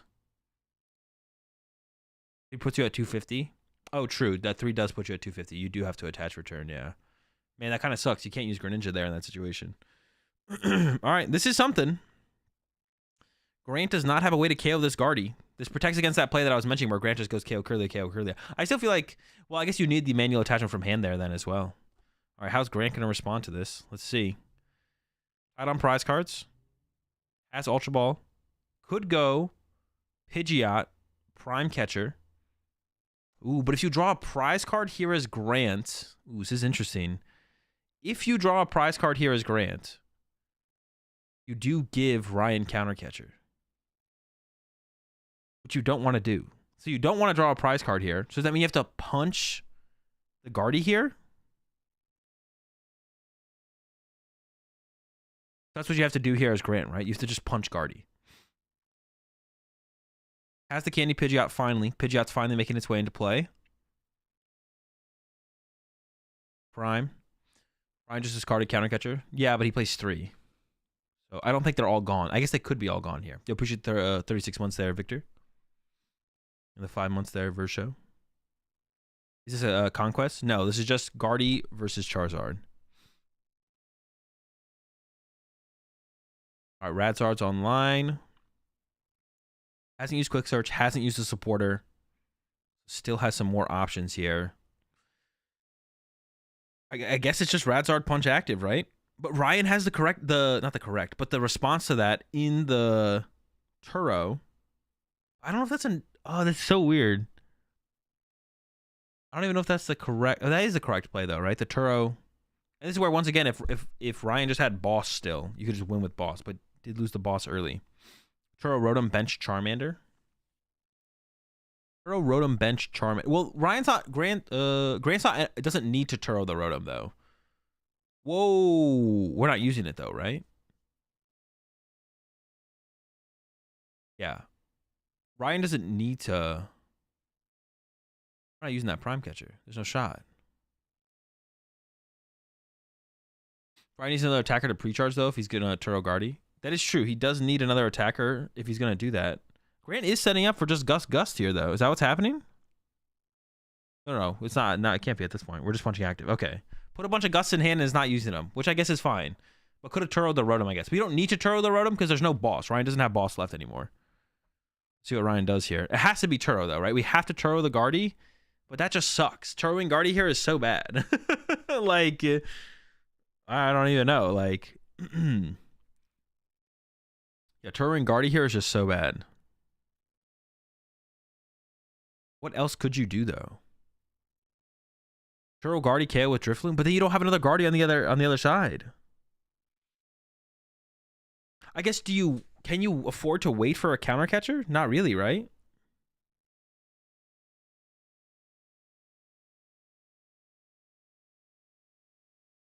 Oh, it has to. Oh, wait, that's kind of cool. It automatically put one on the Mimikyu because it has to go to Mimikyu here. How much does it take to Screamtail take to KO Rotom? A lot. The Bravery Charm, I guess, is left. So you could like preload something with Bravery Charm. Grant still has a ton of Gust effects left though, so you can't like hide behind Mimikyu. Yeah, I'm pretty sure Ryan has to Turo here, but I feel like Ryan always loses if he Turos here.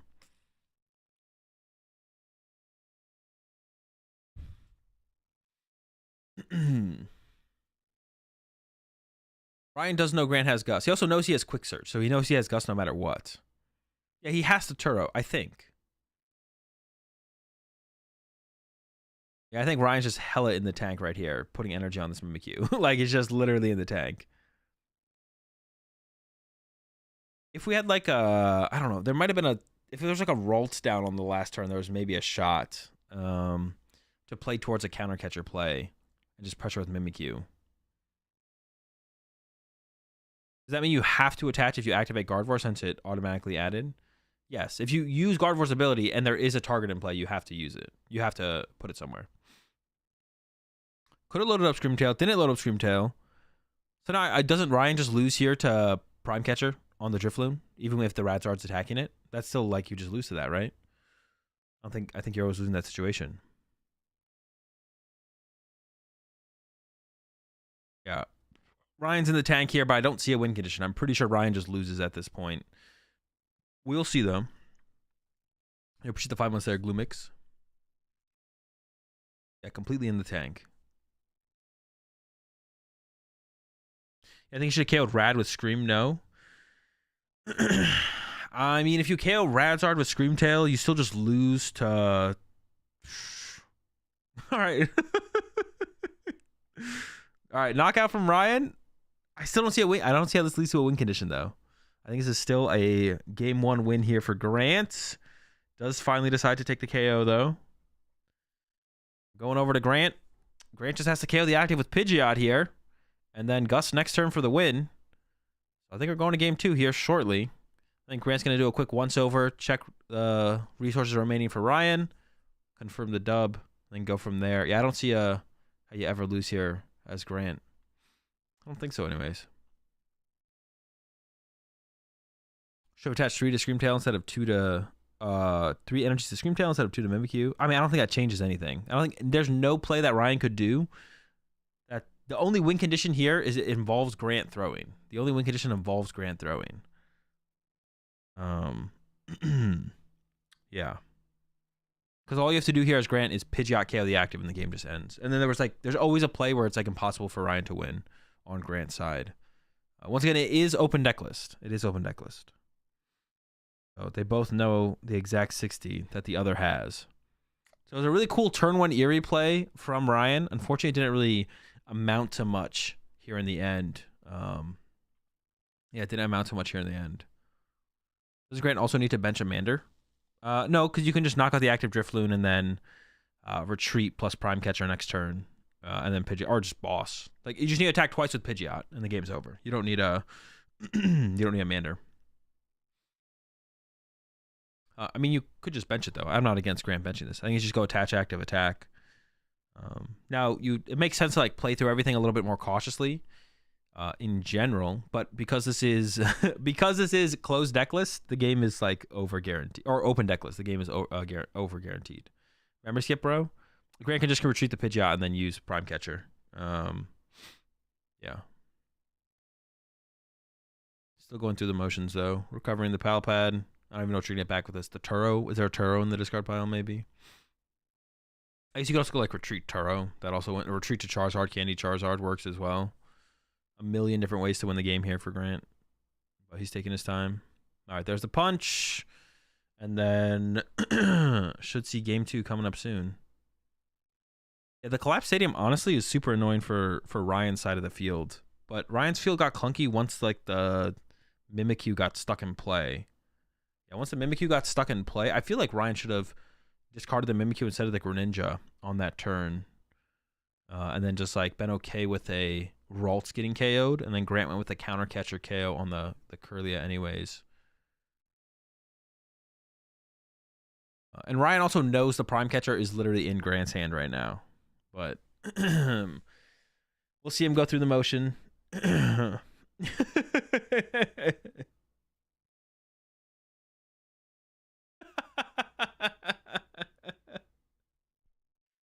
I'm reading their messages back and forth. Grant was like, I'm so confused right now. And then Ryan was like, how the fuck did I lose? But yeah, no win condition at this point. Just going through the motions. It'll be a pass. And then we'll see a gust here from Grant to close out game 1. Tanky Mimikyu is not going to be enough. Doesn't even need the prime catcher in this instance. Boss will also just do it. All right, game 1 goes to Grant.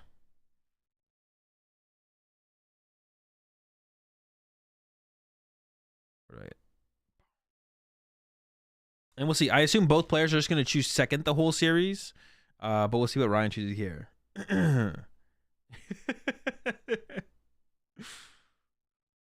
Ryan says he's going to switch up his strategy going into this next game. We'll see how much it makes a difference.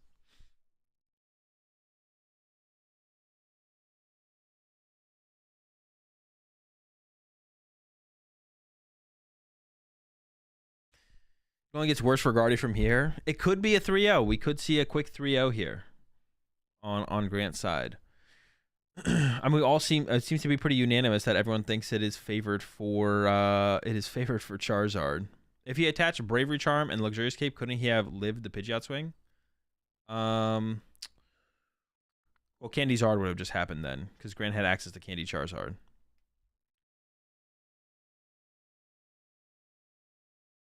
So we got no hope for Guardy. I mean, I think I don't really have that strong of an opinion on the matchup myself, but yeah, I don't have that strong of an opinion on the matchup myself, to be honest. I think it's I mean, if everyone says it's favored for Charizard, if even Fabian says it's favored for Charizard, then I'm probably gonna go with it's probably favored for Charizard. It doesn't mean there's no hope for Gardevoir, and I don't know how favorable it actually is. But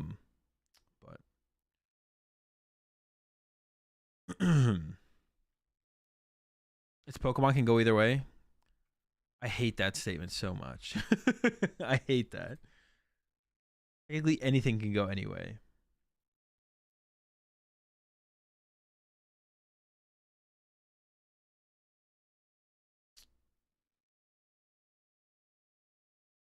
$55-45 is still favored. If that is the percentage. People make it seem like it's a little bit more favored for Charizard than that, though.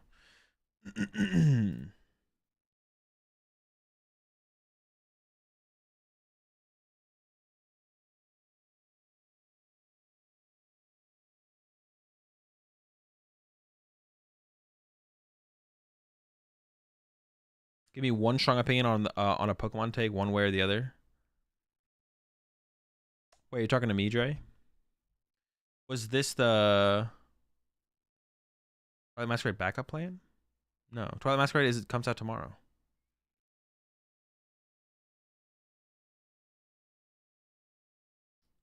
All right, here we go.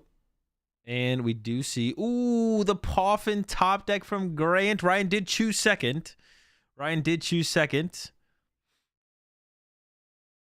But and almost had a slow start here from Grant until the Poffin top deck. That's a pretty big lifesaver. And the hand is actually pretty decent. We're definitely going to see an aggressive line from Grant next turn. We'll see. Looks like everything's here. The vacuum's here. Palpad's here. Prime catcher's here. Definitely can get aggressive on this next turn.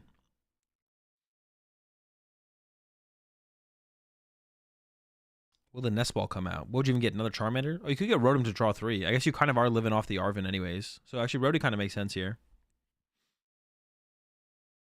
I would 5-0 Zard with Guardy, honestly. The gameplay he's using in the list it's awful.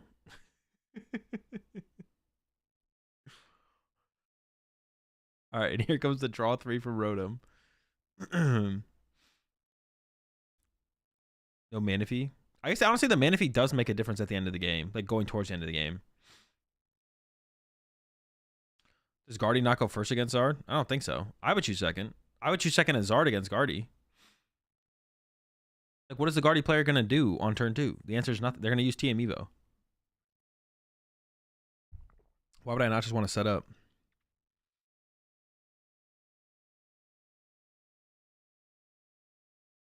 All right. Poffin coming in from Ryan. Zard wants to go second against everything but like Chi and Pao. Tord says you should even go second against Chi and Pao. I think I believe him. I think I trust him on it. Guardian with Evo helps the matchup a lot. It definitely does. That was actually one of the cards they had a dispute on.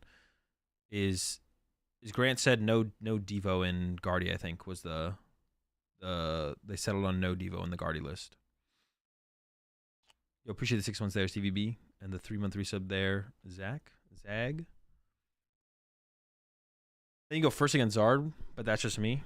I don't know. As a Zard player, I'm hoping I go second. You're not doing anything by getting. As the Guardy player, if you go first, you don't gain anything over me as the Zard player. Like, even in like the Lugia matchup as Charizard, I think I'm going second. And they possibly could turn 2 thing. So as Guardy, it doesn't seem to make any sense to me why you would want to go first. You're more likely to get off TM Evo going first. If the Charizard player, it's not just about you though. That's the thing. It's not just about you. That's the thing. It's not only about you. You go first versus Zard and get Poffin. Yeah, but what if you don't get Poffin? I think when people are trying to pick first versus second, you're way too. You have to. It's a mix. It's like a combination of you and your opponent. We want it gives you the best win rate, not just like playing the game. You go second, you're more likely to Poffin, and the Charizard player is most likely not going to have like a super good turn 2. I don't know. Oh shoot, I didn't switch sides. My bad. Over to Grant. Also, you can just like get Mimikyu and run to Mimikyu, right? All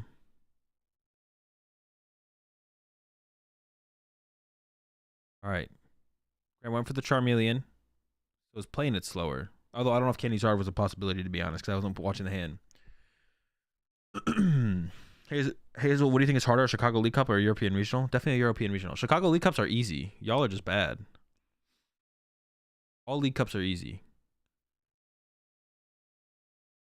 Going for the Poffin. Do we ever move this Bidoof? Yeah, does the Bidoof ever get moved here? I'm not sure.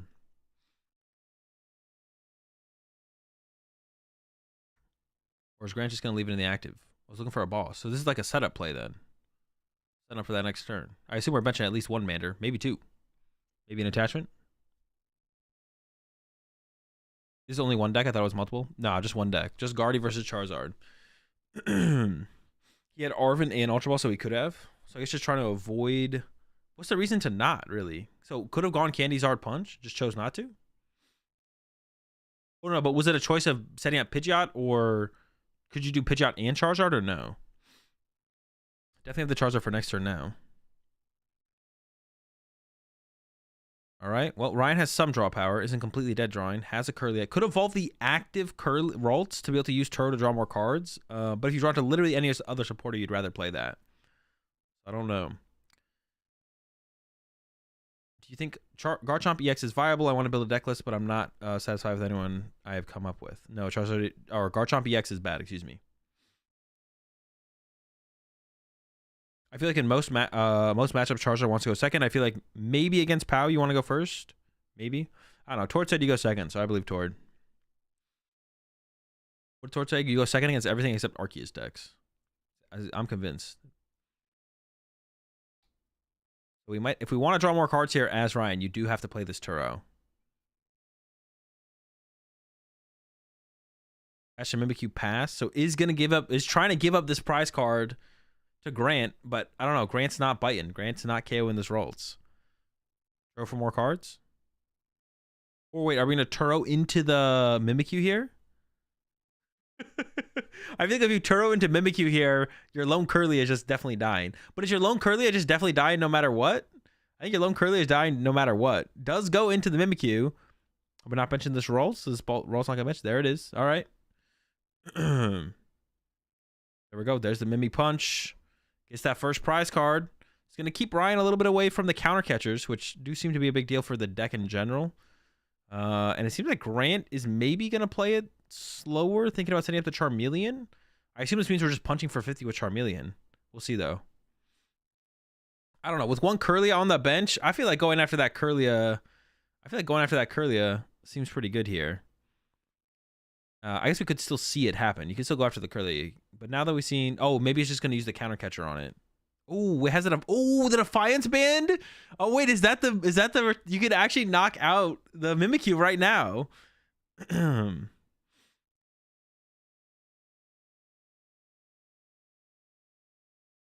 out Mimikyu with Defiance Band. Knock out Curlia with Defiance Band. Or for another Charmander. You have the bench space for the Manaphy as well to protect from the. Oh yeah, Charmeleon is can't be affected by Mimikyu. That's right. I forgot about that as well. Defiance KO Curly is actually sick here then, right? Goes for a second Pidgey. So it's really scared of... I wonder if we should have retreated that Bidoof last turn, though. I feel like we should have. Oh, but then I guess we wouldn't be able to attack with the... No, but you could have, like, Candy Charizard to attack with the Charmeleon. Yeah, I feel like we should have... There's a Collapse Grab as well to get rid of this Rotom. Yeah, I guess I don't mind the second Pidgey here, because we did lose our Bidoof. And yeah, there's a counter catcher KO on Curlia. This is actually a really cute play with the Charmeleon here. Oh, wait, it's going to go into the Charizard. Wait, did Grant not see the Charmeleon play? The Charmeleon play was so cool, though. It's like the same thing, right? Because, like, you can't be threatened by anything else but the Mimikyu, so you may as well stay as a Charmeleon so you have the potential to punch the Mimikyu next turn. I feel like Grant should have waited on the Charmeleon. I think Grant is doing this... I think in Grant's head, he's probably just going to go boss KO a Curlia next turn no matter what. So I don't think Grant really cares. Like, that's the way he's thinking about it. Like, oh, I'm just going to boss KO a Curlia no matter what, so I'm going to need a Charizard. But I guess that's fine. Did he Pidgeot out? Yeah, he used Quick Search. And Mimikyu gets a free 70. Yeah, now you just get like that free 70 in there. I feel like you should have just chilled. Yeah. So where can I practice if I plan on taking PTCG seriously? You should play on the ladder or play in online tournaments.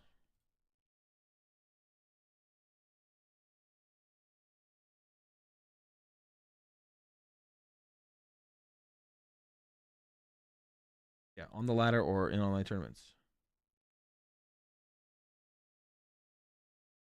I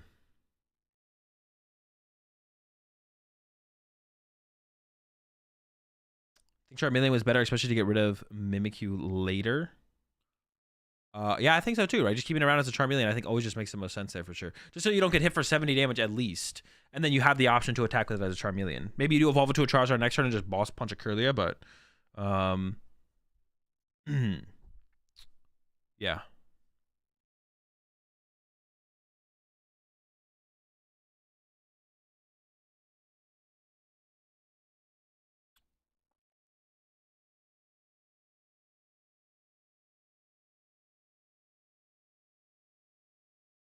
Maybe it's not worth getting Charmeleon. Charmeleon couldn't get KO'd on the next turn, though. That's the thing. Charmeleon literally could not be KO'd.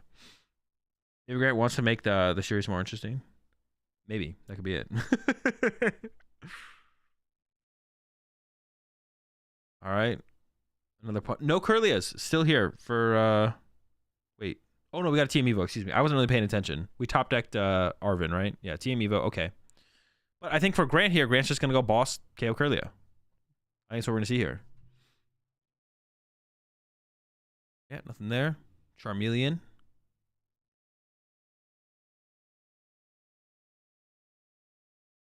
And just boss KO Curlia. And then maybe like quick search for Palpad. And then you boss again next turn. And then you Palpad the two bosses back to the deck. Something like that. Still has Prime Catcher to work with as well. Thankfully versus Guardy, you have a solid 5 turns before the deck does anything. All right, here comes a quick search. Second Pidgeot? Is there a candy in hand? Giovanni's in chat and says he can revenge 3-0 Zard. Yeah, they sent me a message on Twitter as well. I was going to get back to them. If I had more time, I would definitely be down to have you on, Giovanni. And, but unfortunately, I don't have the time. I got the time for this best of 5. Maybe some point in the future. That's definitely something I want to do at some point in the future. But, I mean, we're entering a new format literally tomorrow. So, if there's ever a matchup you want to challenge someone to, in the future at some point, I would definitely be down to have you on. But I only have time for this matchup today, and then it's got a new format as soon as tomorrow, so timing is unfortunately pretty poor for the challenge, but at some point in the future, definitely. It'd be cool to have like a King of the Hill thing with a bunch of good players. I do plan on doing something like that, Jake. I do. Post NAIC is when I'm going to try and get it going. Yeah, after NAIC is when I'm going to try and get it going. All right. Grant with another boss KO on a Curlia. Mimikyu's back to the active. Grant has plenty of boss's orders to work with, though. So what Ryan's got to do something more here, right? Something more has got to happen here. We got one Curlia in play. Not much else. I don't know what we're going to see here from Ryan, to be honest. Seems tough. Being a refinement. All right. Got boss. Got counter catcher.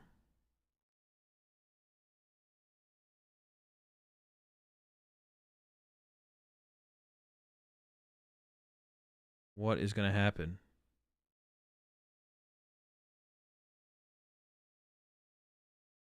What do you even do? What do you do? You don't have a play. I feel like there's no play here. I don't know. Is there a play? Get some Ralts back. Get a Curlia back. He's ultra balling. What are we grabbing? Another Curlia? I guess. Give up the boss again? And we're going down a counter catcher and a boss here? That doesn't feel like it's the right play. That doesn't feel correct.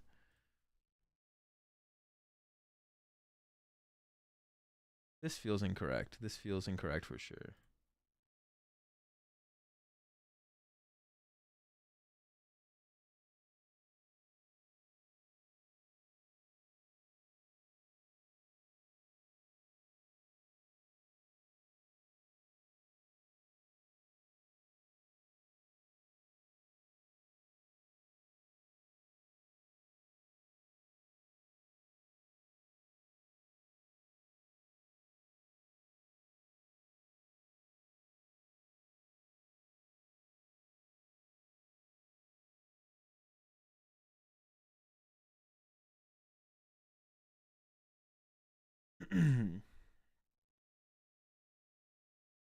Are we going to refinement away our last boss? And also, what do you do with this counter catcher? Do you actually draw a prize card? I guess KO Manaphy. Ooh, KO Pidgey? I guess I don't hate it. You KO. Wait, but you don't have any other counter catcher. Shouldn't we have gotten rid of our boss if we're going to counter catcher this turn? Because we could have gone counter catcher this turn, counter catcher next turn, go counter catcher KO Pidgey into counter catcher KO Pidgeot. Plus counter catcher KO Pidgeot next turn plus Iono. Ideally. Obviously, we have a 1-card hand and a boss, but I feel like that would have been the play here from Ryan. Keep the second counter catcher, get rid of the boss. Man, this is a bad hand. This is just a bad hand.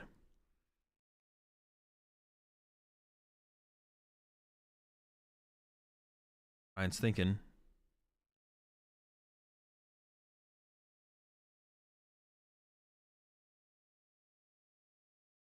Does give up the boss.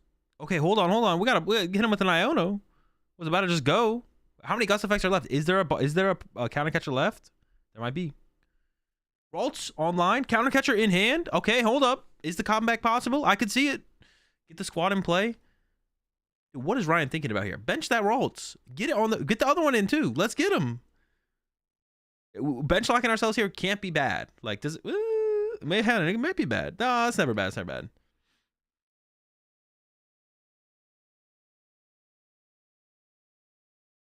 All right, we got it. Iono for next turn with the counter catcher. Hold up, it's kind of coming together here for Ryan a little bit.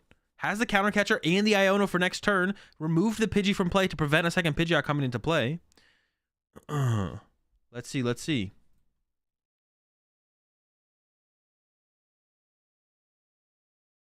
How is Grant going to handle this? Catch Charmeleon. I wonder if you want like a heat tackle setup at this point.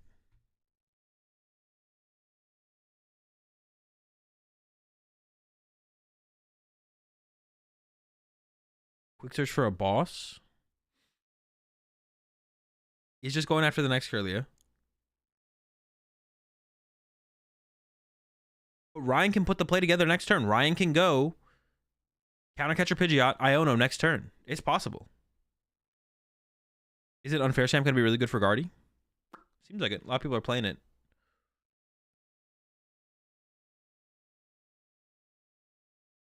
All right. Ryan's got the pieces. He's got the tools. I believe needs more energy in the discard pile. Actually, I don't know. Was that like 5 in the discard? We might just need a tool for the Drifloon at this point. Where are we at?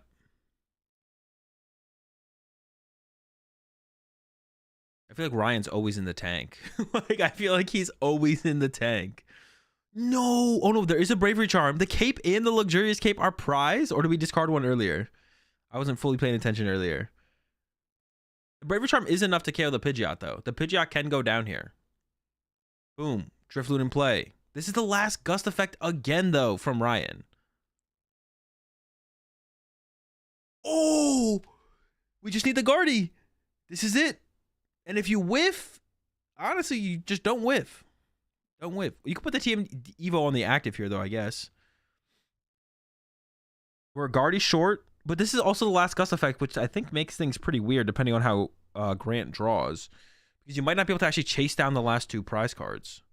Because Ryan doesn't play the Palpat. It's just 1 boss, 3 countercatcher. Attached to Kirlia. Does that even make sense? What does that even do? Can attack with Guardy, I guess, with less damage on it. I guess that could make sense to like play around a Radzard play later. I mean, it's got to be countercatcher Pidgeot, right? Iono, hit Guardy EX.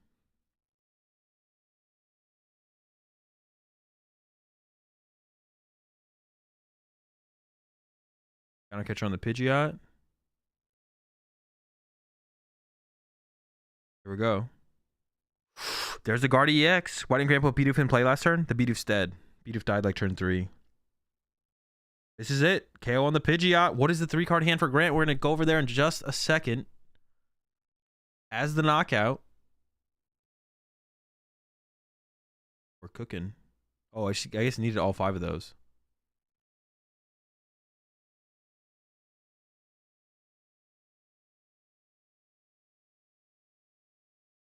Got folded by Chien-Pao at locals with Guardian NAIC format. It's not broken. Bro, that... All right. I'm going to give you a second to reflect on the thing you just said. That means 0 to anyone ever. Your statement shouldn't mean anything to anyone. It shouldn't even mean anything to you. You played 1 local tournament and lost to a Chien-Pao player. That doesn't mean anything. That's irrelevant. It means 0 to anyone in chat and me. And it should mean not as much as it means to you, for sure. You got to have more than that to work with. If you're, wait, hang on. So we got the Cape. All right. Attach active. Grant's hand is dead. Did get the energy to attack with Charmeleon, though. I guess had this Charizard as well, so could have evolved it to a Charizard. And, like I mentioned before, there's no more Gust effects for Ryan. So Ryan can't win this turn with, like, I mean, how would he... I guess Ryan could have drawn into, like, Drifloon. Did get the Cape off the prize cards. Yeah, we'll see. Ooh, Roxanne was found off the prize cards. That could be a big one for next turn. Roxanne into Prime Catcher or something like that. Guardy is sent up here from Ryan. All right. Where do you go from here as Ryan? I guess you just kind of got to knock out the active, right? You just got to KO the active Charmeleon here. Could go... how do you approach it, though? Just Screamtail knockout, right? Arvin... Actually, sheesh, how do you approach this? Super Odd the Drifloon back for sure. And I guess Screamtail to KO active, right? Yeah, I think that's probably the way to go.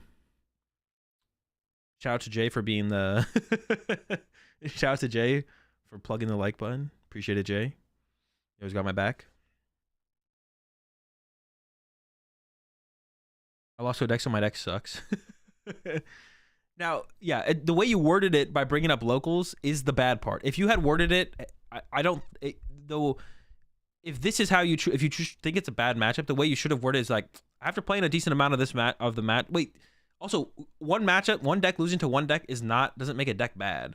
Guardy has historically been unfavorable to Chi and Pao. It's not like terrible matchup, but it's unfavorable. Like that's nothing new. That's not like a revelation. For sure. But if your statement is I lost to this deck at locals, therefore the deck I was playing sucks, you can't take. No one's gonna take that seriously. You can't take that seriously. That's a nothing statement. But if your statement was, man, I've done a lot of testing with this Guardy up against Chi and Pao matchup, but it feels pretty tough for the Guardy, I'd be like, yeah, it's a tough matchup. Doesn't mean Guardy's bad though. It's fine to have bad matchups.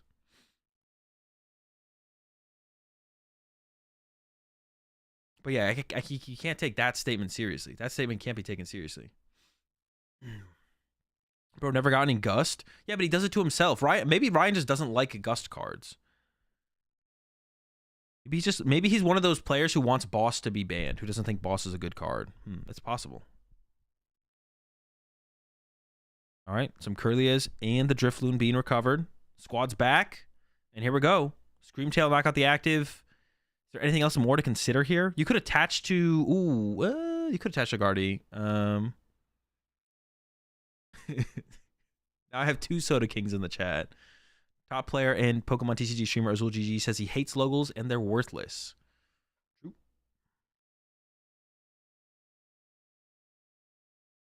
All right. Back over to Grant. Has the Roxanne. Roxanne's coming into play. Prime Catcher plus Retreat wins the game. No Prime Catcher. Has Vacuum. That doesn't do anything right now. Has Ultra Ball. I mean, is it just swing and pray here now on Grant's side? Is it just swing and pray? I mean, Ryan only has a 2-card hand. Does have Mimikyu to wall with though. How else could Grant does need to find like a Gust effect, right? Grant needs a Gust effect. So could Super Rod back in Bidoof, Ultra Ball for Bidoof? Or man, I don't really like you do want some access to Grant can just not take a KO. I get you could just not take a KO, but then you just get punched by Screamtail, and then what, you hope for Boss? I guess so, yeah, right? You could just pass. Oh, wait, is Luminion in the deck? That's actually a good shout. Yeah, Luminion. Cleffa? Luminion. Yeah, great Luminion pass. And then you're hoping that Ryan doesn't have Turo, though, right? So you'd be betting on no Turo next turn. And if you don't knock out Screamtail, then you lock the energy on the Screamtail, which is probably decent as well, right? Actually, does Screamtail just... Wait, can Screamtail KO Charizard with a thing? I actually don't know. How much damage what does Screamtail do? How much damage can we get to? Play, what, 9 energy? Is it 20 times the damage counters? With Luxcape? Okay, with Luxcape we can get there.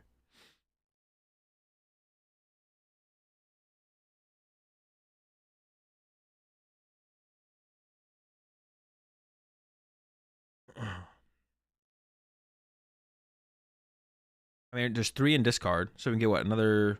So we can do 240 with the current setup. And we're just like super far off, though. Wait, we can't even get there because you need all 9 energy, right? That requires 8 energy. No, 8 energy only gets us to...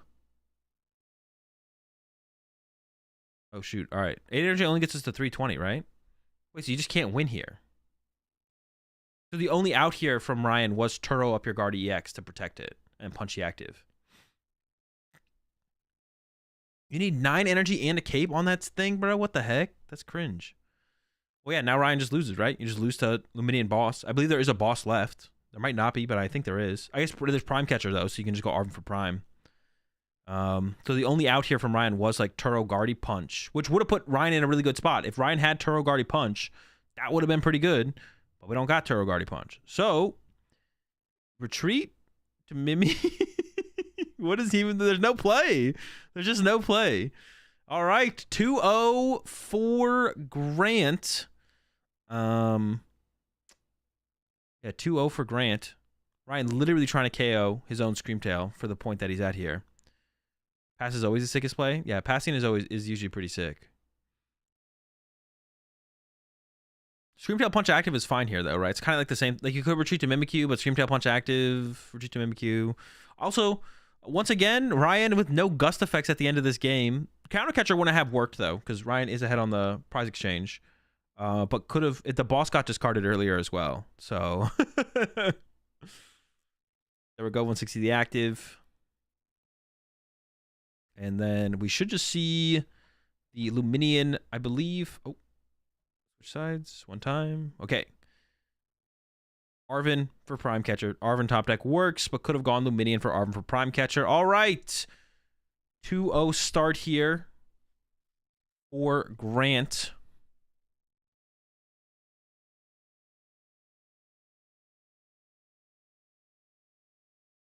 In the matchup. We'll see once again if Ryan adjusts. Also, like, honestly, Ryan's starts have been pretty weak. Like, maybe there's been some mistakes on Ryan's side for sure, but Ryan's starts have also been pretty weak. Overall, pretty weak starts on Ryan's side. So hopefully we get like a better, start here from Ryan. See a little bit more competitive game in that regard. And I guess we'll see who goes first or second here as well. The Guardy heads in chat are saying Guardy should go first. Now, I've like explained this before. If it's correct for Guardy to go first, it's correct for Charizard to go first. There's no in between. Ryan is choosing second here once again. In my head, thinking about this matchup, I think going second makes way more sense than going first. I could be wrong, but going second in this matchup with Charizard just seems mind-bogglingly bad. But I could be wrong. I could be wrong. Could be incorrect.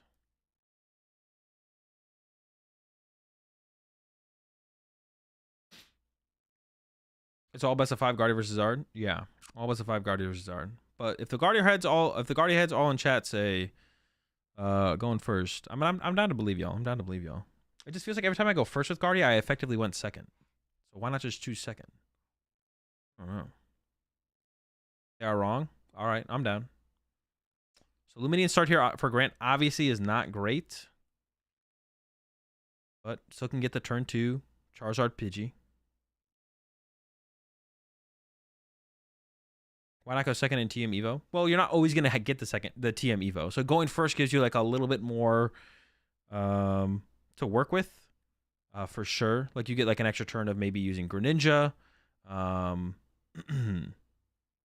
get an extra turn of maybe using Greninja. Or you can evolve your Ralts to Curlias and avoid even having to use TM Evo as well. Or it can give you like you get like one extra Curlias to find the TM Evo. But dude, y'all Guardy players are passionate in the chat as well. That's ball coming in. I assume this will be for the roadie. There's the roadie. And yeah, gonna get a little bit of a draw up here. Could attach a Luminian, I guess. That gives you the opportunity to like heat tackle next turn. Could attach a Charmander and then like, yeah, I guess it makes sense. All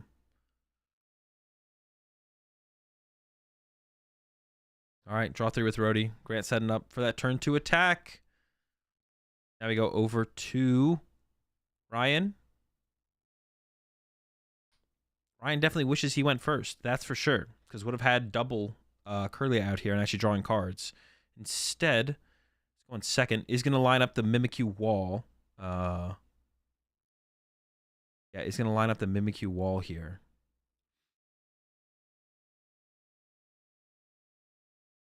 The way to play this matchup is going first and manually attaching to Mimikyu. I think it depends how many Gust effects they have if that actually works though. Doesn't that just like not work if they play Palpad and double boss? Because they have 5 Gust effects. Art should go first most matchups. All right, all right. Doesn't even retreat. Wait. That can't be correct. We always retreat to the Mimikyu, right? Giving up one of our 2 Ralts here from Ryan seems like it's definitely trolling. Yeah, that's got to be. This is like a free KO. This is a free. We can't give up free Ralts like this. Ryan's going all in on this Mimikyu strategy. Teleportation burst to Mimi. I guess that would have been. Well, I think you'd rather have the energy in the discard pile, right? Does 10 damage? I guess 10 damage to. Oh, 10 damage to Luminian actually is kind of cute, right? But then the energy is kind of stuck in. Well, it's not really stuck in play. You'll be able to retreat it after something gets KO'd. Yeah, teleportation burst is kind of cute there actually, because it sets up for the Screamtail KO, right? It's kind of cute. It's pretty cute. I think it's fine to let the energy get trapped, because you'll probably be able to free it up sooner than later.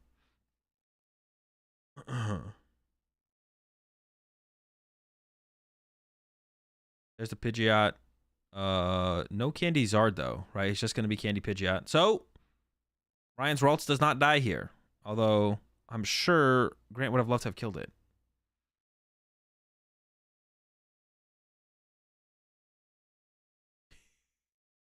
Appreciate the 9 months there. Yafadi. I do want to do more of this. I do want to do more of this. And we've got some challengers in the chat, which would be really cool to bring on to play the matchup as well.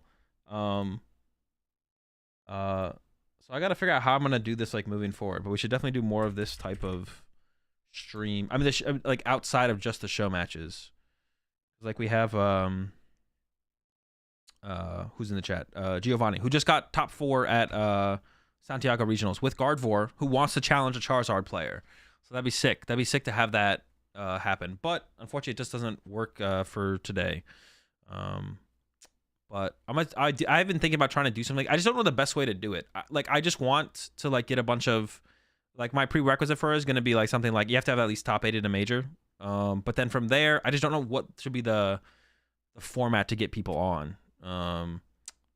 Jake brought up the idea of like a King of the Hill. That could be cool. King of the Hill works. Or like any kind of challenge. If anyone wants to like lay down a challenge, that would be like cool as well. I also think I could watch a Zard player for what it's worth. Dude, maybe we should just do a Guardy versus Zard player. Dude, I'm kind of down to do that. But see, the thing is we're entering a new format. We have to do that with a different matchup next format. Because we're about to enter a new format. So like going back and playing this format of Guardy versus Charizard is cringe. So next format, we could do something like that. Because that'd be pretty cool to just bring on Guardy players versus Charizard players. Guardy versus Pulp. I'm down. All right. I didn't even watch Ryan's turn there. Let's take a look at Ryan's hand. So like nothing. Once again, Ryan has like not drawn supporters in the early game here. All right. Back over to Grant. Has to deal with this Mimikyu now. Did get Parallel City collapsed. The collapse is definitely annoying here. Bro, you should do it for pre-NAIC content. I'm not going to have time pre-NAIC, to be honest. Like, I get back from LA, and then I literally leave. We got Japan Championships over the weekend, that next weekend. And I'll be, like, streaming. Yeah, there's no time before NAIC. It's definitely, like, something I have to do post-NAIC, come up with, like, the everything. And Grant's actually going to get aggressive with the Pidgeot as an attacker here. Not going to go in with the Charizard. And does have the ability to set up this B-Barrel as well. Just have to give up a couple cards here. Probably get rid of like Iono, maybe Manaphy, maybe the Iono Defiance Vest. Might just be quick searching for it as well. I don't think you don't want to vacuum it. Yeah. So like I'm gonna be restreaming the Japan Championships over the weekend after LA. Yeah. Why risk the Pidgeot? I think it's just really unlikely that Ryan KOs the Pidgeot here. I assume is like the reasoning. Oh, we still have an energy in hand though. We could still attack with Charizard actually. Why can't I send my message? What random words do you have muted in chat? I don't know. What was your message? What was your message? I don't know. He kind of has to go for the Pidgeot to get rid of the collapse with only one Zard in play. Oh, that's why he's going with the Pidgeot attack. Is to bump the collapse. Genius. I didn't really think about that in the moment. Getting rid of the energy is interesting. I don't know about getting rid of the energy, but maybe we're super rodding this turn. Opens up the super rod play. Yeah, that's probably why he's wants to attack with the Pidgeot here. It's just to bump the stadium. And it's like not that risky for how little Ryan is drawn. It's definitely possible Ryan gets a knockout though. Yeah. We'll see. Thoughts on the Kendrick Lamar and Drake beef? No thoughts. All right. Does get the stadium bump. This play makes way more sense once that kind of came to light. All right. Let's see what Ryan and his Mimikyu can do here. Mimi up. Has one Curly on the bench to work with. Ooh, the Eerie top deck. I don't know how far that's going to go in this situation, though. But, nah, honestly, you'd probably rather like play an Iono or a... you'd probably just rather set up more this turn. I take it back. If you can just get an Arven this turn and TM Evo out 2 more Curlias, that's probably the better play. I was like, kind of hype about the Eerie at first, but I'm like, nah, this never works. Just get rid of the Ultra Ball. Honestly, Ryan should discard the Ultra Ball here so he can't Ultra Ball away the boss this game. No, not the Super Rod. Dude, he loves Ultra Balling away boss too much, bro. He's thinking about Ultra Balling away that boss. He's like, I can't wait to Ultra Ball away this boss. I think you got to give up the Ultra Ball there. All the other cards are such high value. All the other cards are such high value. including the super rod. I think the super rod's like pretty high value there as well, especially with like a Curly line already dead. Like you want to recover that maybe. All right, so TM Evo if it's in the deck. Oh, is he going for a knockout here? Is he getting aggressive on the KO? I thought we were just going to TM Evo for the turn, but hold on, hold on. I guess you're just going to get bossed anyways. Wait, but you're going to get bossed anyways. Wait, no, you might not, I guess, if you KO the Pidgeot. I guess KOing Pidgeot might... it's okay. Oh, now we're selling for the Evo. But we have to get a... We're going for Evo. Are we just going with the Evo to discard it, I guess? I guess that could be it. I don't know. He's got a 6-card hand and B-Barrel. He's got options for sure. Can we take a timeout? Little pep talk action. All right, slow down, slow down. All right. Listen, Ryan, when you get back in there, just don't Ultra Ball away the boss, bro. Keep the boss. We need that for the late game. Keep the boss. All right, go get him.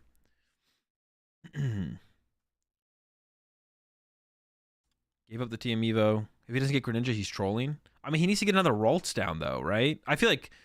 I don't know. Is it maybe it's too slow to go for a Team Evo play this turn? Like I was thinking maybe we go Team Evo, just establish 2 more Curlies, but that actually honestly might just be too slow. That honestly might just be too slow. Yeah. If you don't use Evo, you're in a bad spot to boss. Yeah, like if you don't use Evo, you're in a bad spot to boss. But if you Evo, you're not being aggressive. I don't know. It just all feels bad. Yeah, it just all feels bad. It all feels bad. But to be honest, based on the opening hand there from Ryan, Ryan had just gone first, honestly, Ryan would have been in a better spot. Would have been in a better spot. He's going for this Greninja grab. My thought was that this was leading to... Yo, appreciate the 19 months there, small farm animal. I don't know where I thought this was leading to here for Ryan, but... Now going for the Screamtail.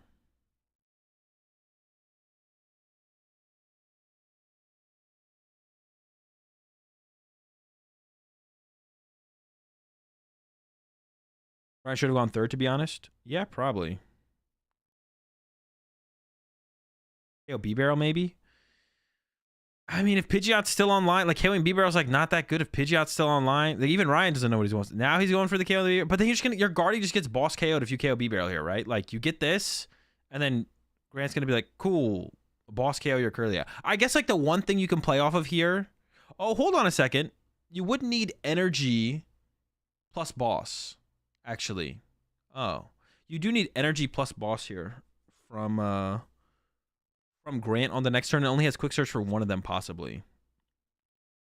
I can see it. I can see that. I saw Guardy lose to a Zard in an online tournament, so Guardy sucks. Confirmed. Flume prize for out to prize check. Maybe if we were going that route. Honestly, I have no idea what route Ryan's going here. Ryan's just like. I feel like Ryan is just in the tank. The way he's playing just makes you think he's in the tank.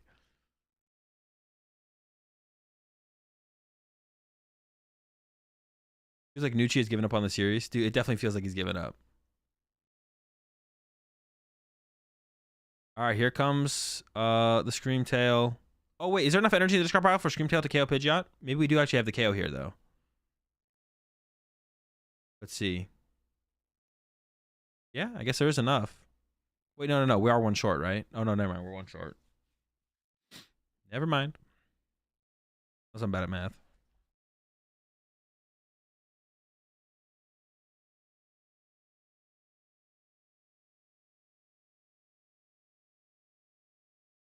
Oh, wait, we're getting tanky out here.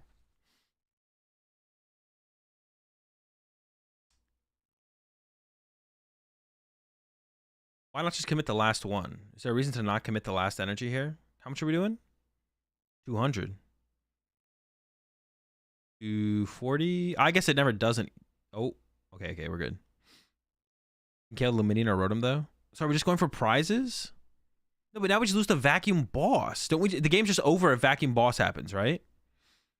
Or is this like some genius play from Ryan where Ryan wins with Mimikyu, with lone Mimikyu board? Is Ryan baiting the lone Mimikyu board here? I don't think so. Let's find out. There's no boss vacuum in the hand here. No, we have Prime Catcher Vacuum though, right? Yeah, we have Prime Catcher Vacuum. Wait, am I tripping? No, we have Prime Catcher Vacuum. As long as they're both in the deck. Yeah, Prime Catcher Vac cooks. That literally board wipes to lone Mimi. You can also bench Manaphy and just boss KO Guardian, leave the Mimikyu in play, or leave the Screamtail in play, to be honest.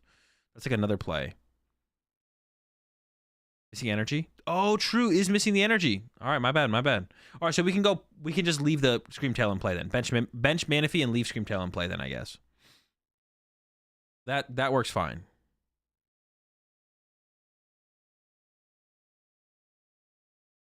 Because the Screamtail doesn't KO the Charizard.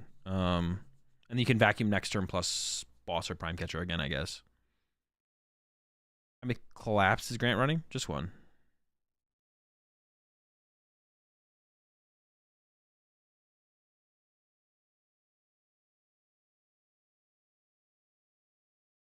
Yeah, and the Manaphy protection here. I assume that's the route Grant's going here. I'd be surprised to see anything else, to be honest. Yeah, because I feel like, yeah, just Prime Catcher KO the Guard EX makes too much sense. Because you just make Ryan have to need so much next turn to get back into the game.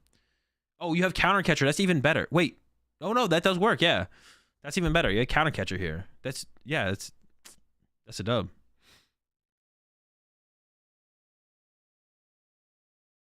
Dude, now I really wish I had more time today because I would really love to have some of these other Guardy players on to play against Charizard players. That would actually be sick, but I don't have any other time today. That sucks.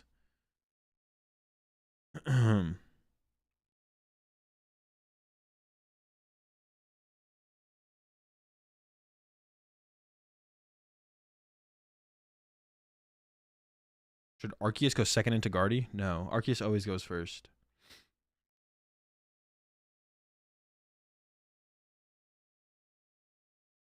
I feel like my, oh, wait a second. I maybe lost my YouTube chat when I did that.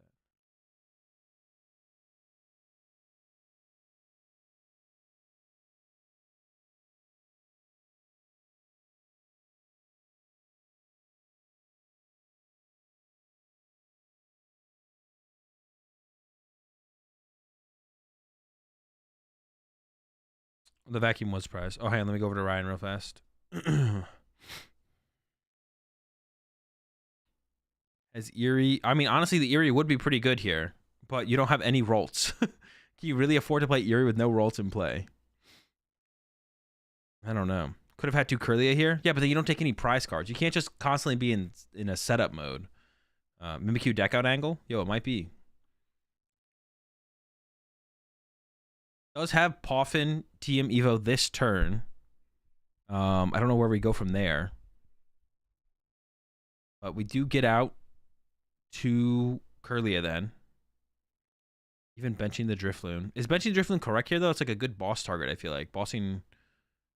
All right, we have 2 Rolts. Is there 2 Kirlia in the deck? And is there even 2 Kirlia in the deck? Gardevoir is constantly in setup mode this format. There is no other mode. Literally always setting up. Wait, how many cards are left? Oh, I thought Ryan's deck had 9 cards left. All right, we got some Kirlias online. Let's go over to Grant. I mean, Grant's just going to boss KO a Kirlia, though, right? Could even draw 2 prize cards this turn. Has Vac... Oh, wait, you just win, right? Don't you just win with Vac Boss? Does Vac Boss not just win the game? I feel like Vac Boss literally just wins the game because there's 4 prize cards left for Ryan. You go down to 1 prize card left here as Grant, and I feel like the game is just literally over. That's it. Pack it up. Wrap it up. I don't see a win con here.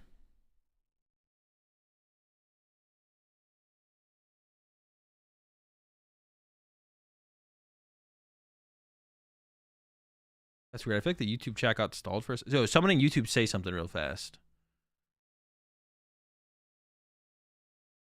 Why is Grant in the tank on this one? There's no win condition, right? I don't think I'm trolling.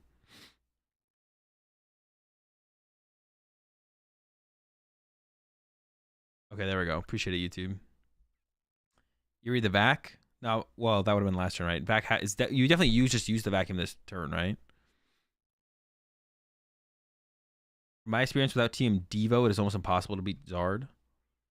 The TM Devo does do a lot of work, but that was one of their agreements. Was they agreed no TM Devo? Grant was like, you don't get to use TM, you don't get to play TM Devo, and Ryan agreed. And Ryan's been playing the deck without TM Devo, but I know that's been like the new innovation in the deck has been to include TM Devo. I don't know if that's what everyone's playing. Actually, now I'm curious if I know Giovanni's in the chat. I'm pretty sure. I don't know if they're still here, but I'm gonna check if they played it at all or not. They did not play the TM Devo. But I know, like, Harris played it at Stockholm. That's lame, but Devo and Guardy seems bad. That's lame, but Devo and Guardy seems bad. It's bad for Charizard. All right, there's a punch. And I don't know if there is a win condition. I don't see it here. I think this is a dub, because then we just saw the Palpat put the boss back. There's bosses in the deck. There's a Turo in the hand. Yeah, that's pretty good. Over to Ryan for one last turn before before he loses. Piper's Guardy list is the one. Piper played it as well. Yeah. Team Duo is good against Lugia. True. It's good against, shuts down the what's it called? And there's the concede, and that's the 3-0 for Grant. All right, chat. That was fun. I definitely want to do, like I said, I want to do more of this in the future. I got to figure out how I'm going to set this up. You always play Enhanced Hammer if you play Devo moving forward. You always play Enhanced Hammer if you play Devo moving forward. Please don't misclick the prediction like Mahone did. I literally misclicked a prediction yesterday. Okay. Last prediction. I think Locke put up the prediction. Who will win the best of 5? Choose outcome. Grant Zard 1. Complete prediction. Complete prediction. There we go. We did it.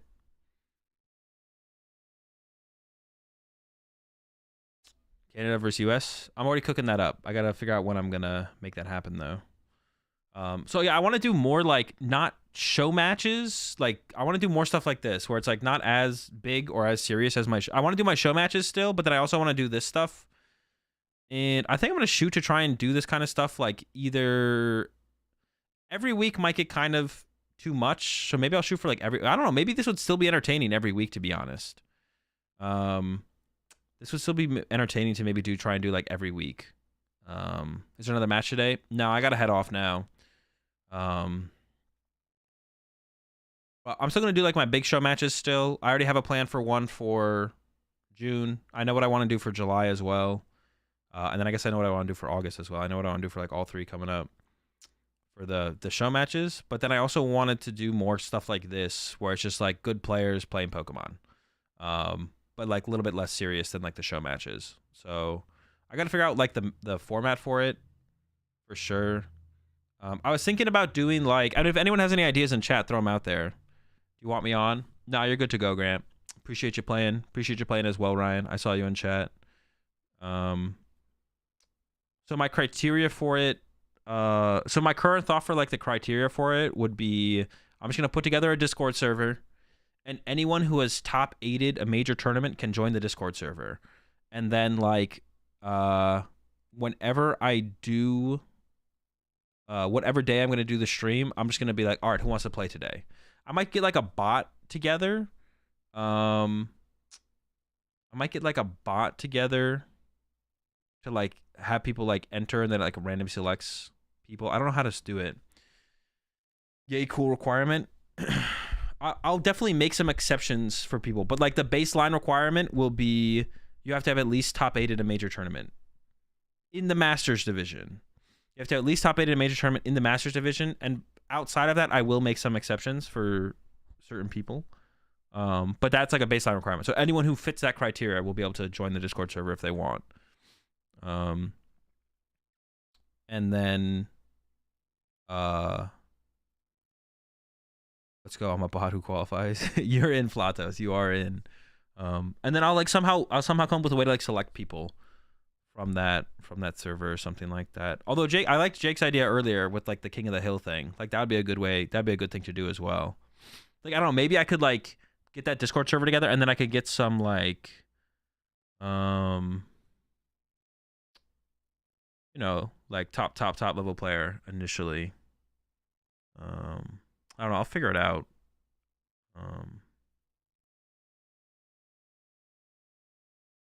I'm happy for this result because everyone playing Zarg gonna think they're taking a free dub win into me in LA.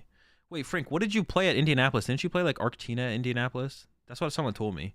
Can you explain King of the Hill? King of the Hill is just like the winner stays basically, and then there's like a new challenger. So like, let's say we had Grant versus Ryan here. Grant would stay, and then someone else would come on to play against Grant, and then the winner of that would stay and then there'll be a new challenger, and then you just repeat until you're done, until the stream's over.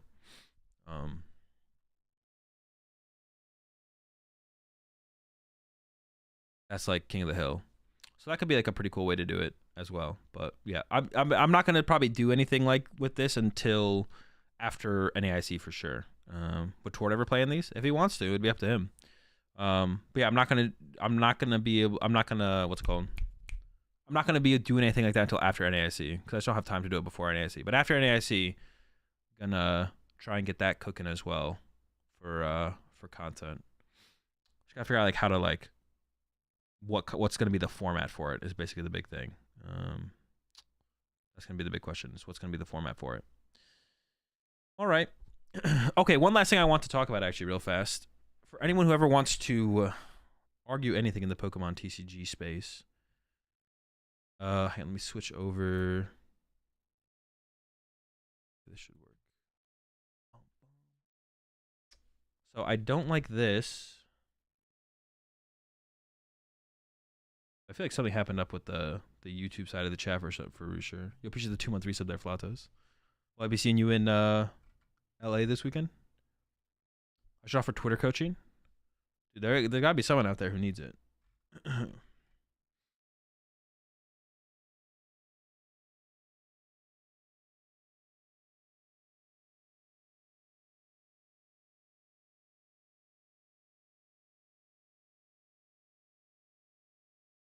PR coaching for Twitter. a lot of Pokemon players need that, to be honest. Although I feel like Jake would offer a different type of Twitter coaching. But honestly, yeah, a lot of Pokemon players need coaching in PR, Twitter PR in just general. They're not very good at I mean, some of them just don't care. And that's kind of what I was talking to a little bit about earlier, where it's like Pokemon is not a lot of top players' full-time jobs. Like at the end of the day, they don't really care that much. Most of them don't, for the most part. I mean, some care. A lot of them do care, but like, you know, it's not like, for me, it's a little bit different. Like Pokemon's my full life. A lot of other top players in the game, it's not their full life. You know, they're in school, they have a job, other job, whatever it might be. So it's a little bit different for me compared to other like top level Pokemon players. Because for them, it's not their full-time job, you know? For me, it's a little bit different. But I know a lot of them do strive to want to be more and bigger in the space and stuff.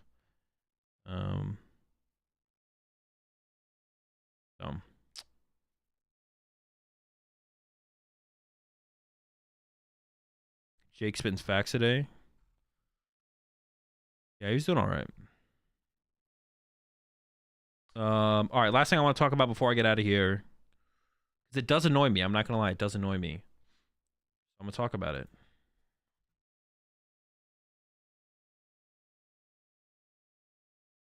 Is this. All right. So I have nothing personally against Baka-Senpai on Twitter. But I don't like when people bring up my name with like outgetting my take first. 100% agree that people without extra money / time to attend multiple regionals shouldn't be punished in the invite structure. I guess technically you could argue they're not, because you could always just win the one regional you go to, right? But I would like to see it expanded outside of that. I think top 8 at regionals should get their Worlds invite, and that would lean into actually more into the structure. But I don't think this solves the issue at all. AzulGG, that's me, didn't make day 2 at Pittsburgh, Peoria, and LAIC. Not making day 2 can happen to even the best. I don't like that they're using my name here without even asking me, without any background on my thoughts on my tournament runs at these 3 tournaments.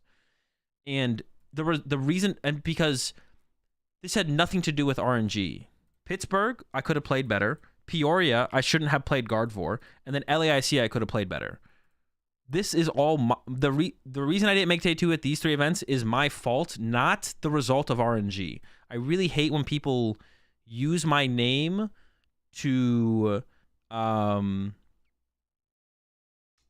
defend their take when they don't know the take. Like, they don't know why. They're just referring to you not putting words in your mouth unless you are mad about the tag.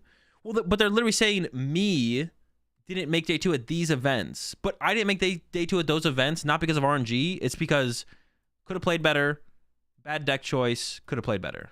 Like, so like,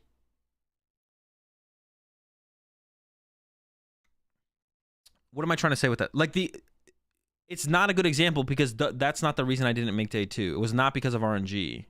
The person he's using as an example doesn't agree with the example. Yeah, that's what I'm saying. Like, you have to find a different example. But if you can't,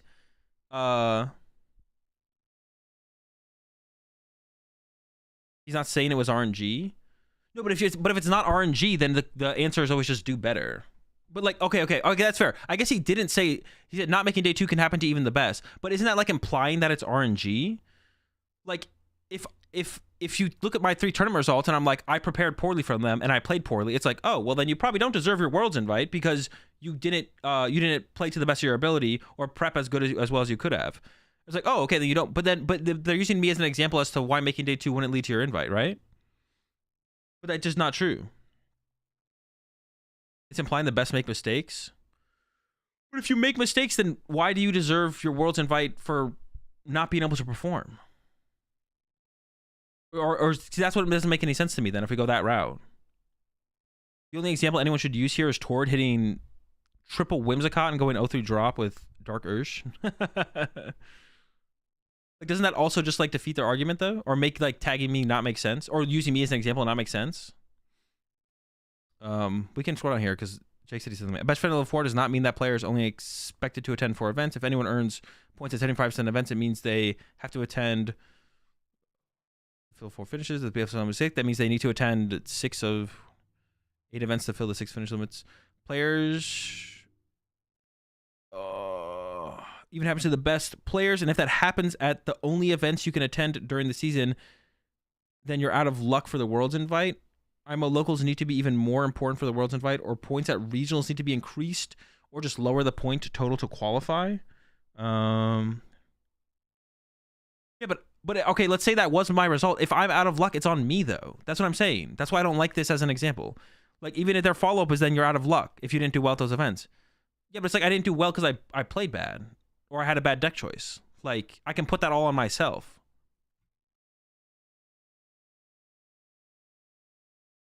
Like, that's why I don't like this tag. Maybe I'm wrong. That's why I brought it up. I don't like it when people tag me and then they're like, because someone's tagged me before and literally made this exact example and was like, even the best players get unlucky. I'm like, I didn't get unlucky though. I just played bad and made a bad deck choice. Yeah, so he's saying if you have cash and time to hit 12 regionals, you have more chances, better finishes than if you only get to go to 4. I agree. I'm not disagreeing with that. But then for what you have available to you, you just have to make the best out of it. That's what I'm saying. Is like, if I could only go to Pittsburgh, Peoria, and LAIC, and I made day 2 at none of them, like, I know those events were on me, not on like the system or RNG or anything like that. You know what I'm saying? Like, it just seems like a really bad argument, and then I don't like being used as an example. I guess they're definitely implying it's due to RNG. People saying that's not what they meant are just being contrarians. I mean, yeah. How is this not implying that it's due to RNG? Because I think no one thinks that if you play bad at a tournament, no one thinks that if you play bad at a tournament, that then you should are entitled to, you know, getting your Worlds invite, right? We think, oh, you should have to at least play to some degree, right? You appreciate the 70 months there, Iodine.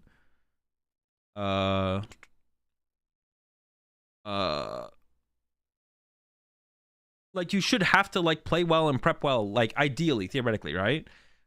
Maybe you don't prep well and you still win, like, and you still like top 8 a regional or top 8 2 regionals, and like, I don't know, it doesn't matter though, right? Like, we should say for like consistently across the board, we think you should have to prep well and play well on the day, right? Like, because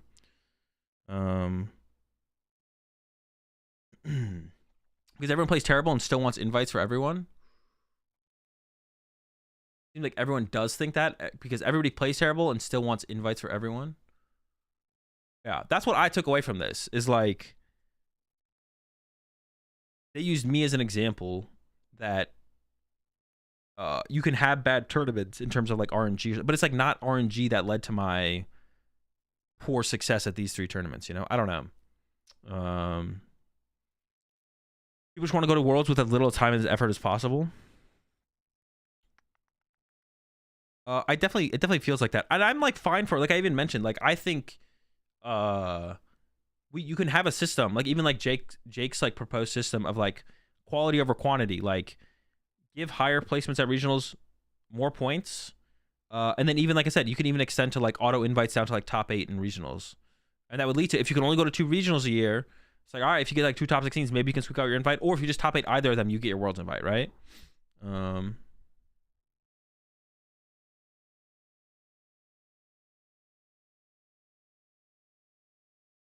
BFL of 6 was crazy.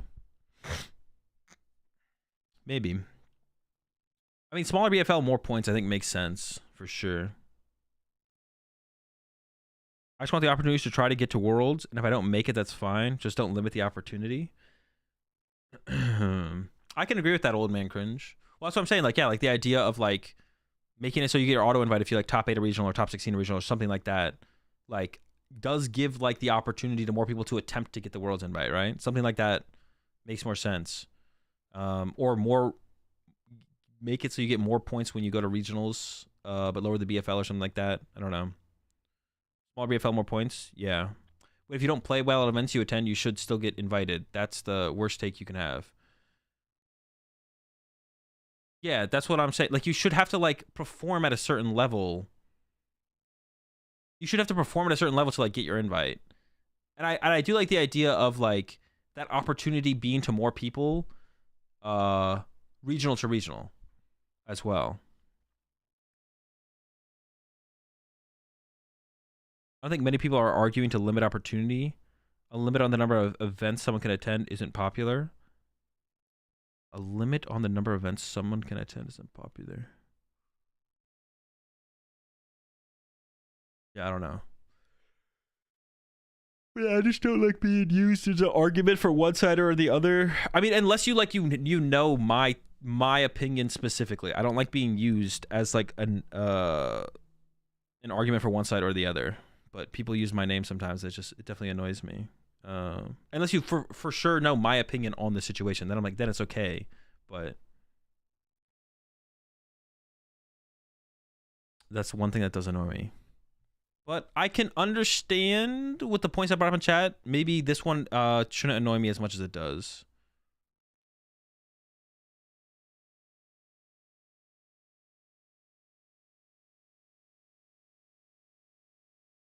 There's a point where you have to do well at whatever event you go to. I don't think there's any way to make a point in a tweet relevant without actively limiting people going to events. Respond to the tweet and say ratio. That'd be a good meme. Respond to the tweet. But Azul, you're a public person in this space. Of course, people are going to use you as an example, whether you like it or not. Yeah, but I'm just saying that I don't like being like, yeah, but everyone who's here in chat right now, unless you know my take, don't use me as an example. Now y'all know. It's fair to be annoyed about being tagged, but he's not actually quoting your opinion. He's not quoting my opinion, but he's using me as an example in the fact that it feels like he's making the statement that I had poor RNG at these events. Now, he doesn't explicitly say that, but that's the way it feels. And it's like, no, I didn't have poor RNG at these events. These 3 events were definitely just on me as a player. I guess, but maybe but then if his point is, but then if his point is further than that and just being like, maybe Azul did do bad at these events, but because he did bad at these events, he should be given more opportunities to get his Worlds invite. Is that then the point? Which, if that's the point, how does that make any? How does that make any sense? I don't think it's slander. We all know you're a great player. Don't let this tweak at you. No, I don't think it's slander either. And if anything, this would just be in support of me as a player, because it would be better if my poor results at these 3 events were RNG. But I'm telling you that it wasn't RNG. That's the point. Like, it comes off to this that like my performance at these 3 events were due to RNG, but I'm telling you it's not RNG. So if anything, their statement on me here is basically in support of me as a player compared to the truth.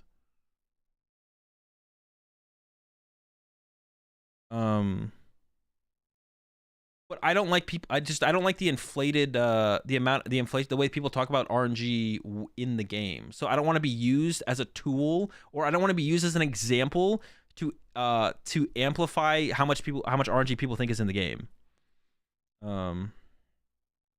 That's basically what I'm annoyed at. Is it feels like they're saying, "Oh, Azul got unlucky at these events," and then so either it's like if that's not what they're saying, it's like, okay, even the best players in the world can have bad events. If they're going that angle, but it's like, okay, but how many bad events should you be able to have and still get your Worlds invite then? At that point, then what does that mean? How does that make sense? How does that make sense then? Like, it's like, so, hey, look, Azul missed day 2 at 6 events in a row. It's like, yeah, well, if anyone's able to go to 6 events and misses day 2 at all of them, they probably shouldn't get their Worlds invite then, right? Like, they probably shouldn't get your Worlds invite then. Like, so I think either way you look at it, no matter how they're approaching the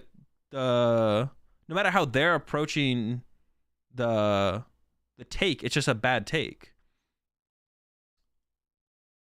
But if they're attacking it in terms of it being RNG based, that's what I don't like, because they're using me as an example to amplify the amount of RNG they think is in the game based on my results, when I can tell you that these results are not RNG based. Like, it's not like, yeah, because someone brought up the Tord example where Tord played Urshi Moltres and hit 3 Whimsicott in a row.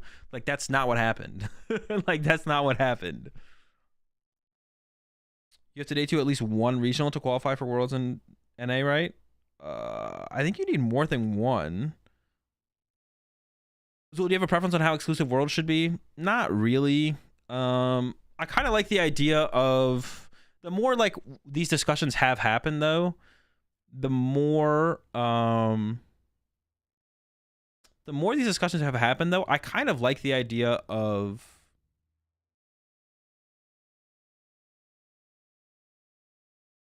I do kind of like the idea of like maybe needing at least a little bit higher of a finish at a major tournament. Like, restructure the points so that way you at least need to get like a top 32 at a regional to get the Worlds invite. But then also I like the idea of expanding the auto invites. So like everyone will have like that chance. Like, you know, if you can only go to 1 regional a year, but like auto invites are expanded down to like top 8 or top 16 or something at major tournaments, something like that. So that way it's like like if you can go to 1 major tournament, 2 major tournaments a year, like if you get top 16 at the regional, you get your invite. So I do kind of like that. But then also like make it harder to earn your invite through championship points as well. I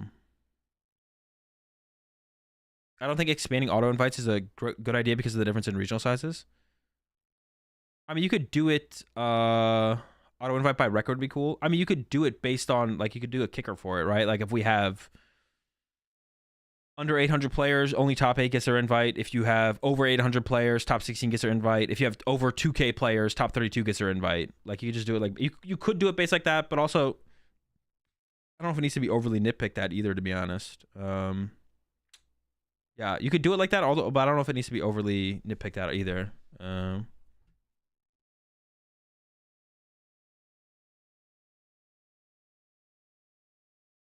I think also changing the perspective on the Worlds invite, because like the current perspective on the Worlds invite in the PokemonTCG right now is that it is a grind, and that like one of the issues that I have with the Worlds invite currently and the way people view it is the way, because like people bring up the idea of, oh, if you can go to a ton of events, that's how you get your Worlds invite, right? So like time and money are the more valuable, but that's because that's the way the current system is. Kind of like, people can get their Worlds invite through that method because of the current system, because of the benefit of that. But I think we should change the idea of getting the Worlds invite to being like, you need to get off that top 32 at a major you go to. Like, somehow that leads to your Worlds invite instead. Because it's like a thing where it's like, all right, you can just get 6 top 128s at regionals, and it feels like you achieve very little to get your Worlds invite. And then when people look at that there, it's like, well, everyone with time and money can just go get their 6 top 128s, and if you just get your invite that way. And it's like, if I can only go to 1 region, I literally have to like win the thing to get the auto invite.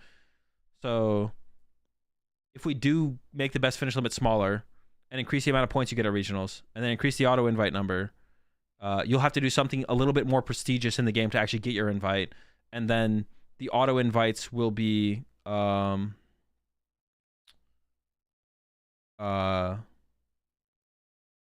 everyone will have that opportunity to like potentially, you know, top 16 of major or whatever to get their invite. You appreciate the 8 months there, Ender. Why just have worlds bigger if it comes down to one event anyway? Because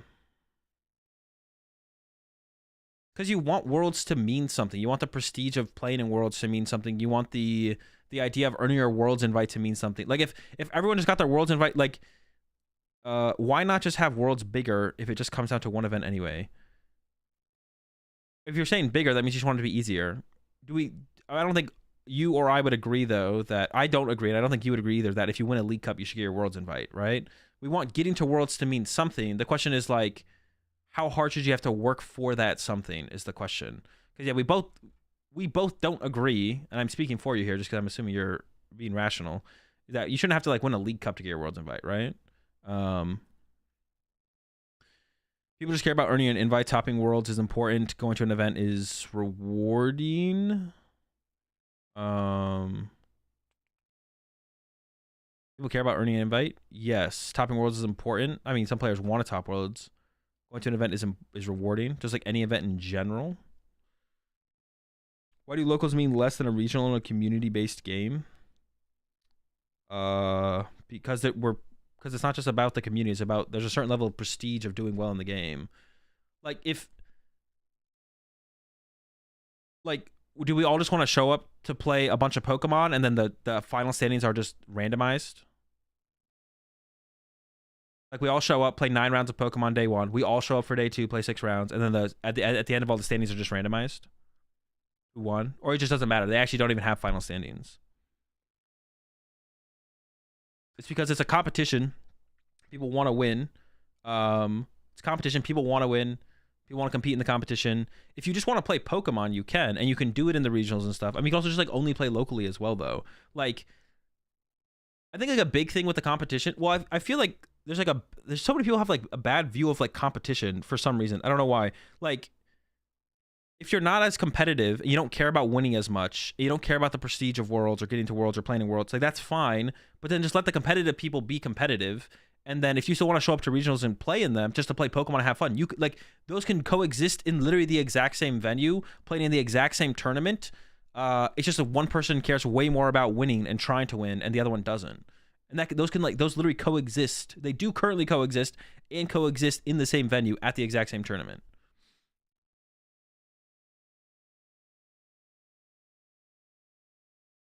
So then I think like pushing the idea of competition, making things more competitive. How much points do you need? How much points do you need for the regionals? 500? What do you mean, to play in a regional? They can coexist at Worlds. I mean, that's the question then. So then would you be fine with just like, if you win a League Cup, you get Worlds invite? People treat Worlds like it's a right and not an achievement. Definitely to some extent, yeah. I don't know. I don't know where I truly like land on the Worlds thing, but I definitely have been thinking a lot more as we've been having these discussions. These discussions have been coming up.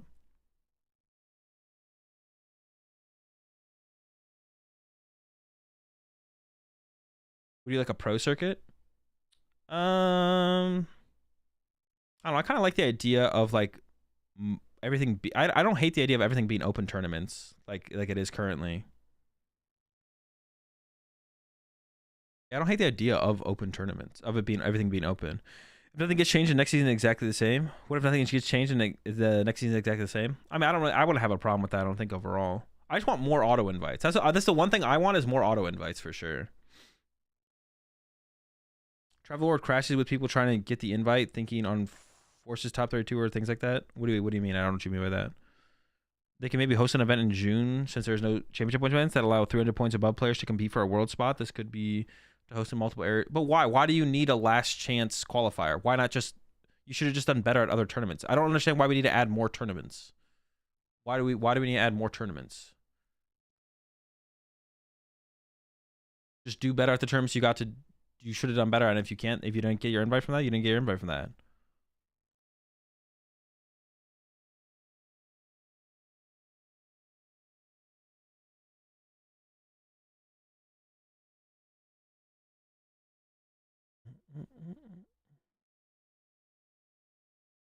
Like take for instance, someone in my position, I'm disabled and going to tons of events is tough. I should have a path to worlds if I do super well at my local level. So worlds would be 2,000 players. I should have a path to worlds if I do well at my local level.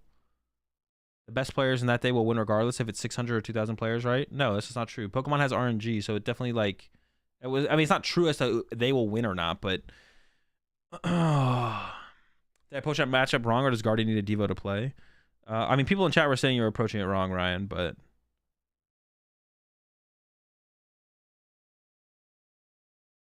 should you have a path to worlds if you do super well at the local level? I mean, you have to perform. Current system, you have to perform at a major tournament, no matter. I think you should have to perform at a major tournament, no matter what. You should have to do something at a major tournament. I'm not sure what I think it should be, but I think you should have to do something at a major tournament for sure.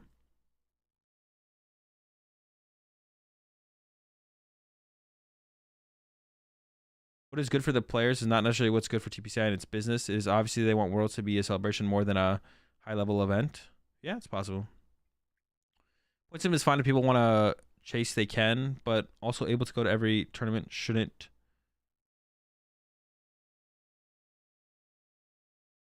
But also being able to go to every major tourney shouldn't dictate to the majority. Like the majority shouldn't be forced to go to every major tournament if they want to get their invite.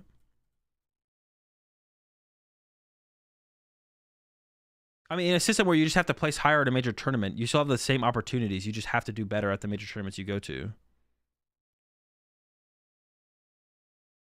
First chance qualifier.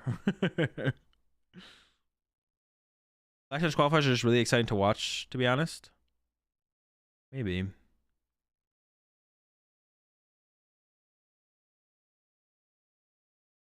I agree. I don't like that if a player can't afford to travel and they win all their locals and then go the second regional they can go to, they still just don't qualify. Yeah, like in that situation, I think if you get second regional, like it should be pretty easy to get your qualification through locals at that point, or like it should just be an auto invite. Like I agree. Like I feel like having a threshold to place at major events to get your invite would work like both ways very well. You just said that Pokemon has a lot less RNG than people think, though. Yeah, it does have a lot less RNG than people think. But do we just want everyone to be at Worlds? Like I don't know. I don't want everyone to be at Worlds. I don't think it should be any easier to get to Worlds than this year's system. I think there should just be a certain level of difficulty and prestige to get your Worlds invite. I think the current system is like fine. Like I don't have that strong of an opinion, but I'm definitely seeing the other side. I don't think it should be any easier than the current system to get to Worlds. And what other competitive scene is in the world can someone get to the World Championship level by only being involved in their backyard? I mean, I don't think that's a great take because Pokemon doesn't need to be like every other competition. I think that's like a bad argument. Your argument should just be how difficult do you think it should be, not hey, look at every other game. I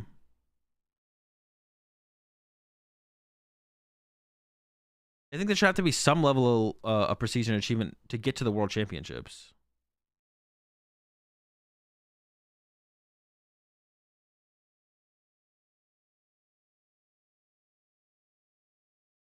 I personally think you should have worlds bigger or really small.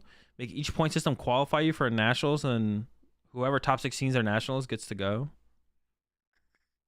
So decent amount of points to get to nationals, then do really well at nationals to get your invite.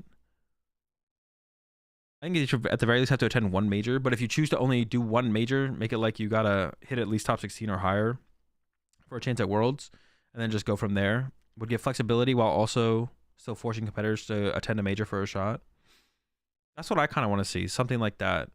And then obviously if you can go to like 4 or 5 majors, whatever, maybe just like a bunch of top 64s is enough, but if someone can't afford to be able to travel to regionals, they also probably won't be able to travel to Worlds. I mean, that's kind of like an irrelevant point though, right? Like that's just not 100% true. Like maybe you can go to one regional and then you would be able to afford to go to Worlds, or you'd make it work to get to Worlds if you get there. The question is or not is just going to be if you get there.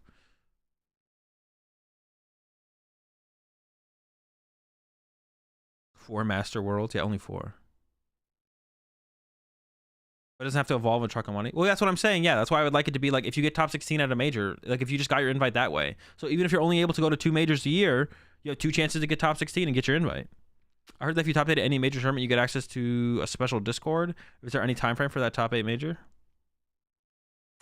Just in the Masters division is the current thought process. But no, I haven't made the Discord yet either. Yeah, appreciate the 3 months there, Young. How many tournaments did you have to attend locally to compete in the regional championships? 0. Anyone can go to any regionals. You just have to pass the registration process to get in before everyone else gets in. I think a strength of the current system is that it provides 2 pronged route qualifying. You can either be very good at the game or you can work very hard and grind it out while just being kind of good at the game.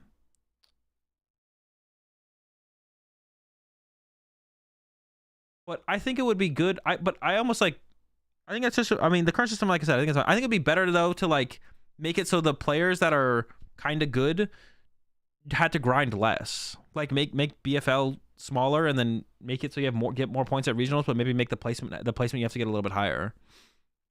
So you have to perform a little bit better at the regionals you go to. You have to perform a little bit better overall, but you can do it going to less regionals.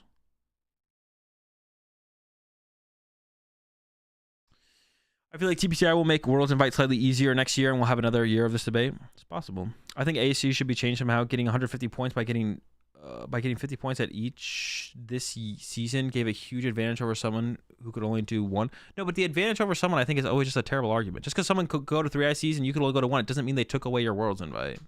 I disagree. If Worlds is to represent the best players, it's an inherent aspect of the competition itself that it should represent more than just someone playing well in their local area. It's not about what other games are doing. It's about competition inherently is.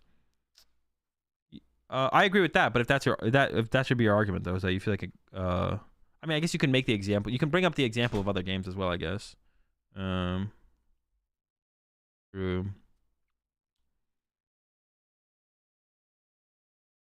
Everyone discussing here is probably only taking into account the scene for NA, which is a region with 300% more tournaments than the rest. In LATAM, we had 3 or 4 regionals last season. Well, yeah, but I mean, how hard is it to get an invite in the Latin American region? Because you guys need less points. Like, I don't actually know the comparison for difficulty of getting an invite because you have less majors, but you need less points. You can also do well enough at a regional to fund travel to Worlds. I made top 8 in 2017. Am I eligible? Yeah, probably modern era on will is what the cutoff will be. If Masters can't travel to every regional such IC and earn their invite, then they should consider saving up to the World Spectator Pass. Back in the day in the game I played, you got an invite to nationals if you got top 4 at a regional, but regionals were once a month in our local 3-ish states. Then top 4 at nationals got Worlds invite for Pokemon. I think top 4 is a little low, but top 16 at nationals would be good. I think that'd be a fine. I think that'd be a fine system as well. I wouldn't be against that system. It being like making the nationals the big tournaments. Like you basically played. Well, I want ICs to exist still though. I think the international competition is super cool and like should be incentivized more and not less. So as long as that is incentivized more and not less, then I like the idea of it. I don't hate the idea of that. Like you basically play to get into ICs, and then if you do well enough at ICs, you get your Worlds invite.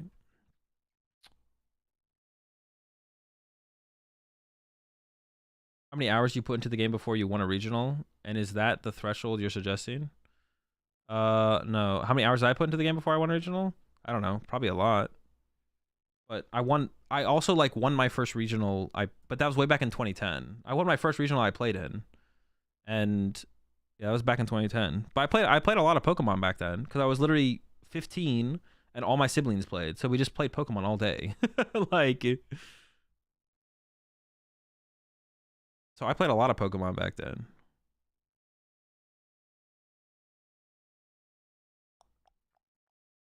There are more players qualified in every region, TPCI region than NA. I don't think will surpass EU and LA either. Yeah, probably not, even after NAC. I don't think any single system is going to make everyone happy. Yeah, of course not. The current system seems solid. I think a top 8 or top 16 auto invite would be nice though. Yeah. That's the only thing I want to see changed for sure.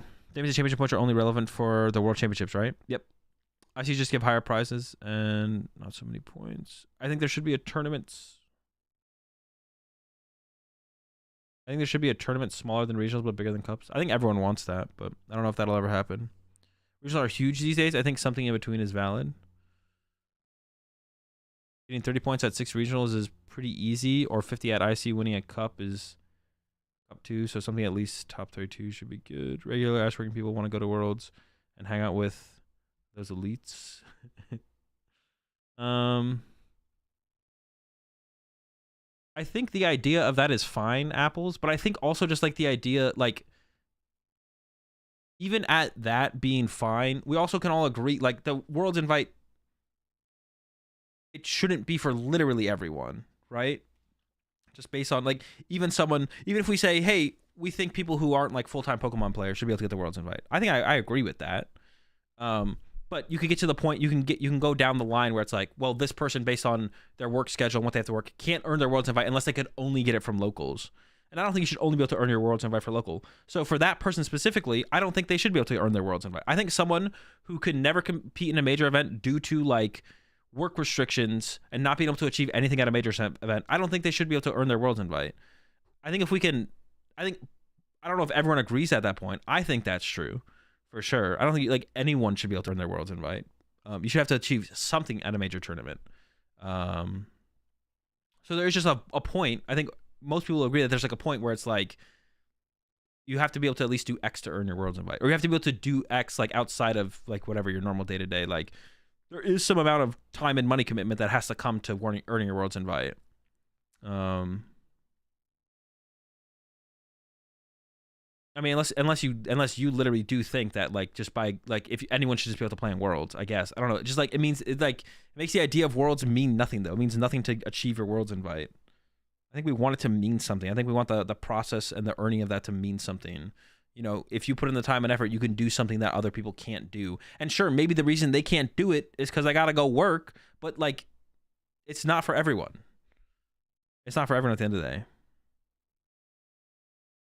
Pokemon is the easiest game I have ever played to qualify for World Championships, but its players bitch the most.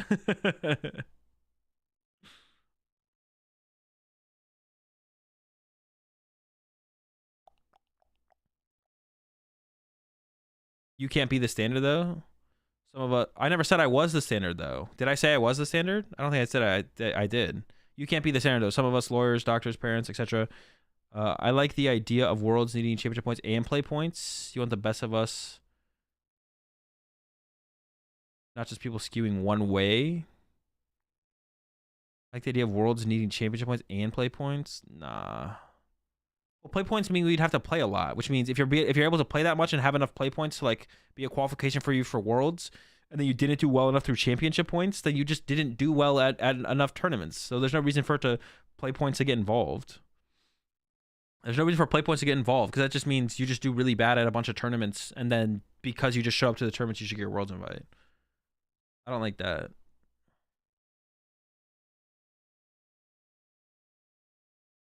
It's a hobby. If it were built for the pure competition, they do what MTG did with a Pro Tour. You can literally have both, though. Magic is also a hobby for a ton of people. Pokemon can be a hobby for people and be a competition at the same time. It literally happens. It's literally going to happen this weekend in LA. There's going to be a lot of people who show up who just really love playing Pokemon, have no ambitions of winning the tournament or getting their Worlds invite. But they're going to show up and they're play Pokemon. They're going to have fun. And there's going to be more competitive players who have ambitions of getting their Worlds invite or have their Worlds invite and are going to try and win the tournament. And they're going to show up and they're going to have fun competing. How old are you, Azul? I'm 30. He's 56, but he wants to be 69, though. I know. I'm only a couple years off now. Top Clout Demon should get an invite. I'm down. We're all prioritizing our time in different ways. Y'all who can't dedicate to a competition because you're a doctor, lawyer, or parent are finding fulfillment from the paths you've gone down. They are probably not trade for equal success in Pokemon. And that's what I'm trying to get at for sure, Heck. It's just like life is just different for different people. But the idea of Worlds, I think Worlds should have, getting your Worlds invite should require some amount of achievement in the Pokemon TCG. The question is just what, but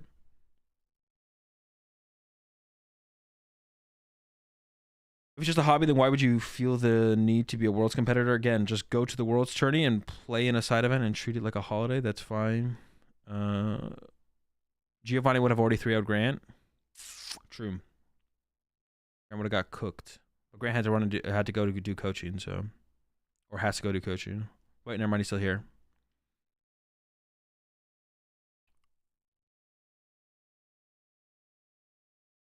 I leave my wife and kids in a ditch on the side of the road for a Pokemon Worlds invite.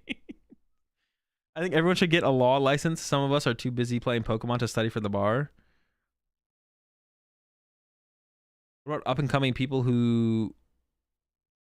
What about up-and-coming people? How would they get in? Get into what? Dude, there's no... Dude, I hate it when people like... Dude, that's such a bad argument. Well, I don't know what your specific... You can go ahead and flesh out your point a little bit further if you want to, Mighty. But, dude, I hate it when people are like... How do like when people bring up the idea of like more pre-registration invites for top players, or dude, there's no one is stopping anyone from playing Pokemon or getting a Worlds invite. Like, it doesn't matter what level of player you are, if you're new to the game, old to the game, like there's nothing stopping you from playing the Pokemon TCG and getting a Worlds invite. And even adding stuff like making the invite harder or adding more registration, like when I bring up like I think Tord should be able to play in literally any tournament he wants to play in, and people are like, well, how does the next Tord get into a tournament if current Tord takes his spot? It's like, bro, nobody's stopping this kid from getting into some tournaments and proving himself, bro. Like, it's such a stupid argument. I hate that argument so much, bro. Tord should be able to play in literally any major he wants, and Tord Jr., who's looking for his opportunity, will have his opportunity. He just needs to want to play and register for a tournament. He can prove himself, and then he can get party registration like Tord. You said you need some background or recognition to get invites earlier. Some background or recognition to get invites earlier. I don't think I said that. I said you should just have to achieve a certain thing in the game. I'm not talking about like if you top 8 a major once, you always get your invite. I'm saying like you should have to achieve something in the current season that you're playing in the game to get your invite. At the end of the day, it's the same as any sport. Not everyone is in the NFL. Some people just play flag football on the weekends. True. Let's just beat Japan and do a lottery. It's their game. Let's respect their practices. I think either a middle tournament between cups and what's that says? I think stopping me from getting my Worlds invite is my love for Reggie Drago. It'll all be fine if it's not best of 2 or best of 1. Preach, Blaze, preach. Pokemon is one of the easiest to get into, especially the upfront monetary cost when compared to MTG and other TCGs. Pokemon is inclusive on that end, but it's exclusive because it's competitive. That's expected. Those who aren't good at competing complain about inclusivity. Maybe cap Worlds invites to X number per region. Nah, that kind of invite system is, well, if I wouldn't be nah. The having like a goal to shoot for throughout the season, I think is just always always better. A way better system is always a better system. At the end of the day, it's the same as any sport. I already read that. Again, offering an online path, I agree. There should be a way to build towards your invite through online. I agree. They're talking about your Discord you want to make. Oh, are they talking about the Discord I want to make? Oh, that's different than what we're talking about Worlds invite. Wait, what was their last message? Maybe I'm trolling.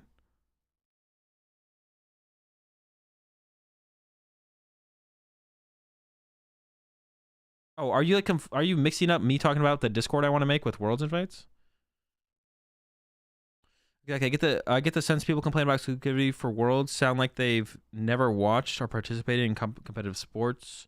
I've been playing for 2 years and I haven't made day 2 once, but I'm not getting bent out of shape saying I deserve anything. If you have kids, will you be disappointed if they don't get their Worlds invite? They won't be my kids anymore. Up for adoption they go. Maybe cap Worlds invites at XX per region. Complainers always need something to complain about. I mean, we all love complaining. I'd love to have a level between cups and regionals. I think everyone would. I think everyone feels that same way. Whether or not that'll ever happen, I'm not sure. But I'm not sure how the financials and staffing would work. I think states would be very hard to staff if TBCI pay for it. Which Worlds, 1 player from each country. No Pokemon Center store. No pomp. Only 1 player goes home. Wait, what? It's like a battle royale? Pokemon's the easiest Worlds to qualify when it comes to TCGs. It can be a bit harder and be fine. This Discord is about to be a microcosm of this world's controversy. Bro, people can't tell me what I can do, bro. Although I think I will. I'm definitely expected. when I do make I'm not gonna say if, when I do make this Discord server, I definitely expect to get some pushback of some extent from the community. I'm like definitely like I'm pre-prepared for that, but I just don't really care. There's no one could hit me with a good argument that actually makes any sense. So Pokemon's for everyone. You can turn anything into a competition. Real competitors wouldn't care who they're up against or how they got there. They play the game.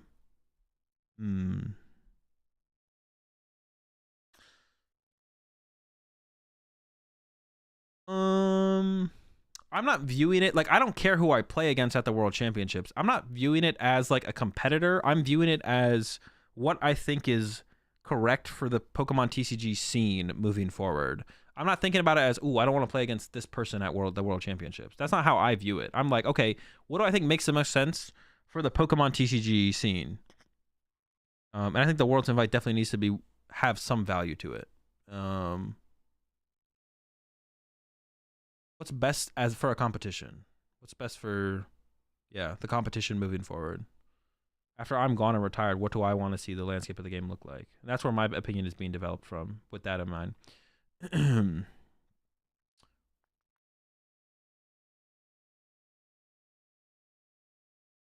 getting to that Discord really harder than getting to Worlds? Actually, honestly, it might be. Wait, what Discord server are you making? I'm just gonna put together a Discord server with players of a certain caliber to then like host like stream games like amongst them if they want to join the Discord server. I need to figure it out though. I need to figure out everything I want to do with it first. Once you retire, would you ever look into commentating? Yeah, probably. But I'd be content with just like making content. Pokemon being for everyone has nothing to do with a World Championship being at its base a higher level competition. Make a Discord server with just you and Torn and say that anybody who isn't in it is trash at Poke. All right, I'm down. Don't make a new Discord. Just make a new section of your current Discord. Roll lock that section. No, I'd probably make a new server to make things more organized for me. I 8 championship points this season. Can I join? Only if you don't get any more championship points. I think top 8 major might be harder than making it to Worlds. Honestly, in the current landscape of majors, I think it is probably harder to top 8 a major tournament than it is to make it to the World Championships. Yeah. It's hard to top 8 majors these days. These things are freaking massive. Especially if it's like a North American major. Like European ones are a little bit easier, but even then, they're still pretty difficult. Honestly, it just is harder, right? It just is.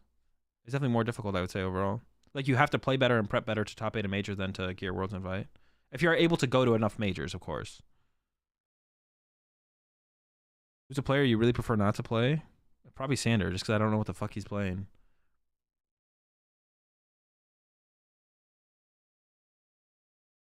I feel like until there becomes a professional level in Pokemon, these discussions will always stay. I don't think that would change anything. A professional level in Pokemon really wouldn't change anything. Can I use my top 8s from other games to get into the Discord? No, I don't think. Actually, honestly, I don't hate that as a qualification, to be honest. I'd have to like fact check it, but I don't hate that as a qualification because it's really cool to see like top players from other games get into the Pokemon TCG. Like, man, I already forgot his name now. Who's the Yu-Gi-Oh player who top 8'd Knoxville? Or he comes from Yu-Gi-Oh. And also like some One Piece players have been playing in some Pokemon events as well. I don't think any of them have done great. Kamal, yeah, Kamal. Like that's super sick to see Kamal come over and like, top level Yu-Gi-Oh player come over top. He's played in quite a few Pokemon regionals now, and he top 8'd one of them. That's like super dope. I want to see. We seeing more. That would be sick. I mean, we do. Who are we fooling? Pokemon definitely is the best game right now. Everything about Pokemon is just like better than any other competitive TCG right now. It's not even close.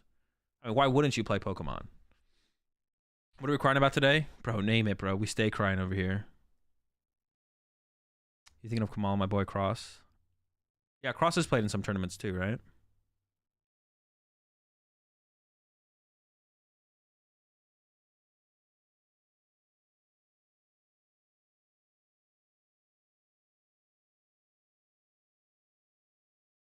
Twitter yapping is a detriment to Pokemon as a whole, though. Let's be real. Nah, Twitter yapping is definitely a dub. It's good content.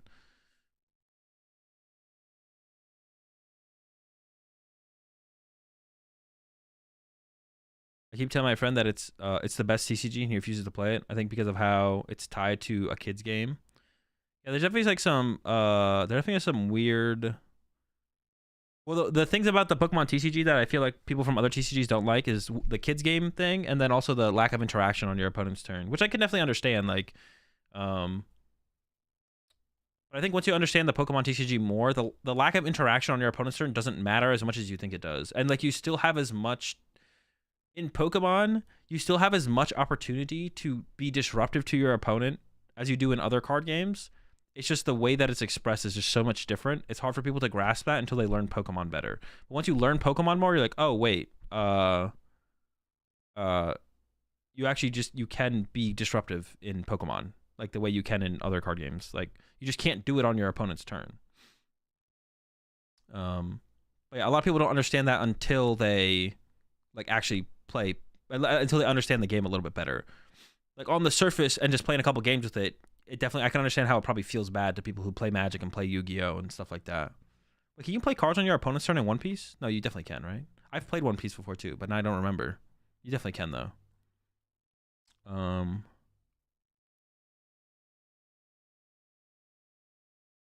All right, good talks, chat. Good talks.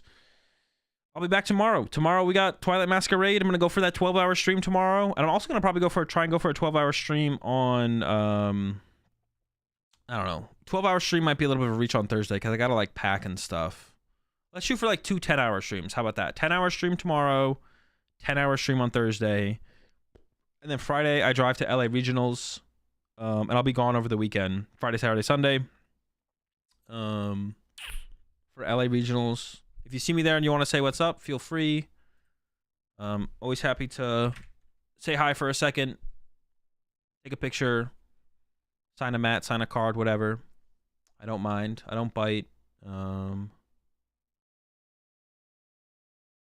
free to say what's up. I'm actually really excited for LA, dude. There's so many good food places in LA. That much. Oh, well, I always say I'm gonna try and hit up. Dude, there's so many good food places in LA though. It's actually crazy. And I'm driving, so I'll be able to drive places too, because I'm driving down. I'm definitely gonna try and make sure I go out of my way to hit up some dope places there. Let me see if there's anyone else to raid here before I get out of here. I'm gonna go ahead and raid. I'm just gonna raid Lorelei here before I get out of here. Yeah. Shooter #1 Pokemon of all time. Too many food places. Are you going to LA, Lock? The set drops tomorrow? Yeah, the set drops tomorrow on PTCG Live. Shooter's definitely Shooter's one of my favorites. Yeah, I think I am just gonna raid Lorelei before I get out of here. No one's on PTCG Live. All right. Yeah, my final thoughts. I don't really have too big of an opinion on the invite structure, to be honest. I don't have too big of an opinion or too strong of an opinion on the invite structure. The only thing I want to see is more auto invites, though. That's the only thing. The only thing I definitely want to see more of is more auto invites. If you top 8 a regional, invite to Worlds. If you top 16 an IC, invite to Worlds. That's like I don't know if that's for sure is what it should be, but that's the only thing I like want to see more of next season is more auto invites. I think that'd be a good start. Top 8 regional auto invite, top 16 an IC auto invite. That seems pretty good. I don't know. I think maybe I'm a little bit spot on with that, to be honest. All right, chat. Have a good one. Twilight Masquerade tomorrow. I'm excited for it. I know most of you are as well. See you then. Have a good night. Peace.